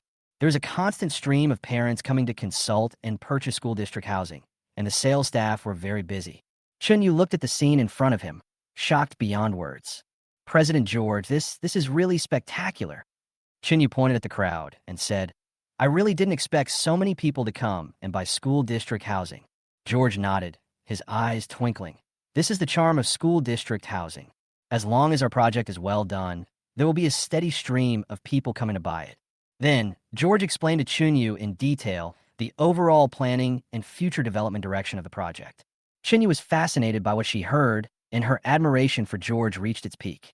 "President George, I really admire you." Chinyu exclaimed, "Your investment vision and strategic thinking are really amazing." George smiled, not too modestly. "Actually, these are nothing. It's important that we keep working on it and make the project even better. By the way," George suddenly changed the subject. "What do you think we should do next?" Chinyu thought for a moment and replied, "I think we should continue to maintain the current sales momentum and at the same time strengthen the publicity and promotion of the project." George nodded, but then shook his head. "Your idea is correct, but it is not comprehensive enough. I'm telling you, I'm no longer planning to sell unlimited quantities as before." Chapter 207. What? No longer unlimited sales? Chinyu looked at George in confusion. "Why is that?" George explained, "Although we are selling well now, most of the profits belong to the company. We are a construction company under the Qianxin Group, and in essence we are still working for others. This is certainly not a long-term solution." Chinyu suddenly realized, "I understand. President George, you want to increase the scarcity and value of the project through limited sales, thereby further increasing the profit margin. George nodded with satisfaction. That's right. And doing so can also attract more people's attention and desire to buy. So starting today, we will only sell a certain number of school district houses every day. After hearing this, Chinyu nodded and praised. President George, you are really far-sighted. I completely agree with your decision. George then called an emergency meeting of all the senior managers of the construction company. At the meeting, he announced the decision to everyone. But at this moment, most people did not understand and express their opinions. President George, I don't think this is okay. This is a complete joke. I think if we can sell it, we must sell it casually. George said directly at this time, we will only sell 10 sets a day in the future. George finished speaking. The atmosphere in the conference room suddenly became tense. All the senior managers looked at each other, clearly puzzled and bewildered by the decision. President George, only 10 sets sold a day? Isn't that too few? Our sales momentum is so good now. If we limit the sales, wouldn't it be a waste of such a good opportunity? An executive couldn't help but question. George smiled slightly, glanced at everyone present, and said firmly, I know you may not understand, but please believe me, this is a well-considered decision. Although our sales are very good at present, in the long run, limited sales is a strategy that is more beneficial to our development. He paused and continued. First, limited sales can increase the scarcity and value of the item. People tend to cherish and desire scarce things more, which will stimulate their stronger desire to buy. Secondly, limited sales allow us to better control the sales rhythm and avoid subsequent problems caused by selling too quickly. Finally, this is also for the long-term development of the company. We cannot only focus on immediate interests and ignore long-term planning. After listening to George's explanation, although some people still had doubts, most people expressed understanding and support. After all, George has always been a visionary and decisive person, and there must be reasons for his decisions. After the meeting, George found Chinyu and they talked alone for a while. George told Chinyu that he believed this decision would bring unexpected results, and he also believed that Chinyu could help him implement this strategy well. Chinyu was deeply moved after hearing this. He knew that George had high hopes for him. He solemnly promised that he would do his best to ensure the successful implementation of this strategy. George looked at Chinyu with a mysterious smile on his face, then patted him on the shoulder and said, Chinyu, come with me. I'll take you somewhere. Chinyu was a little confused, but still followed George out of the meeting room. The two walked towards the parking lot together. George opened the door of an SUV and motioned Chinyu to get in. Chinyu sat in the passenger's seat, fastened his seatbelt, and asked curiously, President George, where are we going? Chapter 208. George did not answer directly, but started the car and slowly drove out of the company gate. Along the way, George concentrated on driving, while Chinyu sat beside him, full of questions in his mind. After driving for about half an hour, they arrived at a village in the city that looked a bit shabby. The streets here are narrow and crowded, with various small vendors and dilapidated buildings on both sides, looking messy. Chinyu couldn't help but frown, feeling even more confused. However, George seemed to be very familiar with this place. He drove through the narrow streets of the urban village and finally came to an empty field. The site is surrounded by dilapidated buildings, but there is nothing in the middle, which looks extremely abrupt. After Chinyu got off the car, he looked around and asked in confusion, President George, what are we doing here? This place doesn't look very good. George smiled and shook his head, pointing to the empty space, and said, No, Chinyu, this is nice. I plan to buy this land. Chinyu was shocked when he heard this. He couldn't believe his ears. Buy this land? President George, are you kidding? This is a village in the city. The development value is not high, and the price is not cheap. If you buy it, you will definitely lose money. George looked at Chunyu's surprised expression and smiled faintly. Chinyu, you can't just look at the surface of things. I know this piece of land may not be valuable in the eyes of others, but to me, it is a treasure. Treasure land? Chinyu was even more puzzled. Is there anything special here? George did not answer directly, but turned and pointed to a tall building in the distance and said, Look at that building. It's the largest storage center in the city. Do you know where it came from? Chinyu shook his head, indicating that he didn't know. George took a deep breath and said slowly, The storage center was originally this vacant lot. In the near future, this place will be planned as an important logistics hub, and this piece of land is the key to it. I know this news because I have some special channels. Chen Yu was stunned. He didn't expect that George had such important information. He couldn't help but ask, President George, how do you know this? George smiled and said, this is my secret. But what I can tell you is that this news is absolutely reliable.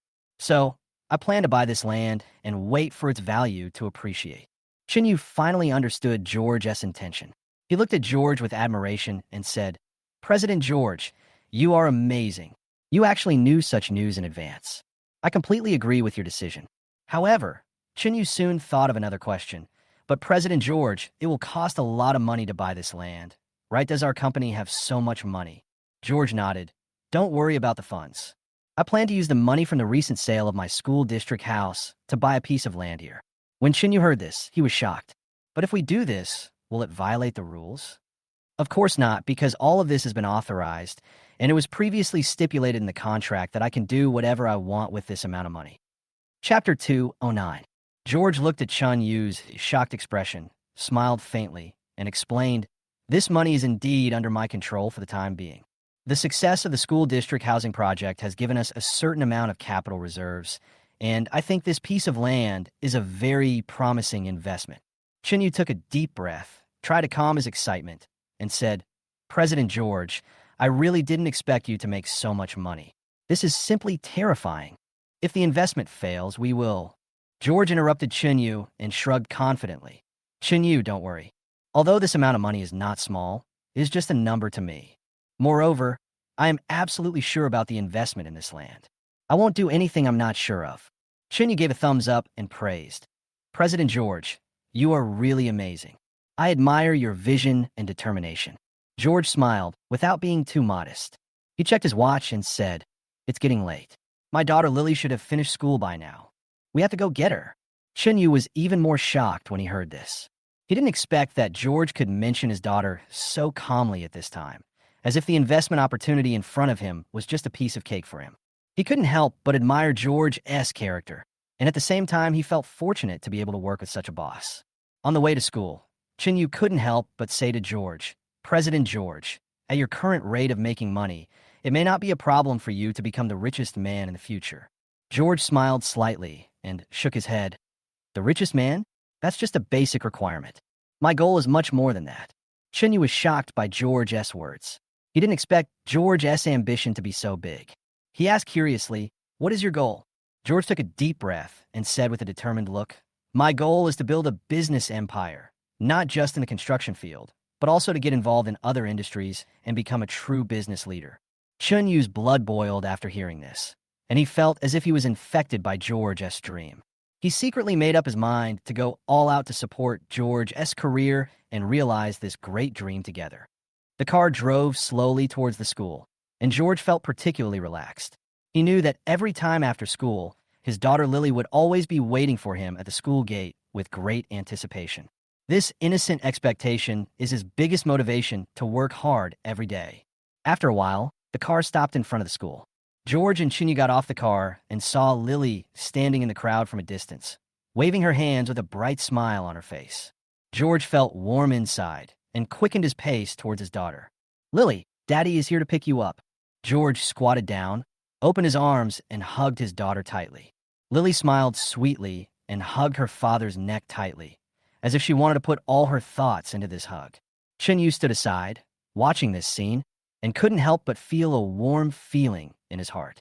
He never thought that a business tycoon would show such a gentle side when facing his daughter. Chapter 210. At this moment, he became more determined to follow George. Lily, this is Uncle Chun, Dad's good friend. George took his daughter's hand and introduced her. Lily looked at Chen Yu curiously and called out sweetly, Hello, Uncle Chun. Chen Yu responded with a smile and touched Lily's head to show affection. After getting in the car, Lily sat obediently in the back seat, looking at the scenery outside the window curiously. George and Chen Yu sat in the front row and continued the previous topic. Chen Yu was still immersed in George's business plan, discussing future development with great anticipation. President George, do you think we can really make a lot of money in the future? Chen Yu couldn't help but ask. George smiled and nodded. Of course, as long as we work hard, nothing is impossible. At this moment, Lily suddenly interrupted and said, Dad, Uncle, can you please stop discussing this? I don't understand, and it makes me feel annoyed. Hearing their daughter's words, they both burst into laughter. George patted Lily's head and comforted her. Okay, let's not talk about it. Lily, did you have a good time at school today? Lily nodded with an innocent smile on her face. I'm happy. The teacher praised me today. George felt even more relieved when he heard his daughter being praised. He knew that his daughter's happiness and growth were his greatest happiness. The car continued on the way home. Suddenly, Lily pointed at a little boy outside the window and shouted, Dad, look at that little boy. George looked in the direction his daughter pointed and saw a little boy sitting in a Mercedes-Benz, waving at them. The little boy saw Lily. He said excitedly, Hi. Lily, where's your home? Do you want to go together? Lily thought for a moment and replied, My home is in Hualong Community. The little boy was surprised when he heard it and said, Wow, Hualong Community. It's not far from my home. My home is in Huiwang International Villa District. Lily asked curiously, Brilliant International Villa District?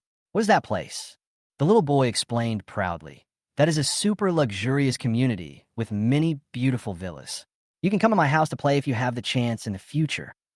Seeing the other car slowly leaving and disappearing in the traffic, Chinyu suddenly whispered to George, President George, the little boy's father sneered at us just now. Did you see it? George nodded slightly, with a barely perceptible sneer on his face. I saw it. But so what?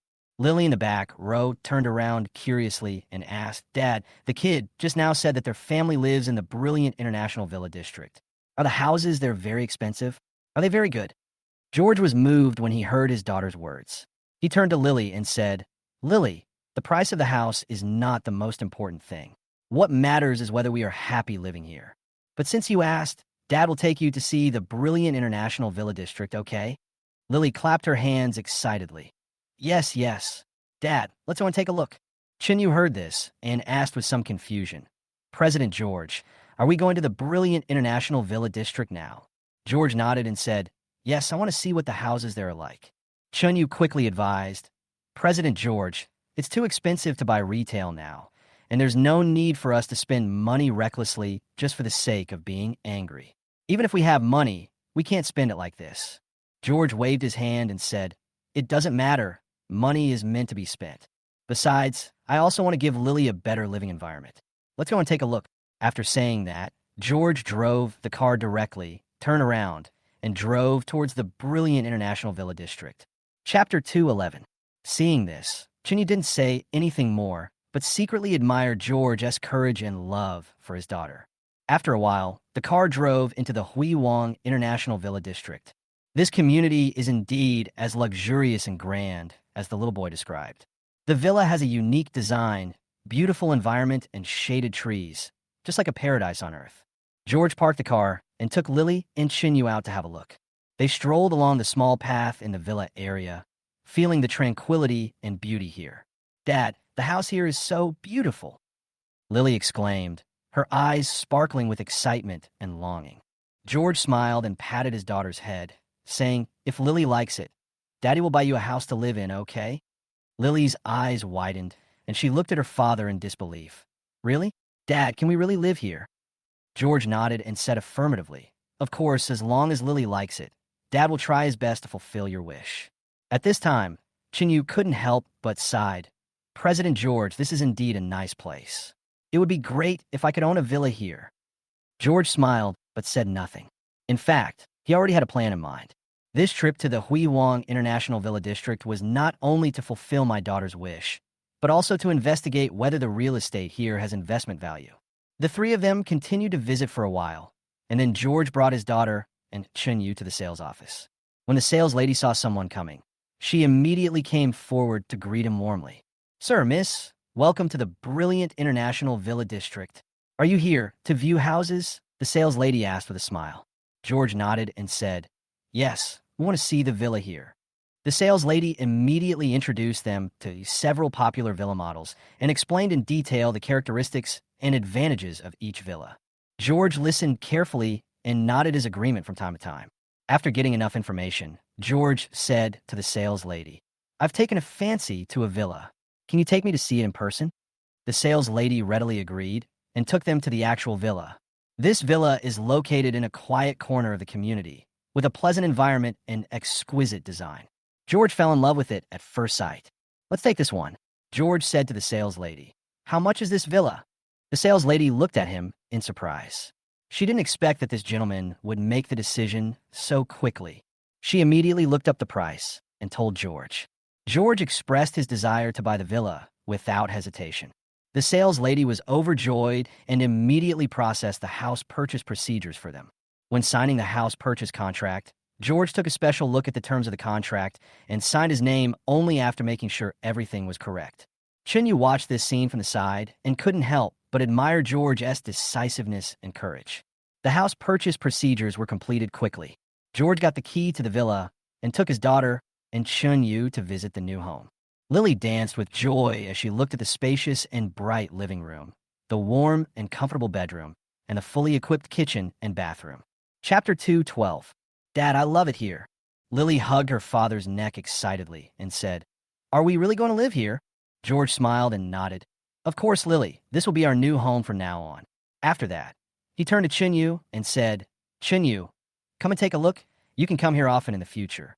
Chinyu happily agreed and began to tour around the villa. As he looked around, he marveled at the high-end and luxury here and was full of expectations and longings for the future. "Wow, this villa is really big." Chinyu walked around the villa, exclaiming from time to time, "This decoration, this furniture are all top-notch."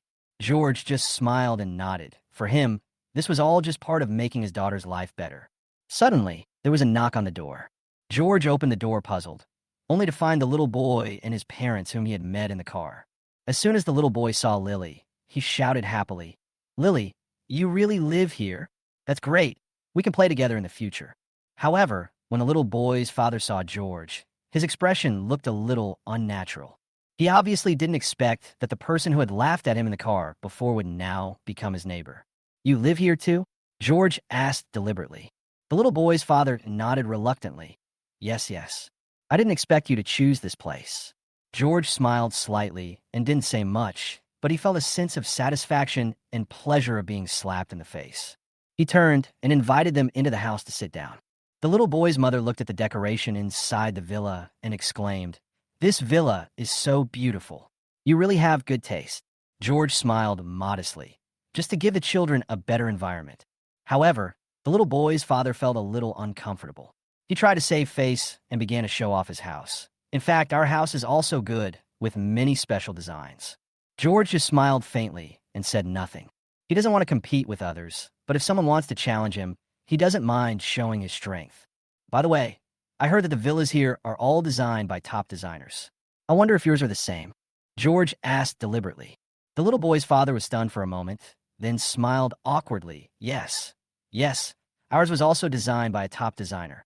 George smiled slightly and said nothing, but he knew that this lie would soon be exposed, because he had learned that although the villas in this community were all high-end, only a few were designed by top designers, and the one he bought was one of them. Sure enough, after a while, the little boy's mother couldn't help asking, "Who designed your villa?" "Ours was designed by an ordinary designer." The little boy's father blushed, glared at her, and signaled her not to say anything more. But George had already seen his embarrassment. "Actually, the designer isn't the most important thing," George said calmly. "What's important is that we live comfortably and the children are happy." His words made the little boy's parents feel a little ashamed. They were arguing over a small lie before, but George had already taken a higher perspective. At this moment, the little boy suddenly took Lilia's hand and said, "Lily, where is your room? I want to go and see it." Chapter 2:13. Lily happily took him upstairs. George also took the opportunity to invite the boy's parents to visit the villa. During the visit, the boy's father kept praising the design and decoration of the villa, trying to save some face. But George just smiled faintly and said nothing. When they walked to the door of a room, the little boy's father suddenly exclaimed, "Oh my God, what is this? An indoor swimming pool?" George smiled and nodded. "Yes, this is so that the children can have a place to play in the water in the summer." The little boy's father opened his eyes wide, his face full of disbelief. He had been feeling proud of a small design before, but now he realized how big the gap was between him and George. This is so luxurious," he stammered. George just smiled and said nothing. He knew that he had successfully pretended to be awesome and got slapped in the face. but he didn't want to show off too much. After all this was just to make life better for the children. In the following time, the little boy's parents became unusually respectful and polite.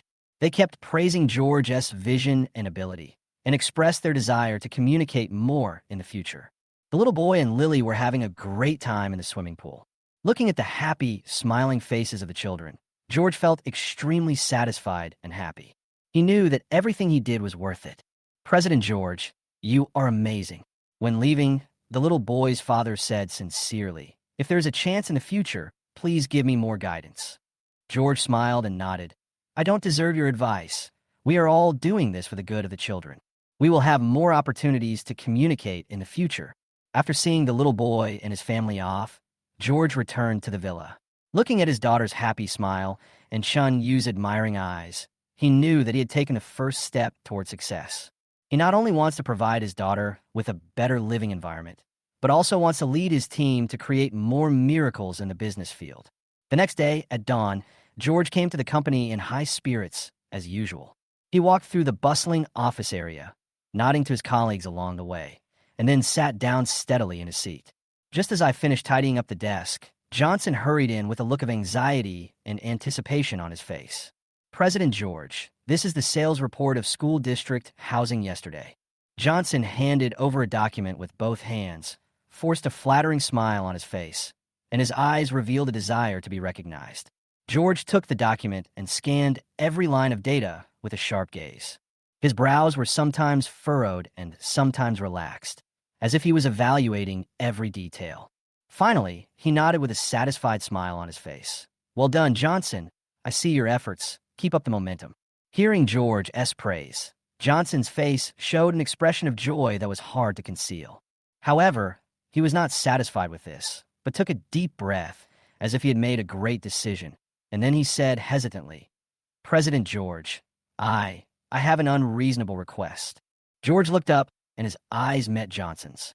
He saw the determination and expectation in Johnson's eyes and said softly, Oh, tell me about it. Chapter 214. Johnson took a deep breath, as if to pour all his inner desire and determination into these words. President George, since being transferred to this position, I have deeply reflected on my past. I know I didn't do well enough before, but I really want to correct it and make a greater contribution to the company. So, I want to return to my original position as director. Can you give me another chance? George frowned slightly and sneered in his heart. He naturally understood Johnson's idea, but on the surface he said calmly, Johnson, do you know why I transferred you to this position? Johnson was stunned, obviously not expecting George to ask this. He shook his head blankly. I don't know. George said calmly, because I am really dissatisfied with your previous performance. Moreover, I think this position is more suitable for you to display your abilities. Here you can get exposed to more business aspects and have a deeper understanding of the company's overall operations. Hearing this, Johnson became anxious. He quickly waved his hands and explained, President George, I know I didn't do well before, but I really want to correct it now. Johnson, George interrupted, firmly, opportunities aren't given away lightly. The salary you've received in your current position isn't low. I hope you can be content and make the most of your position. Johnson's face suddenly froze when he heard this. He understood what George meant. This was a polite refusal of his request. A feeling of unwillingness and disappointment welled up in his heart, but he also knew that things had come to this point and he had no way out. He gritted his teeth and continued to beg. President George, please give me another chance. I promise to work hard in the future and never let you down. When he said the last few words, his voice was choked with sobs. George sighed, stood up from his seat, and walked over to Johnson. He patted Johnson on the shoulder and said earnestly, Johnson, I understand your feelings and thoughts, but some things cannot be reversed or changed once they happen. Your current job is also very important. I hope you can cherish this opportunity and find your own value and sense of accomplishment in this position. After saying this, George turned and left the office, leaving Johnson standing there alone, dazed, silent, and reflective. He knew that he had no hope and could only silently accept this cruel but realistic decision. The whole afternoon passed quickly, and it was almost dusk. George drove to the Reed Group, where he served as the investment manager and was responsible for the company's overseas investment business. As soon as he entered the building of Reed Group, George felt a tense and busy atmosphere. Employees walked hurriedly in the corridor, and everyone's face was full of concentration and seriousness. He walked through the crowd to the door of his office, pushed it open, and sat down in his seat. Not long after he sat down, Li Hao, deputy manager of the investment department, came in to report to him on the recent work progress. President George, this is the latest investment project progress report for you to take a look, Li Hao said as he handed a document to George. George took the document and read it carefully, nodding his head from time to time to show his agreement or raise questions and suggestions. Just as the two were discussing in full swing, there was a knock on the office door, followed by a loud voice. "George, come to my office." Chapter 215. George put down the documents in his hand, stood up, and walked out of the office. He saw Zhang Yang standing at the door and a middle-aged man sitting next to him. George smiled and greeted the man and asked about his identity. "Hello, Mr. Zhang. Who is this?" The middle-aged man also stood up and extended his hand to shake George's and introduced himself. "Hello, Manager Lin. I am Wang Gang from Caesar Group. We are in the outdoor products business. Nice to meet you." When George heard the name Caesar Group, he was shocked, because he clearly remembered that in the previous life, Caesar Group's outdoor product sales were always among the best. Although the brand was not a top brand, its sales and reputation were very good, and its market value was also considerable. It was a very potential partner. "It's Mr. Wang. Nice to meet you." George shook Wang Gang's hand enthusiastically and said, "I wonder what brings you here today, Mr. Wang." He asked curiously about the other party's purpose with an expectant expression on his face. Wang Gang smiled and said, "I heard that your company has some funds and is looking for a cooperative investment project. Our Caesar Group also happens to have this intention, so I wanted to come over and have a chat to see if we can reach a cooperation." His tone revealed sincerity and expectation, and he obviously had high hopes for this cooperation. At this time, Zhang Yang interrupted and said, "Mr. Wang was introduced by my acquaintance. He came directly after hearing that we had investment intentions. George, your investment department should be responsible for the reception and see if there is any possibility of cooperation." After saying that, Zhang Yang looked at his watch and said, "Oh, I have a meeting to attend, so I have to leave first. You guys chat, you guys chat." He left the office in a hurry. After seeing Zhang Yang off, George turned around and gestured to Wang Gang. "Mr. Wang, please take a seat. Let's talk about it and see if there is room for cooperation." After the two sat down, George began to introduce the company's investment direction and strategy in detail, and also listened to Wang Gang's plans and expectation for the future development of Caesar Group. "Can you tell me in detail what your plan is?"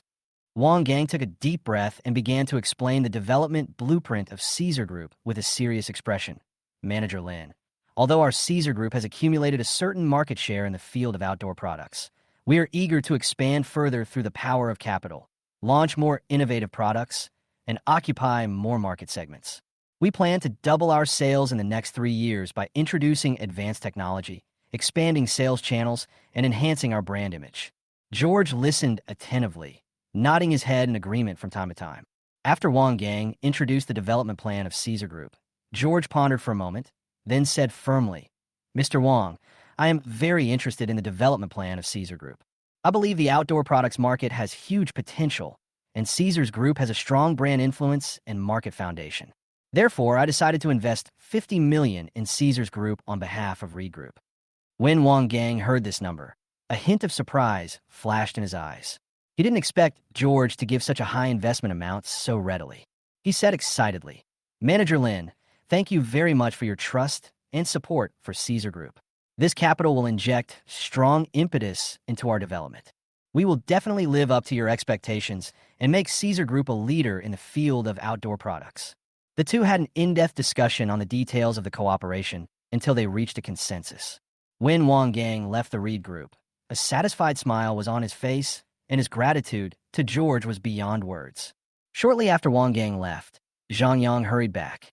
As soon as he stepped into the office, he heard the news that George had invested $50 million in Caesar Group.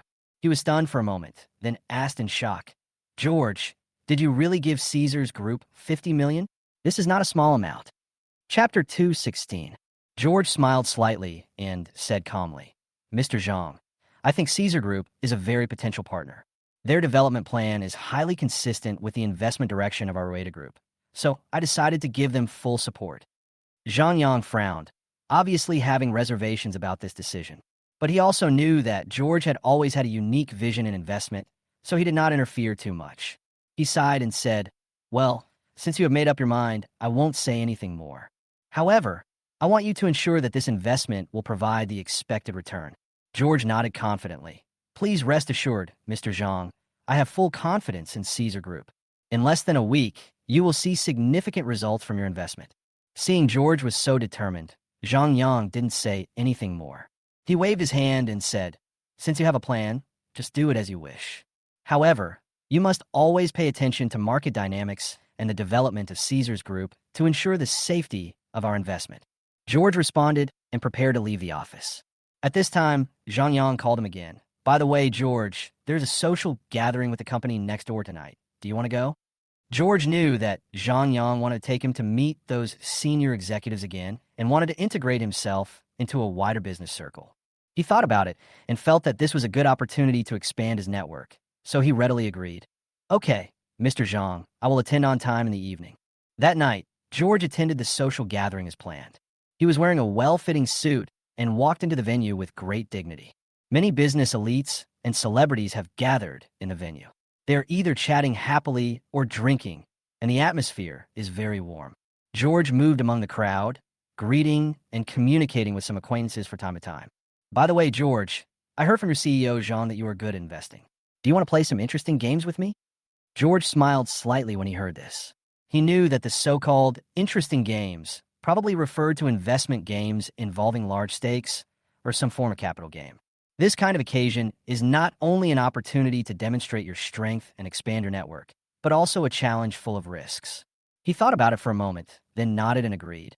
"Of course, I'm happy to participate." So a group of people surrounded George and came to an area dedicated to investment games. Here, gather some business people who are keen on the capital game. They either think alone or discuss investment strategies in groups of 3 or 5. The game started quickly. There was a computer in front of each person, and various virtual investment projects were displayed on the screen. Participants need to invest their virtual funds in different projects based on their own judgment in order to obtain the maximum benefits. Chapter 217. George stood in front of the computer, scanning the various investment projects on the screen, quickly analyzing the potential risks and benefits of each project in his mind. He knew that this was not just a game, but also a test of investment vision and decision-making ability. "George, what do you think?" A middle-aged man nearby came over and asked in a low voice. He is the owner of a medium-sized enterprise nearby and admires George's investment vision. George smiled slightly and pointed to a seemingly insignificant project on the screen. "I think this project has potential." "Oh, this project?" The middle-aged man was a little surprised. In everyone's opinion, this project is the type with high risks and unstable returns, and few people are willing to try it. Yes, although on the surface this project seems to be high risk, in fact, it has a strong R&D team and unique market positioning behind it. Once successfully launched on the market, it is likely to trigger a craze. George explained.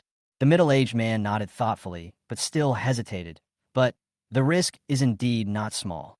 George smiled and said, "When it comes to investment, there is no such thing as absolute safety.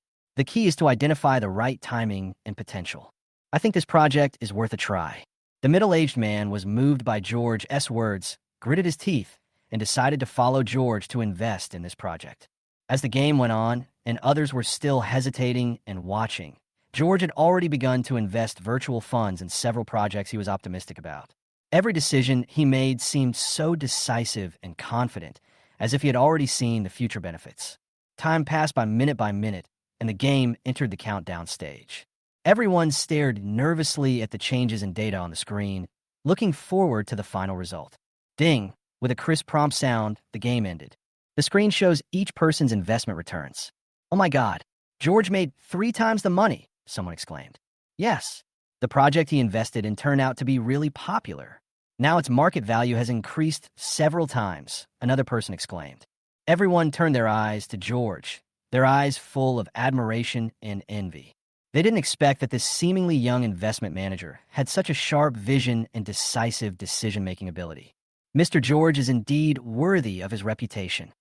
A middle-aged man in a suit and Tai came over and enthusiastically extended his hand to shake George's hand. I am Li Ming, the president of the company next door. I have heard that you have made extraordinary achievements in the investment field. Today I see that you are indeed worthy of your reputation. George smiled modestly. Mr. Li, thank you for the compliment. I'm just lucky. George won the investment game by a huge margin. Each of his decisive decisions and precise analysis was like a chess piece falling on the chessboard, precise and powerful, attracting the attention of everyone present. His eyes were as sharp as torches as he calmly examined the changes in the data on the screen. Not a single tiny fluctuation escaped his sharp eyes. The people around began to whisper, and their eyes involuntarily focused on the young investment manager, trying to find the secret of success from him. Chapter 218. A middle-aged entrepreneur, wearing a neat suit and with a look of admiration on his face, walked up to George and stretched out his hand. Mr. George, you are really unique in investment. Do you have any real-life investment plans to share with us? His voice was loud and full of recognition and expectations for George. George smiled, a smile that revealed an unhurried confidence. He stood up and glanced at the crowd, and found that at least a dozen entrepreneurs were looking at him intently, as if waiting for his words of wisdom. This made him feel inexplicably excited, as if he saw endless possibilities and opportunities. He cleared his throat and began to introduce slowly. In fact, in real life, I am personally very optimistic about the investment prospects of school district housing. Take the school district housing in the northern part of the city as an example. There are abundant educational resources and high-quality schools there. For parents, it is very important to give their children a better educational environment. George's words revealed a firm belief, as if he had seen the bright future of school district housing investment. As soon as he finished speaking, different voices rang out among the crowd. Mr. Li frowned, his eyes revealing some doubt. Mr. George, I have never been optimistic about the North City area. The future development potential is limited, and the return on investment may not be ideal. Although his voice was low, it was full of power, as if challenging George's point of view. Another entrepreneur echoed, yes, the real estate market is unpredictable now. Although school district housing is popular, it is also risky. We still have to act with caution. His voice revealed a sense of caution and worry, as if reminding everyone to look at investment rationally. Faced with everyone's doubts, George did not panic. He took a deep breath, looked at everyone firmly, and continued, you may not know that the investment value of school district housing is not just about the rise and fall of housing prices. More importantly, it represents the value of education. With the development of society, the importance of education has become increasingly prominent. For the sake of their children's future, parents are willing to pay more to buy housing in school districts. Therefore, I think the investment prospects of school district housing are very broad. George's words were full of passion and conviction, as if he had already seen the bright future of investing in school district housing. There was a gleam of wisdom in his eyes, as if telling everyone that his views were well thought out and not groundless. At this time, Zhang Liang suddenly interrupted and said, Mr. George is right. I followed his advice and bought a school district house in the northern part of the city. Now it seems that this decision was very wise. His voice revealed a sense of pride and satisfaction, as if telling everyone that he had gained tangible benefits from the investment in school district housing. Zhang Liang's words made the people present begin to re-examine the investment value of school district housing. They began to realize that school district housing is not just a real estate investment, but also an investment in education.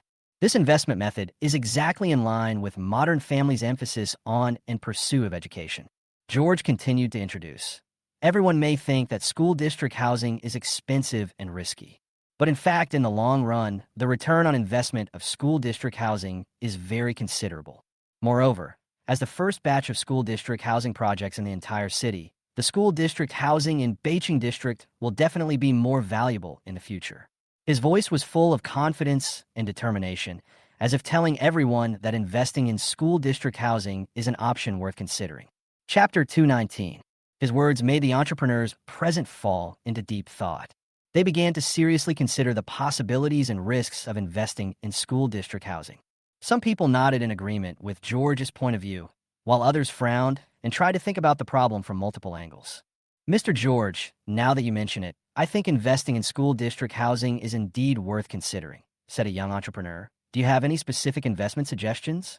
His voice revealed a kind of desire and expectation, as if he was waiting for George's further guidance. George smiled and nodded. Of course. I suggest that you consider the school district housing projects in the northern part of the city. If necessary, I can provide you with some detailed information and investment advice. His voice was full of enthusiasm and sincerity, as if telling everyone that he was willing to share his experience and knowledge with everyone. After hearing George's proposal, the entrepreneurs present gathered around him, their faces full of curiosity and expectation. The occasion seemed to have turned into a temporary small investment seminar, and everyone hoped to obtain valuable investment information from George. George stood in the crowd, his eyes firm and confident. He understood that this was not only an opportunity to demonstrate his investment vision, but also a platform to promote business exchanges and expand personal connections. So he began to elaborate in detail on the investment advantages of school district housing. First of all, we need to understand the core value of school district housing. George's voice was clear and powerful. That is educational resources. The school district houses in the North District are close to the city's top schools, which means that children can receive a better education, which is crucial for their future development. He paused, looked around, and seeing that everyone's eyes were focused on him, he continued. Secondly, the return on investment of school district housing is very considerable. As educational resources become increasingly scarce, the prices of school district housing will only rise. Moreover, this kind of investment can not only bring economic benefits, but more importantly, it can provide children with a better growth environment. At this time, a middle-aged entrepreneur interrupted and said, Mr. George, we understand what you said. However, investing in school district housing also involves certain risks. For example, factors such as policy changes and market fluctuations may affect housing prices. George smiled and nodded. You are right. Any investment has risks. However, I think the investment risk of school district housing is relatively small. Because educational resources are scarce, and parents are generous in investing in their children's education. Therefore, as long as you choose the right school district housing project, you can get stable returns. He paused and added, Of course, we need to consider multiple factors when choosing a school district housing project. For example, the project's geographical location, surrounding supporting facilities, the school's teaching quality, etc. Only by comprehensively considering these factors can we choose a school district housing project with real potential. Hearing this, everyone nodded in agreement. They began to realize that investing in school district housing is not a simple matter and requires comprehensive consideration of multiple factors to make a wise decision. George took the opportunity to put forward a specific investment suggestion. I suggest that you consider the Hamlin Academy project in the northern part of the city. This project is located in the core area of North City, surrounded by complete supporting facilities and close to several top schools in the city. Moreover, the developer has a very good reputation and can guarantee the quality and progress of the project. Chapter 220. After hearing this specific investment advice, everyone showed an interested expression. They asked George for detailed information about the Hamlin Academy project. George patiently answered their questions and constantly emphasized the importance and value of investing in school district housing. The entrepreneurs present began to have a heated discussion. They all said that they would go back and study the possibility of investing in school district housing and hope to get further guidance and help from George.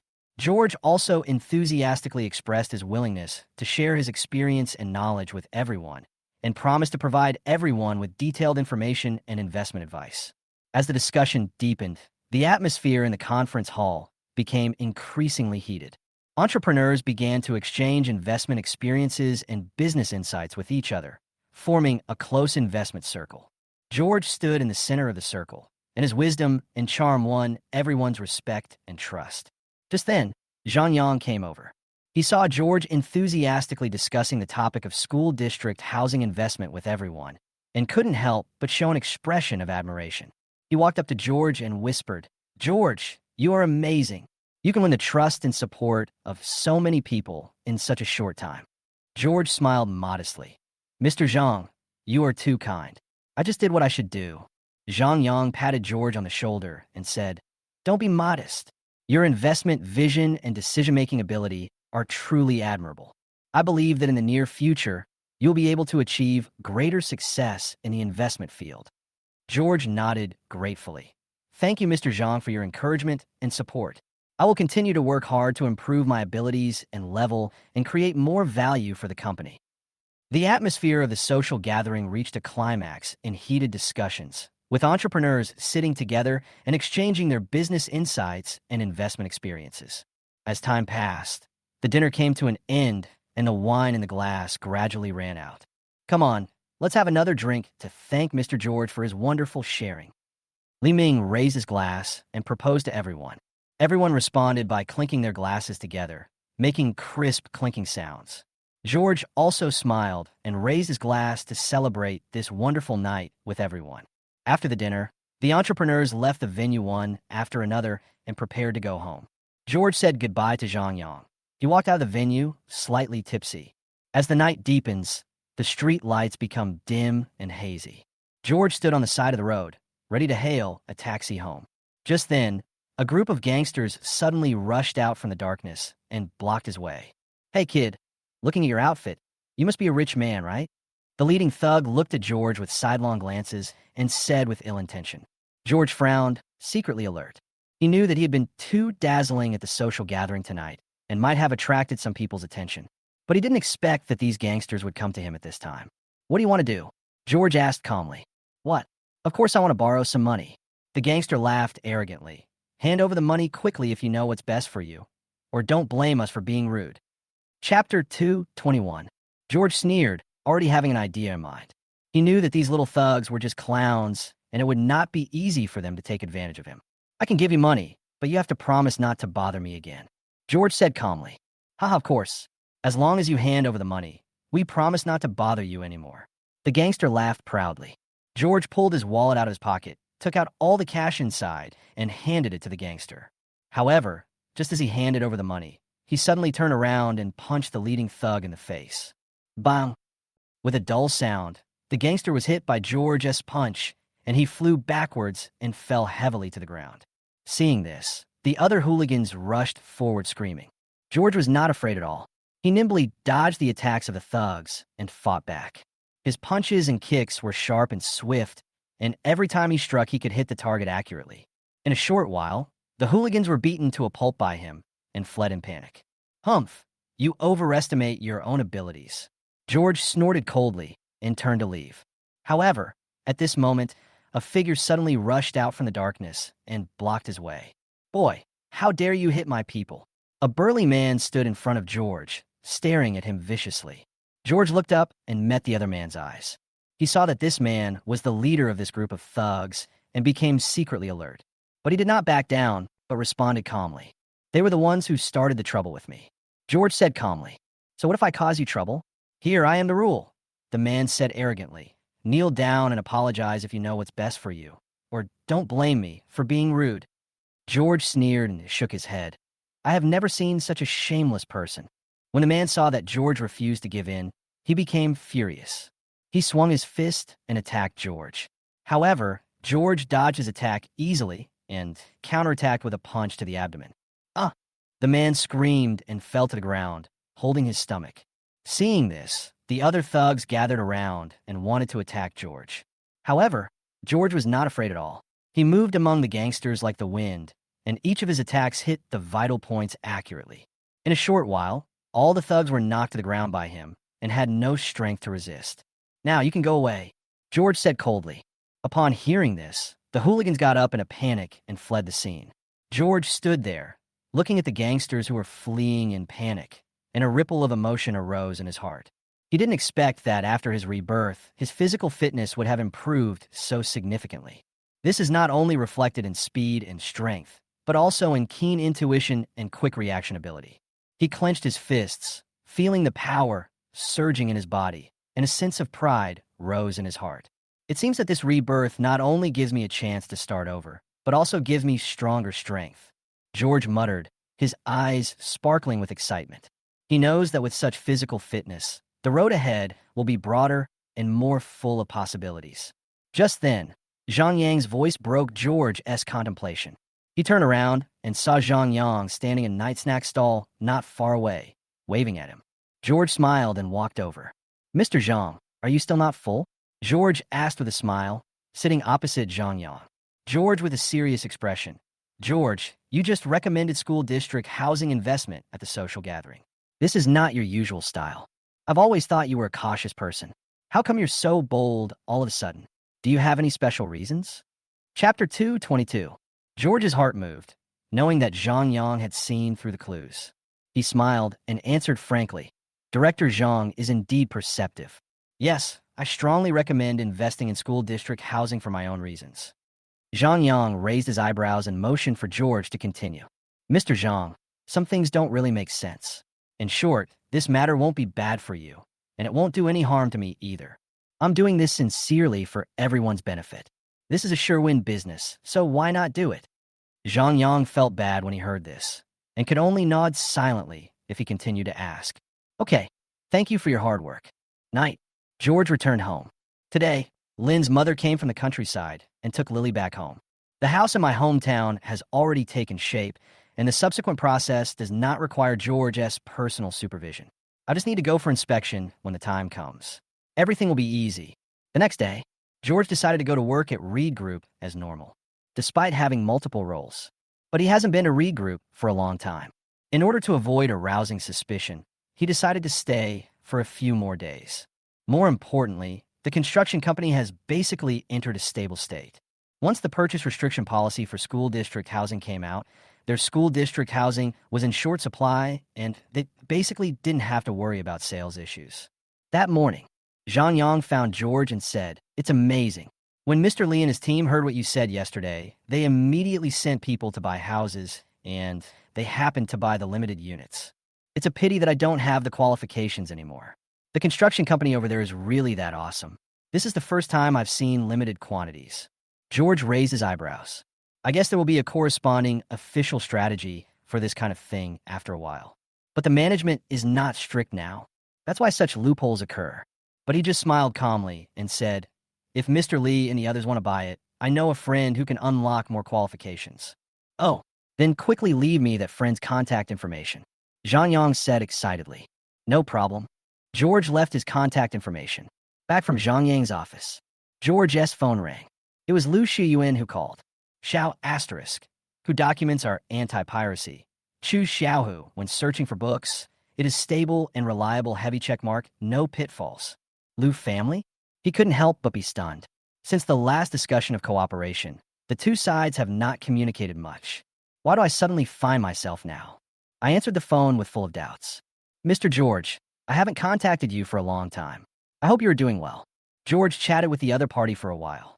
It is mainly about the sales of school district housing. The money from that matter has to be given as commission to the Liu family. We had a general chat.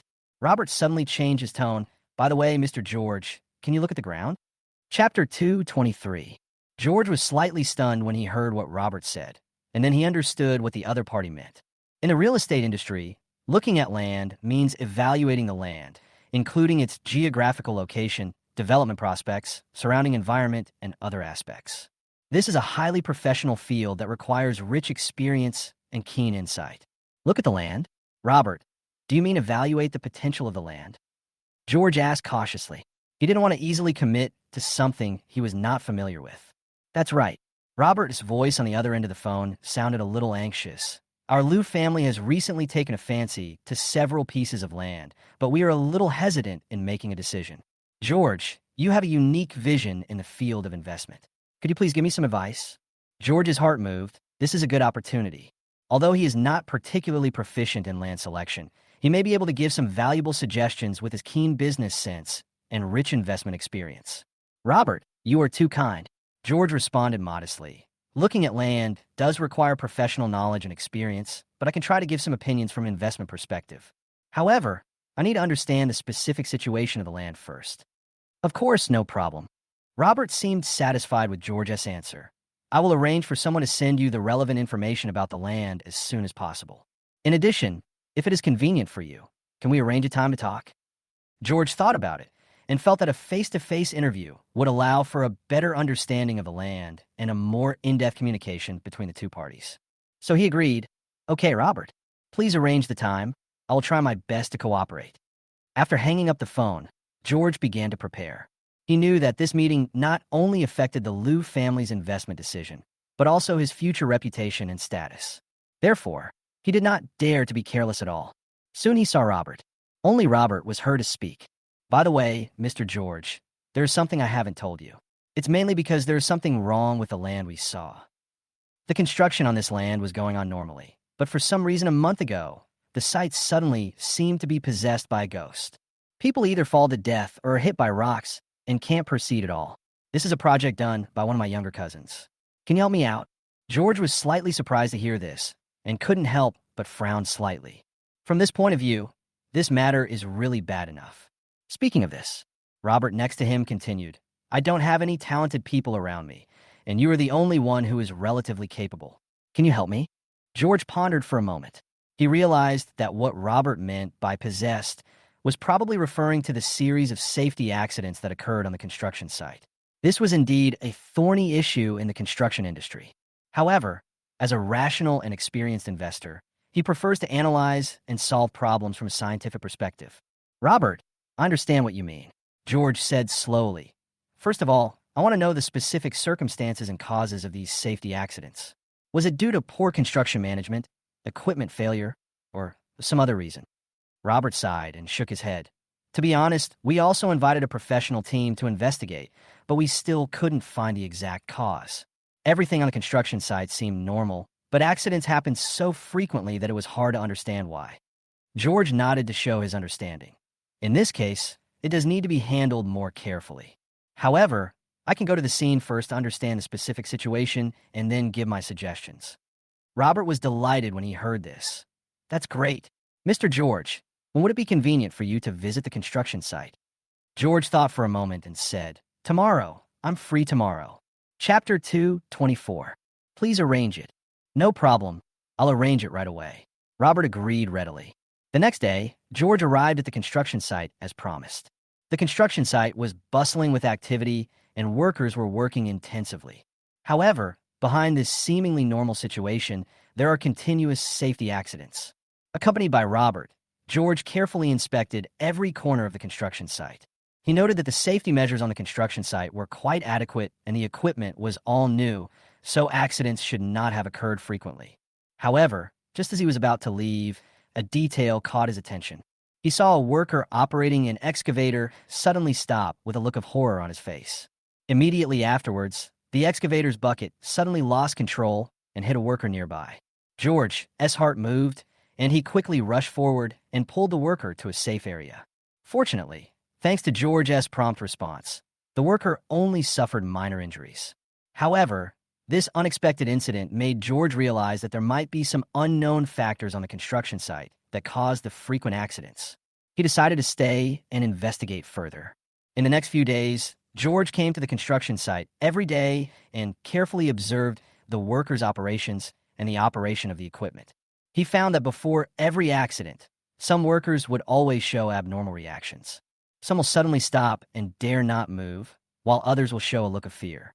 George began to suspect that these accidents might be related to the workers' psychological state. He decided to talk to some of the workers to understand their thoughts and feelings.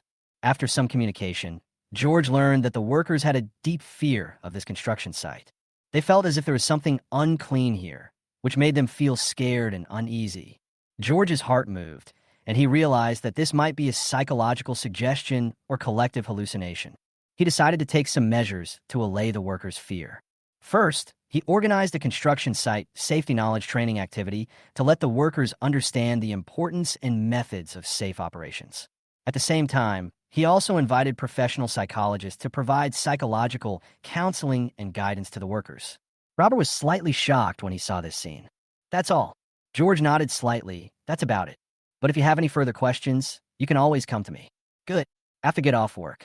George went to pick up his daughter, Lily, at the school gate. George received his daughter Lily. Dad, I learned a song today, and I want to sing it to you, okay? George smiled and squatted down, holding Lily tightly in his arms, and patted her little head lovingly. Okay, Daddy likes to listen to Lily singing the most. Chapter 2:25. Lily smiled sweetly, cleared her throat, and began to sing the new song she had learned. Although her voice was still a little immature, Every note was full of childishness and enthusiasm, which made George intoxicated. After singing the song, Lily blinked her big eyes and looked at George, looking forward to his comments. George praised her generously. Lily sang so beautifully. Dad was intoxicated. Lily jumped up happily after hearing this and took George's hand and said, "Dad, let's go to the shopping street tonight, okay? I want to eat cotton candy and ice cream." George looked at his daughter's expectant eyes and felt a warm feeling in his heart. He nodded lovingly. "Of course, Dad will take you to the commercial street to have fun." The father and daughter walked hand in hand on the busy commercial street. Lily looked around curiously, full of curiosity about everything around her. George patiently answered every question she had and bought her snacks and toys from time to time. When she came to a cotton candy stall, Lily stopped and stared at the colorful cotton candies on the stall. George smiled and touched her head.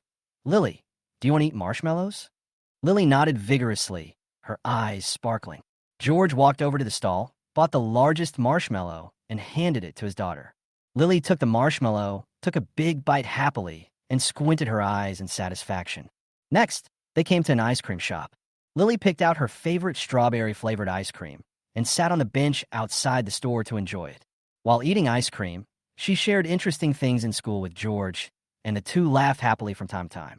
After eating the ice cream, Lily took George's hand and went to a small playground. There are various amusement facilities here, including carousels, trampolines, slides, etc. Lily excitedly pulled George to play one project after another, and the two seemed to have returned to their carefree childhood. On the carousel, Lily sat on a pink pony and hugged the horse's neck tightly. George sat on a big horse next to her, looking at her with a smile.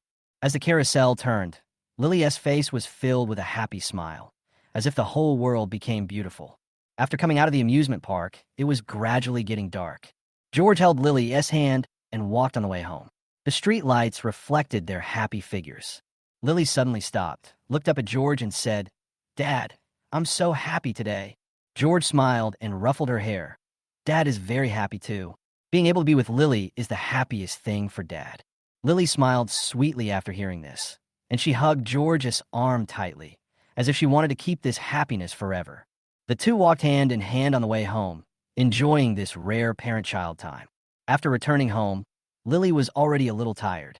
After George helped her wash up, he carried her to bed. Lily lay on the bed, looked at George, and said softly, "Good night, Dad." George leaned over and kissed her forehead gently. "Good night, Lily. Have a sweet dream." Then he gently closed the door and left the room.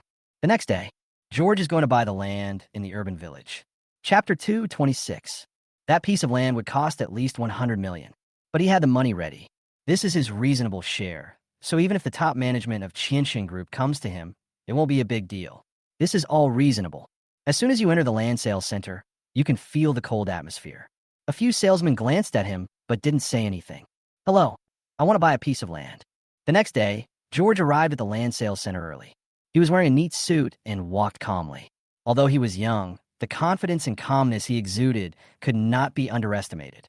As soon as he entered the sales center, George felt a cold atmosphere in the air. Several salespeople glanced at him with a hint of disdain and sarcasm in their eyes. Obviously, they did not take the young guest seriously. George didn't care about that. He walked straight to a salesman who looked experienced and said with a smile, "Hello, I want to buy a piece of land." The salesman looked up at George, a hint of surprise flashing in his eyes. In this area, people who want to buy land are usually rich or noble, and the young man in front of him does not look like a wealthy person. However, out of professionalism, he still asked politely, "Sir, do you have any specific requirements for the land?" George nodded and said, "I want to buy a piece of land in a village in the center of the North City." When the salesperson heard this, a look of disdain immediately appeared on his face. He smiled contemptuously and said, "Sir, you may not know much about the situation in this area. Although the urban village has a superior geographical location, the environment is dirty and messy, and the transportation is not convenient. I am afraid that there is no point in buying land there." George smiled slightly, not swayed by the salesman's words. He said calmly, "I have my own plan. You just need to tell me the price of the land and the purchase process." The salesman couldn't help but feel curious when he saw George's firm attitude. He shook his head and said, "Well, since you insist on buying it, I'll tell you. The price of that piece of land is about 100 million. If you are really interested in buying it, I can help you contact the person in charge. Just then, several salesmen nearby heard their conversation and gathered around. They looked at George's young face with disdain and ridicule in their eyes.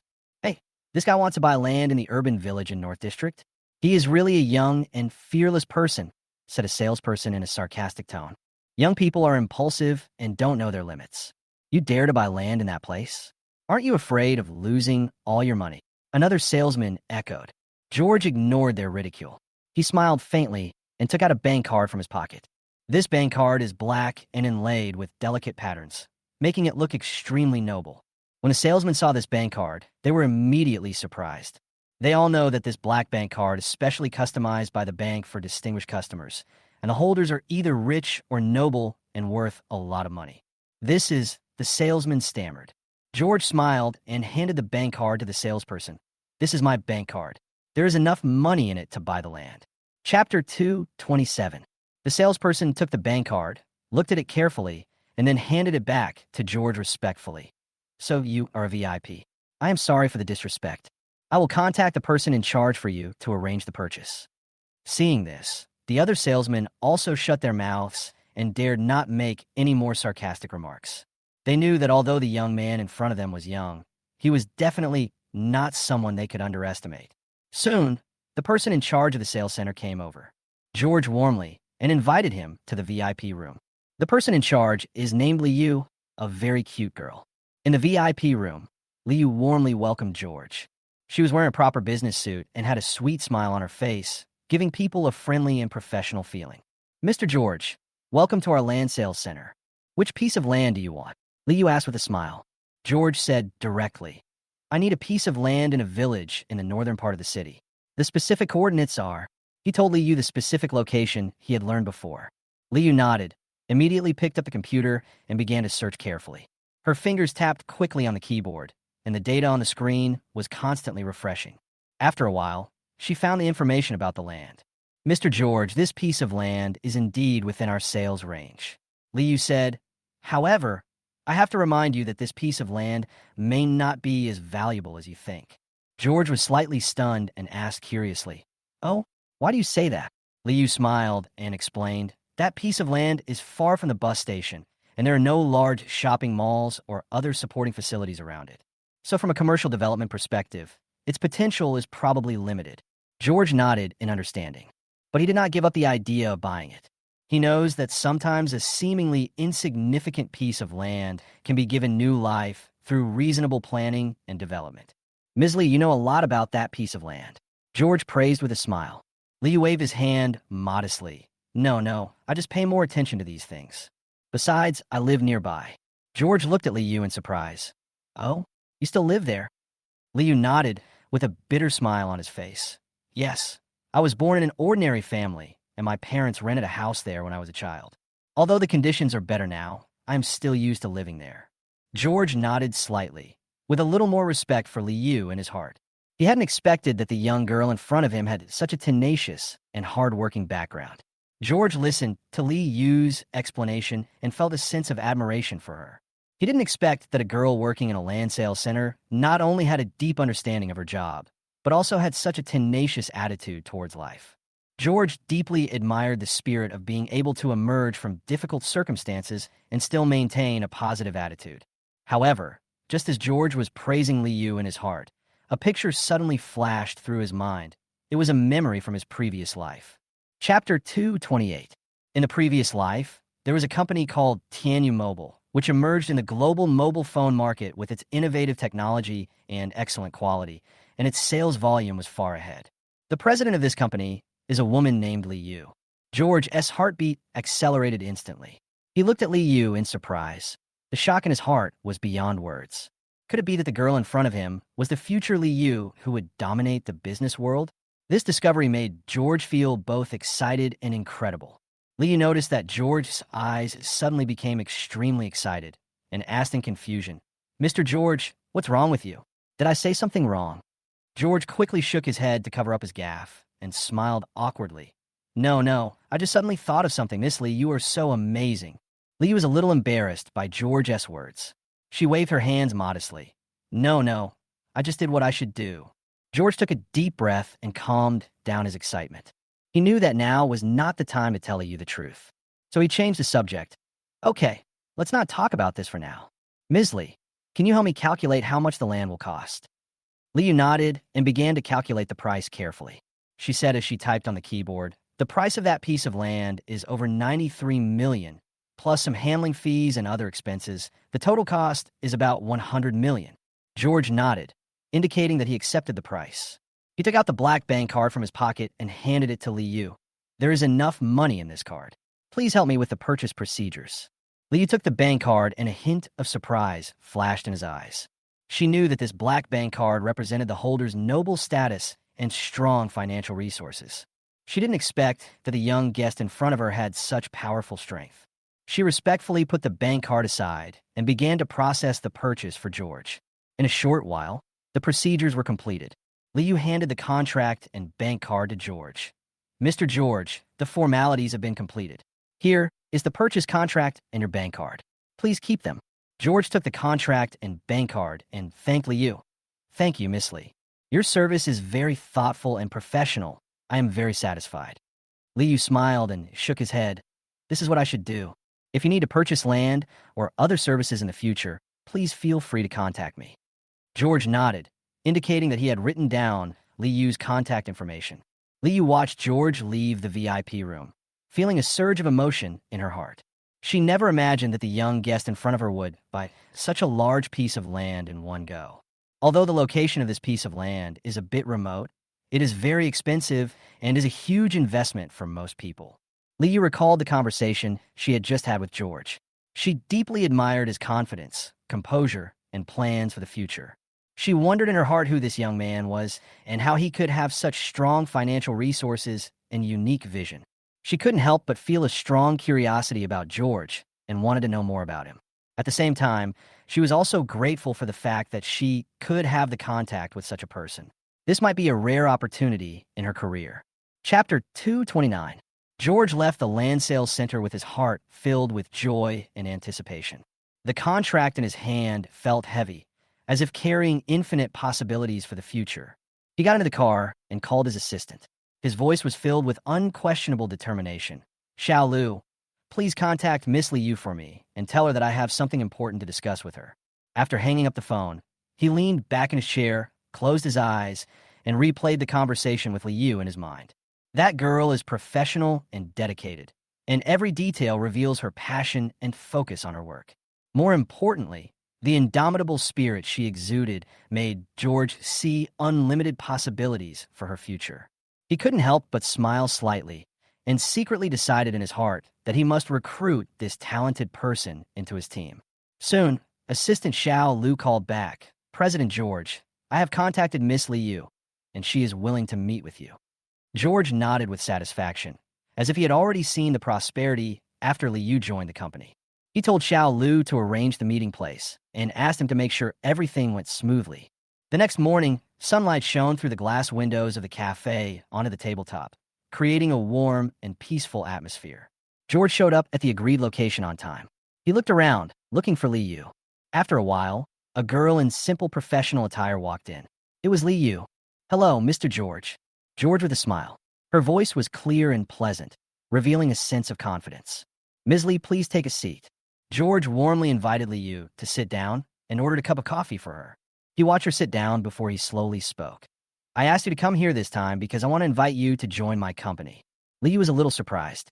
She didn't expect George to make such an invitation so directly. She hesitated for a moment and asked, Mr. George, are you serious? Can I really do this? There was a hint of uncertainty and expectation in her voice.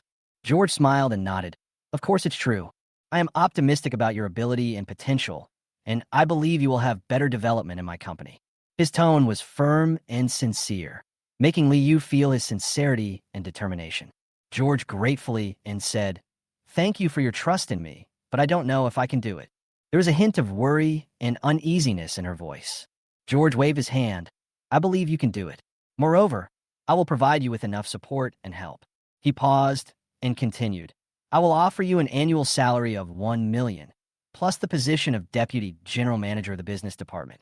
When Liu heard this number, he was so surprised that he was almost speechless. She stared at George with wide eyes, as if to confirm whether she had heard it wrongly. Her current annual salary is only 60,000, and suddenly it becomes 1 million. It's like a dream. She asked uncertainly, Mr. George, did you say it wrong? Can I really get so much? George smiled and shook his head. Yes, it's just what you heard. If you want, you can report directly to Qianxin Group's construction company tomorrow. I will ask someone to complete the entry procedures for you. Liu stared at George blankly, as if he was still digesting this shocking news. Her heartbeat quickened and a blush spread across her face. Chapter 230. After a while, she said excitedly, I do. Of course I do. But then she asked worriedly, but I just graduated not long ago. Can I really take on the position of Deputy General Manager? George smiled faintly and said, Of course. I believe in your abilities and potential, and I have great trust in you. As long as you work hard, this position belongs to you. His tone was full of encouragement and confidence, which made Liu feel unprecedented strength. At this time, some of Liu's original colleagues heard their conversation and cast envious and jealous glances at them. Someone said sourly, This is simply too good to be true. We are so lucky. But Liu ignored the gossip. In her heart, she only felt grateful to George and looked forward to the future. George ignored the discussions around him. He stood up and extended his hand to Liu. Well, welcome to join Qianxin Group. We look forward to your performance. There was anticipation and trust in his voice. George's hand tightly, with a determined light in her eyes. Thank you, Mr. George. I will definitely work hard. Her voice was full of determination and confidence. Just then, George's cell phone rang suddenly. He glanced at the caller ID and saw that it was a call from his good friend Chinyu. He frowned, and a bad feeling welled up in his heart. After the call was connected, Chun Yu's anxious voice came from the other end of the line. George, I was beaten up. Can you come over? George's heart tightened, and he quickly asked, Where are you? I'll be there soon. After hanging up the phone, he turned to Liu and said, Ms. Li, I have an urgent matter to deal with. Can you? Liu nodded quickly. Don't worry, I will make arrangements myself. There was a hint of concern and understanding in her voice. George hung up the phone. He was as anxious as an ant on a hot pan and couldn't sit still. He knew very well that Yu was his best friend, and the two had formed a deep friendship since college. Now that Yu was in trouble, how could he stand idly by? He stood up and smiled apologetically at Liu in front of him. Miss Li, I'm really sorry. I have an urgent matter that needs to be dealt with immediately. That's the end of our conversation today. We'll meet again some other day. Although Liu was somewhat surprised by George's sudden departure, she also understood the urgency of the situation when she saw his anxious expression. She nodded to show her understanding. Mr. George, you go ahead and do your work. If you need any help, just ask. George nodded gratefully, turned around, and hurried out of the cafe. He walked quickly to his car parked on the side of the road, started the car quickly, stepped on the accelerator, and the car rushed out like an arrow. Beiqing District, the old district of Jingzhou City, is not unfamiliar to George. In his previous life, he had spent many difficult days here, and his footprints were left on every street and every corner here. At this moment, he was driving through the narrow streets, but his heart was unusually calm because he knew that he was about to stand up for his friend. Soon, George arrived at the residential building that Chinyu mentioned. He parked the car and got out to see a group of people gathered there, talking. He pushed his way through the crowd and arrived at the scene of the incident. Chinyu was surrounded by people who were punching and kicking him. Chinyu had multiple injuries on his body, but he still struggled to stand up. Chapter 231. George was furious when he saw this. He shouted, Stop! His voice was so loud and powerful that the people around him turned around and looked at him. He rushed forward, grabbed the collar of a man who was beating Chinyu, and pushed him to the ground.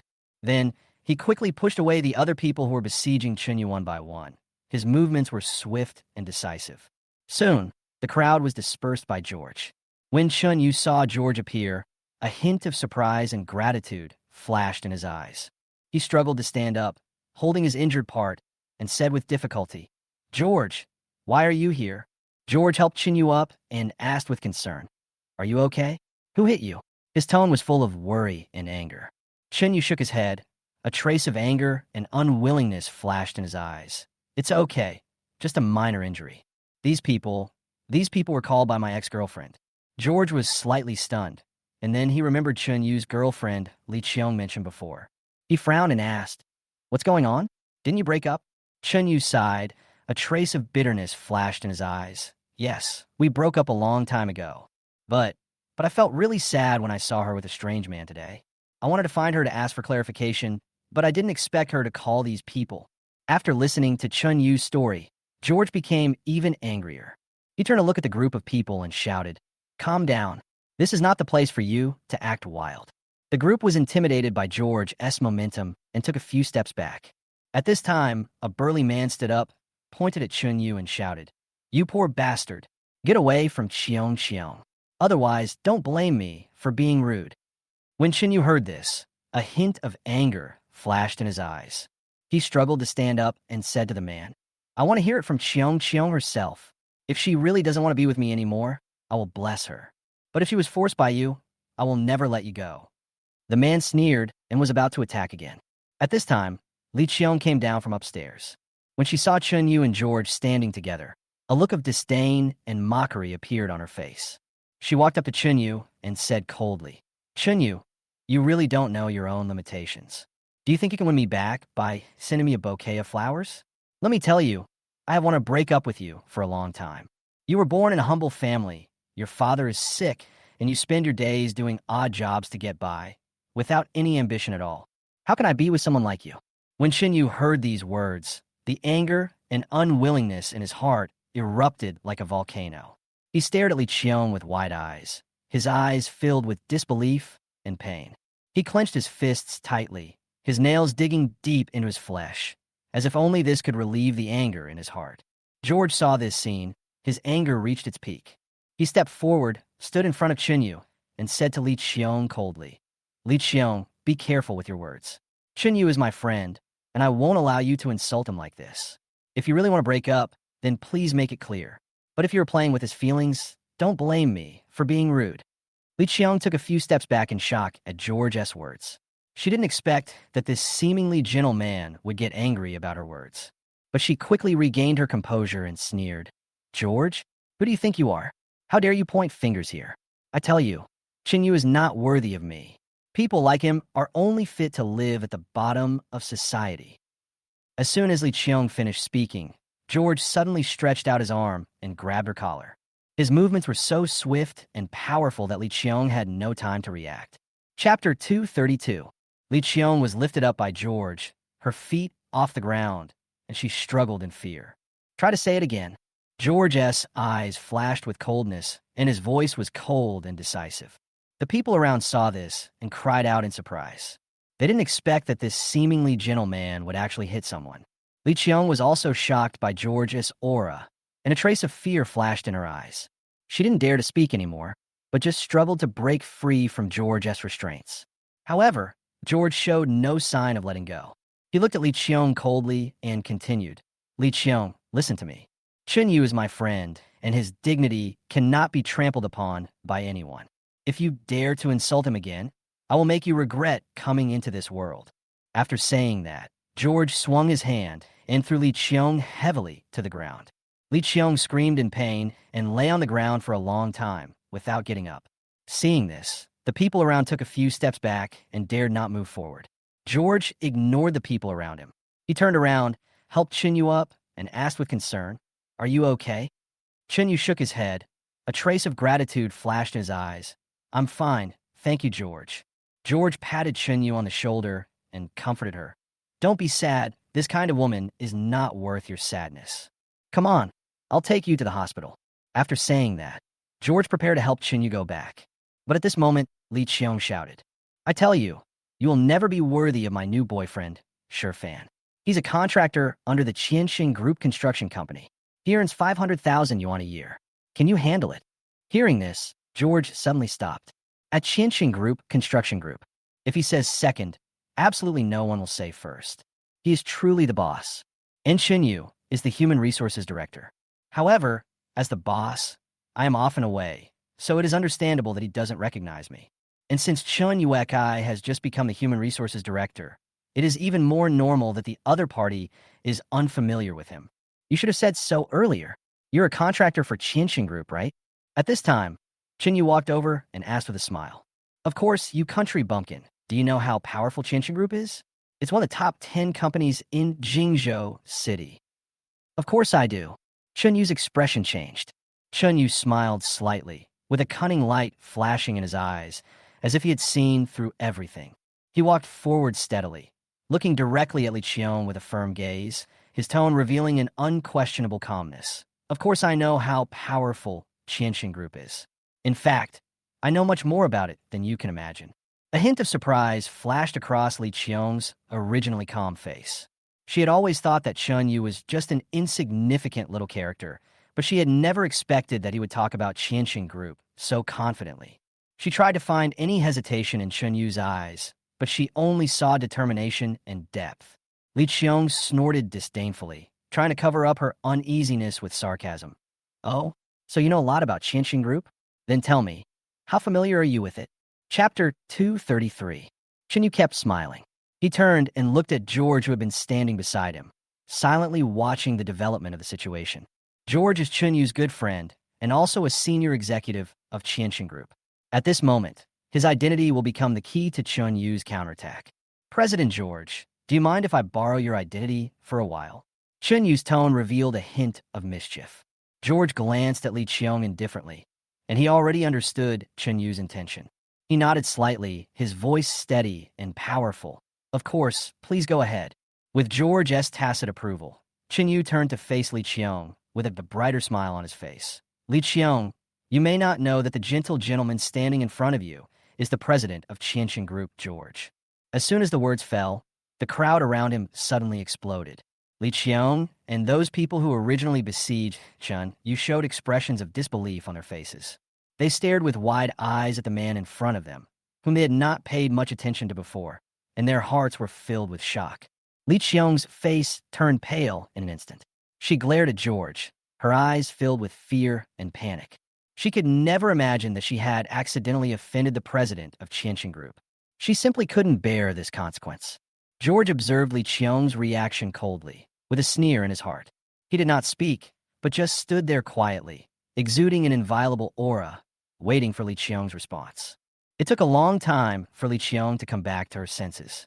She tried to calm herself down and tried to hide her fear with a tough attitude. So what? Even if you're the president of Qianxin Group, you can't just hit people casually, right? Although her voice was still trembling, she had tried her best to appear tough. George's eyes flashed coldly when he heard this. He slowly walked up to Li Qiong, his voice cold and firm. I hit people, of course I have my reasons. But if you dare to speak rudely to my friends again, I promise you will regret coming into this world. Every word was as sharp as an ice knife, piercing Li Qiong's heart. Li Qiong was so frightened by George's threat that she trembled all over. She closed her mouth tightly and dared not say another word. She lowered her head, her heart filled with regret and fear. She finally realized that she had really hit a wall this time. At this time, the burly man stood up. He looked around at George and Chun Yu, then at the shivering Li Qiong, and finally sighed and shook his head. Forget it. Let's go. He obviously realized that staying here would only make things worse. As he left, others followed suit and disappeared without a trace in the blink of an eye. George, Chun Yu, and Li Qiong were the only ones left in the empty field. George looked at Li Qiong coldly, without a trace of emotion in his voice. Li Qiong, I hope you can remember the lesson today. If you dare to disrespect my friends again, you will bear the consequences yourself. After saying that, he turned around, helped up the injured Chun Yu, and prepared to leave this place of trouble. However, just as they were about to leave, Li Qiong suddenly broke down and cried, shouting at the top of her lungs, Chun Yu, stop right there. Her voice was full of despair and begging. George and Chun Yu stopped and looked back at Li Qiong in confusion. Li Qiong was in tears. She said to Chun Yu in a trembling voice, Chun Yu, I was wrong. I was really wrong. Can you forgive me? I beg you. Chapter 234. She looked completely different at this moment from the arrogant and domineering woman before. Chun Yu looked at Li Qiong's miserable condition and felt mixed emotions. He knew that Li Qiong's apology at this moment was not out of true repentance, but out of fear of George. But looking at her pitiful appearance, Chun Yu still felt a little bit of pity in his heart. However, at this moment, George spoke coldly. Chun Yu, don't forgive her. Such a hypocritical woman is not worth your sadness. His voice was firm and decisive, as if reminding Chun Yu not to be fooled by appearances. Chun Yu's heart trembled when he heard this. He turned to look at George, with a hint of gratitude and determination in his eyes. He nodded and said to Li Qiong, "Li Qiong, it's over between us.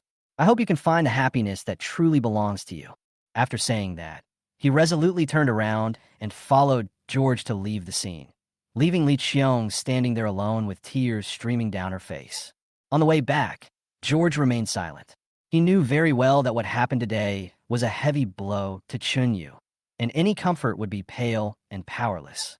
The only thing he could do was to stay with Chun Yu and let him feel the support and warmth of his friends. He patted Chun Yu's shoulder gently and whispered, "Don't be too sad. This kind of woman is not worth your sadness. You deserve a better future." George gratefully, a warm feeling welled up in his heart.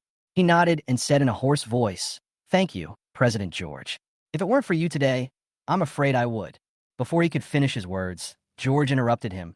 "Don't say that. We are friends. We should support each other." Their eyes met in the air, and each of them could feel the determination and warmth in the other's heart. George interrupted Chun Yu, and his tone became serious. "Chun Yu, what we need to do now is not only to deal with this matter, but also to face the challenges that follow." Chun Yu raised his head.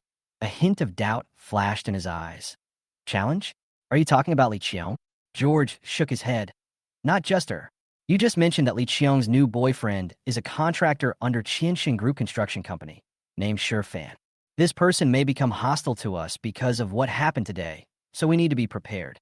Chun Yu frowned and said in a deep voice, "I understand, President George. I won't let such a small matter affect our work." George nodded and continued. "Also, regarding Li Yu, I hope you can contact her as soon as possible and arrange for her to join the company. She is a talent our company needs, and we cannot let her be affected by this incident." Chun Yu responded, "Okay, President George, I will handle it as soon as possible." As they were talking, George's cell phone rang again. He glanced at the caller ID and saw that it was his assistant Xiao Lu calling. After the call was connected, Xiao Lu's voice sounded a little anxious. "President George, it's not good. Fan brought a group of people to the door of the company and said that he wanted to settle accounts with you and Mr. Chun Yu." George frowned and said to Xiao Lu on the other end of the phone, "Hold them steady first and don't let them in. I'll be back soon to deal with it."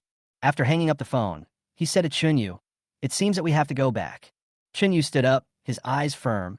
"No problem, President George. I won't let them succeed." The two quickly got back into the car and drove back to the company. When I arrived at the company's gate, I saw a group of people gathered there, led by Fan.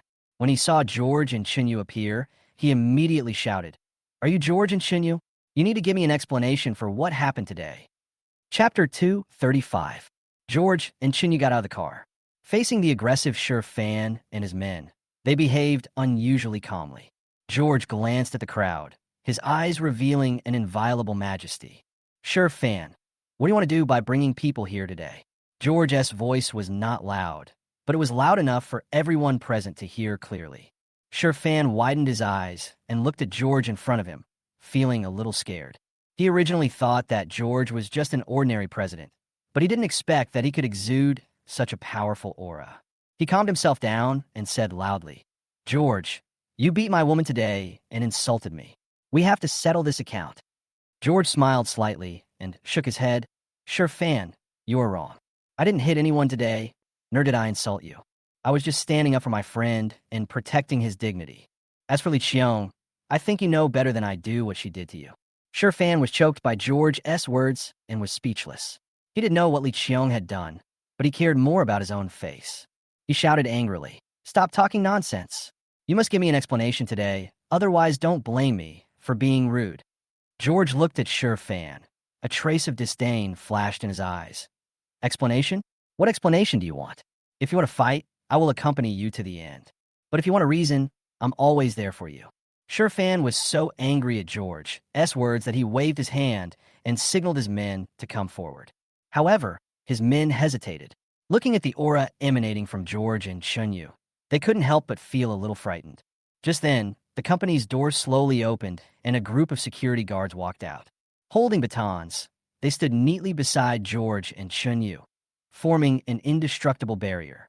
The security captain walked up to George and said respectfully, "President George, please rest assured, We will protect your safety." George nodded and thanked the security captain. Then, he turned to look at Shurfan and said in a firm tone, "Shurfan, I will give you a chance. If you leave now, I can pretend nothing happened. But if you insist on making trouble, don't blame me for being rude."